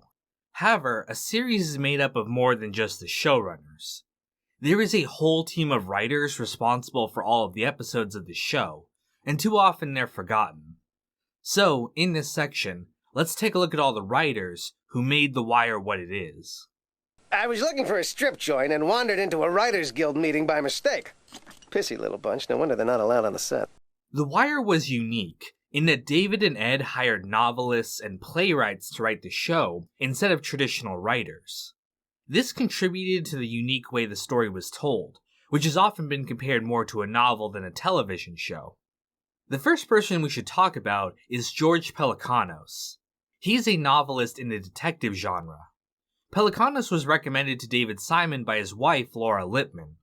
After reading his novel The Sweet Forever, David hired him to work on the show starting on the first season.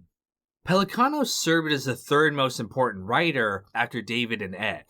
He often acted as a tiebreaker when the two were at an impasse, and moved from being just a writer to a producer on the show.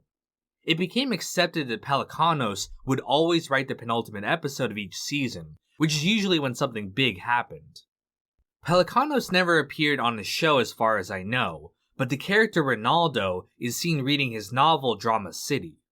Also, the character of Cuddy is based on an unused character from Drama City who gets out of prison after 20 years. After The Wire, Pelecanos continued to work with David Simon on his future projects. He was a writer on Simon's show Treme, and co-created his other shows, The Deuce and We Own This City. Since we brought her up, we should talk briefly about Simon's wife, Laura Lippman. She was a novelist and former reporter for the Baltimore Sun, which is where she and Simon met. She was never a writer on the show, but she had some cameo appearances. In Season 1, Episode 8, Bunk is seen reading her novel In a Strange City. She also appears as one of the reporters in the newsroom at the beginning of Season 5. Finally, and this isn't really relevant to The Wire, she also wrote the foreword to the Sopranos Session book, which is kind of like my Soprano Log series, but, you know, like actually insightful. Well, that's a fascinating psychological nugget.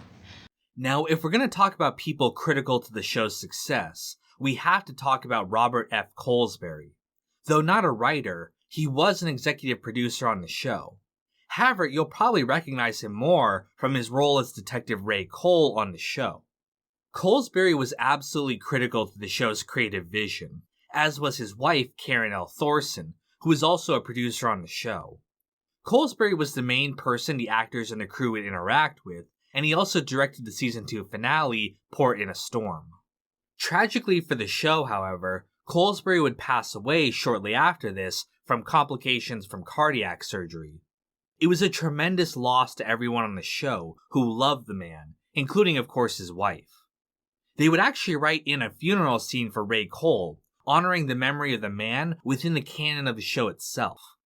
In fact, the eulogy that Landsman gives Ray Cole is actually full of references to Colesbury's life. The Mississippi arson case is a reference to the film Mississippi Burning, and the After Hours Club is a reference to the film After Hours, both films Colesbury produced. The 93 Drug Wars bit is also a reference to The Corner, the miniseries that he was also a producer on.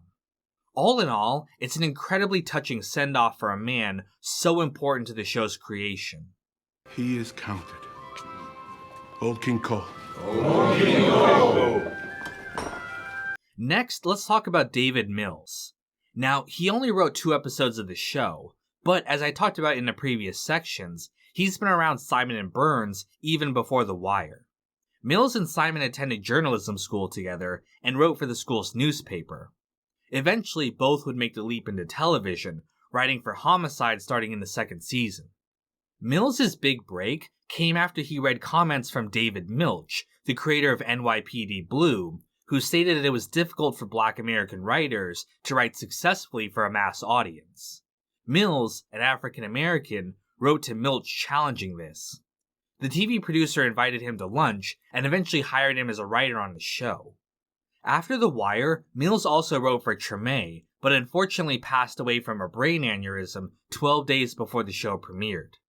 The season finale is dedicated to his memory. Another friend of David Simon's to work on the show is Rafael Alvarez. He was a reporter for the Baltimore Sun and knew Simon during his time there. Eventually, Alvarez took a buyout and joined the local seafarers union, working on ships and in the ports. After this, Alvarez began a career as a screenwriter. He worked on Homicide before eventually joining the staff of The Wire. His knowledge about the ports and the unions was absolutely critical to the 2nd season. Like I always say, it pays to go with a union card every time. Another prominent novelist featured on the show is Richard Price. Simon approached Price because of his novel Clockers, which deals with the relationship between drug dealers, the city government, and the local population. The book, which would be adapted into a film by Spike Lee, is actually one of the inspirations behind The Wire. In addition to writing 5 episodes of the series, Price also had a cameo appearance as the leader of the book club that D'Angelo attends in prison. After The Wire, Price would go on to write for The Deuce, as well as create 2 miniseries of his own, The Outsider and The Night Of. Sopranos devotees might know that The Night Of was going to star James Gandolfini. He filmed the pilot, but passed away and had to be recast. I only bring that up here because it's kind of connected to our next writer. Dennis Lehane is another novelist hired onto the show because David Simon liked his work. He would go on to write 2 episodes of the show, as well as have a cameo appearance in Middle Ground. Also, Jen Carcetti is seen reading one of his novels. After The Wire, Lehane worked as a writer on Boardwalk Empire and Price's own show The Night Of. Speaking of which, remember how The Night Of was going to star James Gandolfini before he died? Well, several of Lehane's novels have been adapted to screen, such as Mystic River and Shutter Island, and, most interestingly, The Drop, which was James Gandolfini's actual last role. Anyone else find it suspicious that 2 of the Wire writers were involved with Gandolfini right before he died? Conspiracy theories now. Next up, let's talk about Eric Overmyer. He was a writer on Homicide before eventually joining The Wire. After the show ended, Overmyer co-created Treme with David Simon, based on his experience living in New Orleans. He would also go on to create his own show, Bosch, which starred Lance Reddick and Jamie Hector. Finally rounding out this section is William F. Zorzi. He was a journalist for the Baltimore Sun for almost 20 years, having unparalleled knowledge of politics and the city government. Having worked with David Simon, he was brought onto the show in the 3rd season to bring authenticity to the political storyline of the season. He also had a number of cameos as himself, working as a reporter for the Baltimore Sun. Funny enough, he was known to be a tough and cranky person, which we definitely see on the show. You know, you want one reporter covering 2 courthouses? Fine. Why don't you just shove the broom up my ass and I'll sweep the floor while I'm at it? After The Wire, Zorzi would go on to co-create the miniseries Show Me a Hero with David Simon. The show was his passion project, and he worked on the script for 13 years before it was finally picked up. I feel like it's safe to say that he was the main force behind that show's creation, even more than Simon, and we'll take a look at how the series turned out in the next section. Now, there are some more writers on the show that I haven't mentioned, such as Joy Lusco and Kia Corthron, because there just isn't as much information out there about them.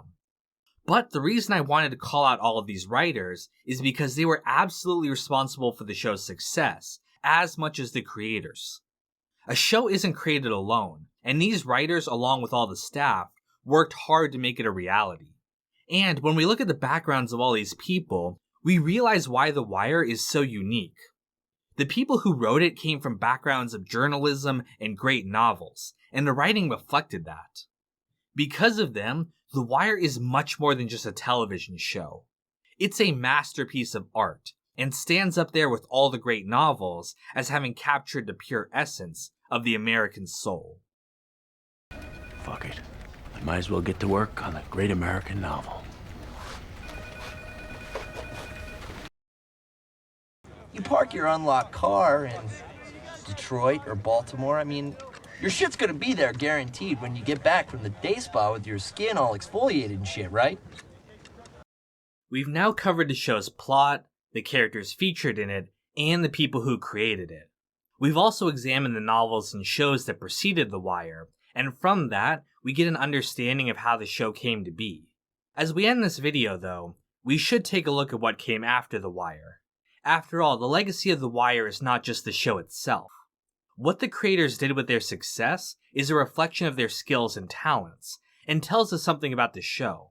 Is The Wire a work of genius, or a fluke that just got lucky? Well, let's take a look and find out. Now, you might think the most obvious thing to compare The Wire to would be Treme. After all, both are multi-season shows that examine politics, culture, and everyday people against the backdrop of a singular American city. However, I'm not going to be covering Treme right now for two reasons. One is that I just honestly don't have the time to do a deep dive into a whole show like that with all the other research I have going on for this video. But besides just that, Ed Burns also wasn't involved with Treme, and I'm more interested in examining what he and Simon did together, since they were both responsible for The Wire. I'm not saying that I'll never cover Treme, but for now I'm leaving it out of this analysis.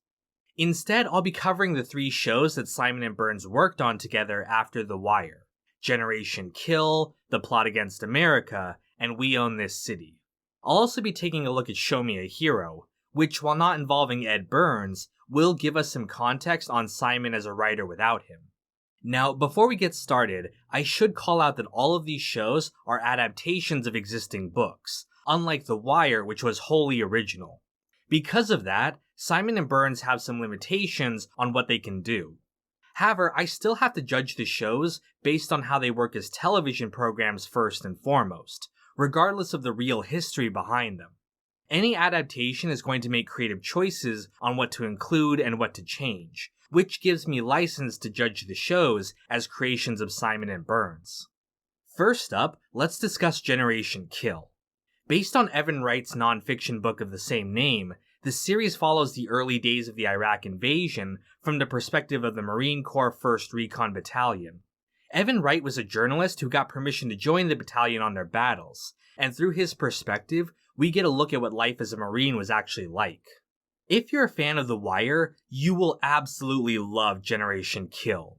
They deal with very similar themes of a misguided bureaucracy, with bosses doing what's best for themselves and the boots on the ground having to suffer because of it. Also like The Wire, they throw you right into the middle of the action and expect you to keep up. The Marines use a lot of terminology the viewer might not be familiar with, just like the characters on The Wire did. Man, shit, I seen no tiny ass 22 wearing those drop a nigga plenty of days, man. Occasionally they explain it to the reporter character, who's a fish out of water in the war, but for the most part, you just have to infer the context of what they mean. You'll also recognize Jason Ranzone from his role as Ziggy on The Wire. He actually plays a very similar character in this show, always making jokes and goofing around.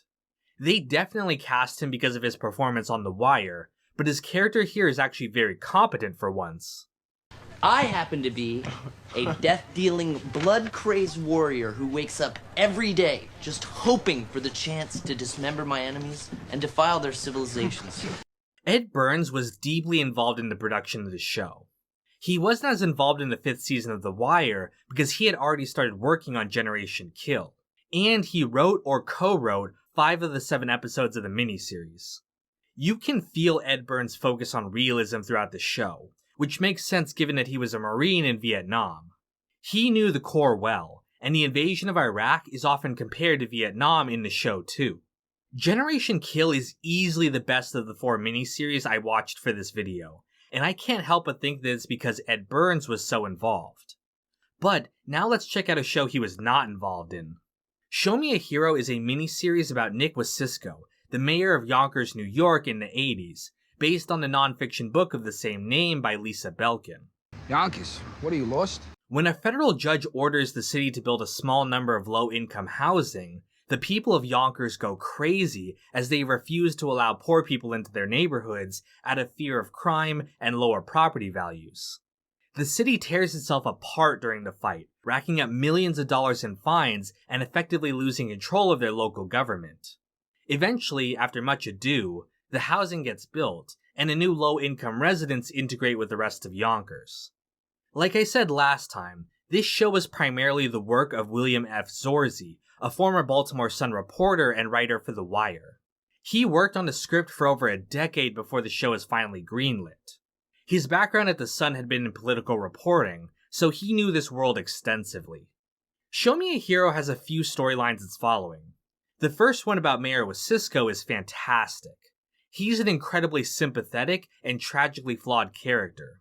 Though a good man at his heart, his desperate need to be loved manifests itself in a need for political power.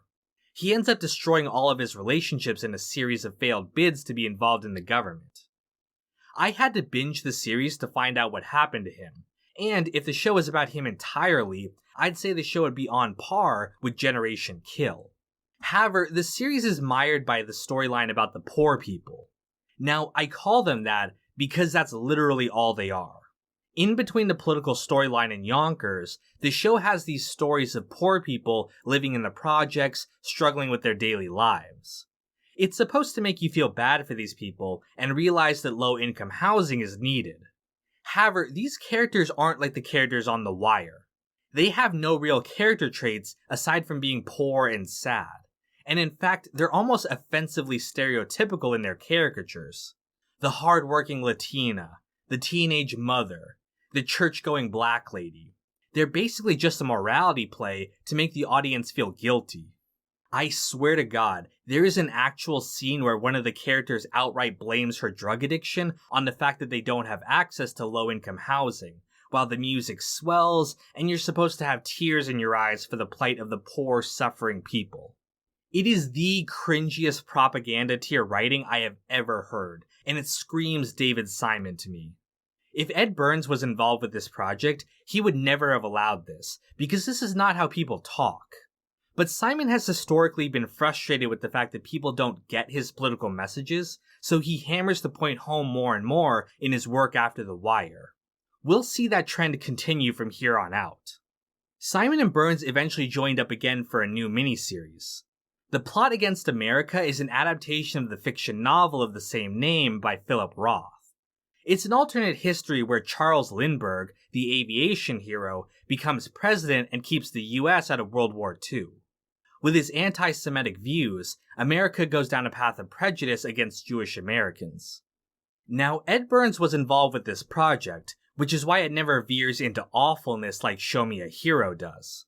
However, David Simon had much more influence over this project than Generation Kill. Which makes sense, as Simon is Jewish, and based a lot of the series on his own family, like Burns did with his experience in Vietnam. However, you can feel Simon's politics in this series more strongly than is probably warranted. He has been very public about the fact that he adapted this book because of Donald Trump becoming president, intentionally trying to draw parallels between Lindbergh and Trump. He also changes the ending to show Republicans stealing the election through voter fraud and disenfranchisement, which is not something that was present in the book. Now, The Wire was a deeply political story, with references to real people as well. However, it just comes off a little too on the nose in this series. Again, it's not a bad show. I really like the family conflict, as the changing politics create a rift between all these characters who have different values. However, Simon's growing influence has seemed to make the writing weaker and weaker in each of these series, and unfortunately, it continues to hold true for our next show. We Own This City is an adaptation of the nonfiction book of the same name by journalist Justin Fenton. It tells the story of the Baltimore Gun Trace Task Force, a police unit which became corrupt and started actively robbing their targets. The series was co-created by David Simon and George Pelecanos, with Ed Burns listed as an executive producer and writer. Of all the shows I've covered in this section, this is the most likely to be compared to The Wire. David Simon himself calls the show an evolution of The Wire, and the series stars several Wire actors playing roles opposite what they played in that show. However, the obvious similarities to The Wire only make the show worse in comparison. I understand that as a miniseries, the show has only a few hours to tell its story, and not as much time to develop its characters. And the series goes out of its way to be accurate to the real events of the story, so that means including all of the real people who were involved. That's more time they have to divide between all of these characters, which again eats into their development. But it still means that a majority of the characters are one-dimensional and forgettable. I can't even tell you any of the characters' names besides Jenkins, who's pretty much the only one to get any actual character work. Compare that to Generation Kill, which while having an ensemble cast and a limited time, still managed to develop most of the characters. I can easily tell you about Iceman, Trombley, Godfather, Encino Man, and many of the other Marines who actually had their personalities and backgrounds shown on screen. We Own the City also has the same problems as Show Me a Hero. The characters don't talk to each other like human beings. They give political lectures on the failures of the police system and the drug war. Now, The Wire had the same messages as this show, but there it was done through action instead of soliloquies. You could understand the message by the way it affected all of the characters' lives. But David Simon really wants you to understand his political beliefs, so he has his cardboard characters just say them out loud. Now, the obvious question is how this happened if Ed Burns was involved. Well, even though he's listed as an executive producer, his actual role on the show seems extremely limited. He's only listed as having written 2 episodes, and both of those times they were co-written with another writer. Compare that to Generation Kill and The Plot Against America, where he co-wrote 2 episodes and wrote 2 episodes by himself each. Also, he's not included in the credits with the other executive producers David Simon and George Pelecanos, and he doesn't appear in any of the behind-the-scenes material for the show. I don't know if he didn't want to be as involved this time around, or if David and George just didn't include him. But after spending over a year analyzing his work, I can feel his lack of presence on this show. Now, I know it sounds like I'm in love with Ed Burns, and I wrote this whole section to prove that Simon is a hack without him. But, yeah, that's pretty much the case. I don't think The Wire was a fluke by any means. It was absolutely a work of genius. But it was the genius of both David Simon and Ed Burns. After going through this project, I'm more convinced of that than ever before. But, like The Wire, all good things eventually come to an end. So, it's time to wrap up this series, and time to go home.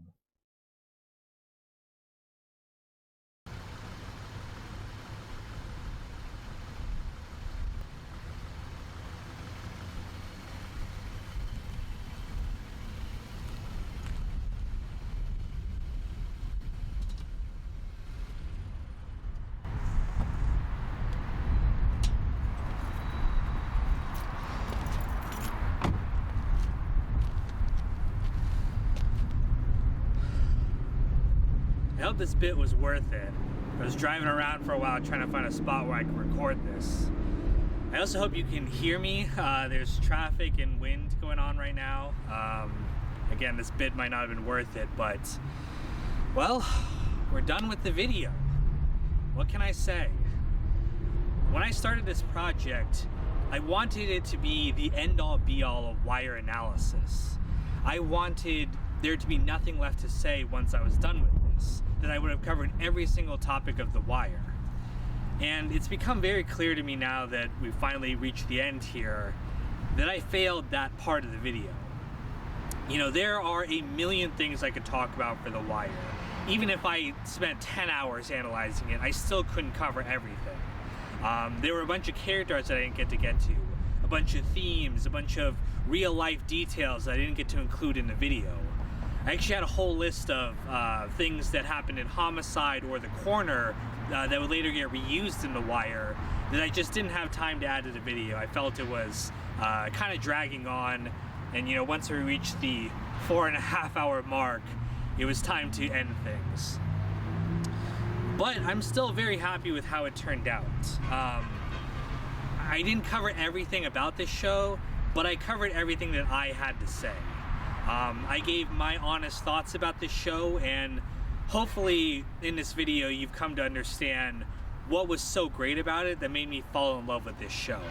You know, I was introduced to this show from my viewers, from all of you. You all told me to watch this show, and I did, and it was one of the most incredible things I've ever seen in my life. It's very rare that a show really grabs me like The Wire did. And even though I've spent literally an entire year getting ready for this video and rewatching the show, I'm definitely gonna rewatch it again, just because it's that entertaining and it's that rich in terms of storytelling. I wanted to take this little bit here at the end, not only to just wrap up the video and say thank you all for watching, but also to thank all the people who made this video possible. One is, of course, the people who made The Wire. Ed Burns obviously did amazing work, and even though I took a lot of shots at David Simon, both here and on Twitter, I just wanted to thank him as well. Obviously there would be no show without him, and I deeply, deeply respect his work. So I don't know if you'll ever watch this, David, but I hope we can put the beef between us to end at some point. Thank you to all the actors who made the show possible. You've all been showered with praise for your performance, but just let me add to that and say that all the people, even the actors who weren't classically trained, people like Snoop, really added a level of authenticity to the show. And all the background actors, all the people of Baltimore who opened up your city to the world for this program, really thank you so much. I hope The Wire has meant as much to all of you as it has to me. Also, I want to shout out all the people who upload clips of The Wire to YouTube. It was very helpful for me to, if I needed a scene and I didn't know what episode it happened in, for me to just look it up on YouTube and then be able to find the episode from the description. So thank you all the Wire clip uploaders. You are amazing. Thank you also to the Wire subreddit. A lot of great information there, not only in terms of if I was ever confused about a certain element from the show, it was also very useful to understand how the community reacted to certain things. If there was something, for example, that I didn't like about the show, it was very helpful to know that, oh, other people didn't like this, or other people disagree with me. It's a great source of information, and it's very touching to know that there's a huge community of people who love the show like this. I hope you all enjoy this video. I hope I've added to the canon of The Wire, and this analysis only serves to increase the love for the show within the community. And then I guess finally all that's left to thank is the patrons who made this video possible. I know I haven't been shouting out your names at the end of each of the individual videos. Those are all going to get unlisted, so I just didn't feel like there was a point to putting the credits on those videos. But I do want to take a moment to thank all the patrons right now. And I'm also going to thank all the patrons regardless of your tier you're in. Usually I only thank the capos, but everyone who contributed to helping out me during this whole half a year I spent making this video, here's your credit where it's due. So thank you to Papa Diablo, Elliot Daniels, Meister Anchor, Spastic Hawk, Eduardo Mendez, JJW Mazoon, Dara Gallagher, Matthew Casolo, Roland Pitts, Schrodinger's Dog, Clean, Big O, Ryan Ellis, Daz J. Kit, Michael Petrusco, Emmanuel Ward, Benny Fazio, Per Strom, Casey Hart, Not So Joe Rogan, Celery Man, Sam Cedarland, Kel, Brian Cash, Alex Chinkester, Josh Rhea, Lucas Angert, The Dude, Marcel, Forrest Wright, Zach, Uncle Mike, Matt Joyce, Lois Arias, and Aw-Geez. Thank you all the supporters. Thank you even if you're not a patron supporter, if you just subscribe to this channel, or if you just watch this video for the first time. It really means a lot to me. You know, this is my first time doing a project as in-depth as this, and I hope that I was able to be in depth with the research, but also still entertaining. You know, I didn't want to make the video too long to the point where it's boring, but at the same time, I feel like long form analysis like this is the best way to tackle a complex show like The Wire. I know there were a lot of people who wanted me to do The Wire episode by episode, but I really feel that this was the best way to tackle what the show is all about, not just the individual pieces. I know I've repeated it many times, but all the pieces matter. I'm not saying that I'll never do more videos about The Wire. Like I said, there's still a whole bunch of material that I could cover, a whole bunch of characters I could talk about. But closing the chapter on this project, I really feel like I've said a lot that I wanted to get through from The Wire. So really, there's no point in dragging this out any longer. Thank you all for watching, and there will be more content coming soon. So, talk to you then.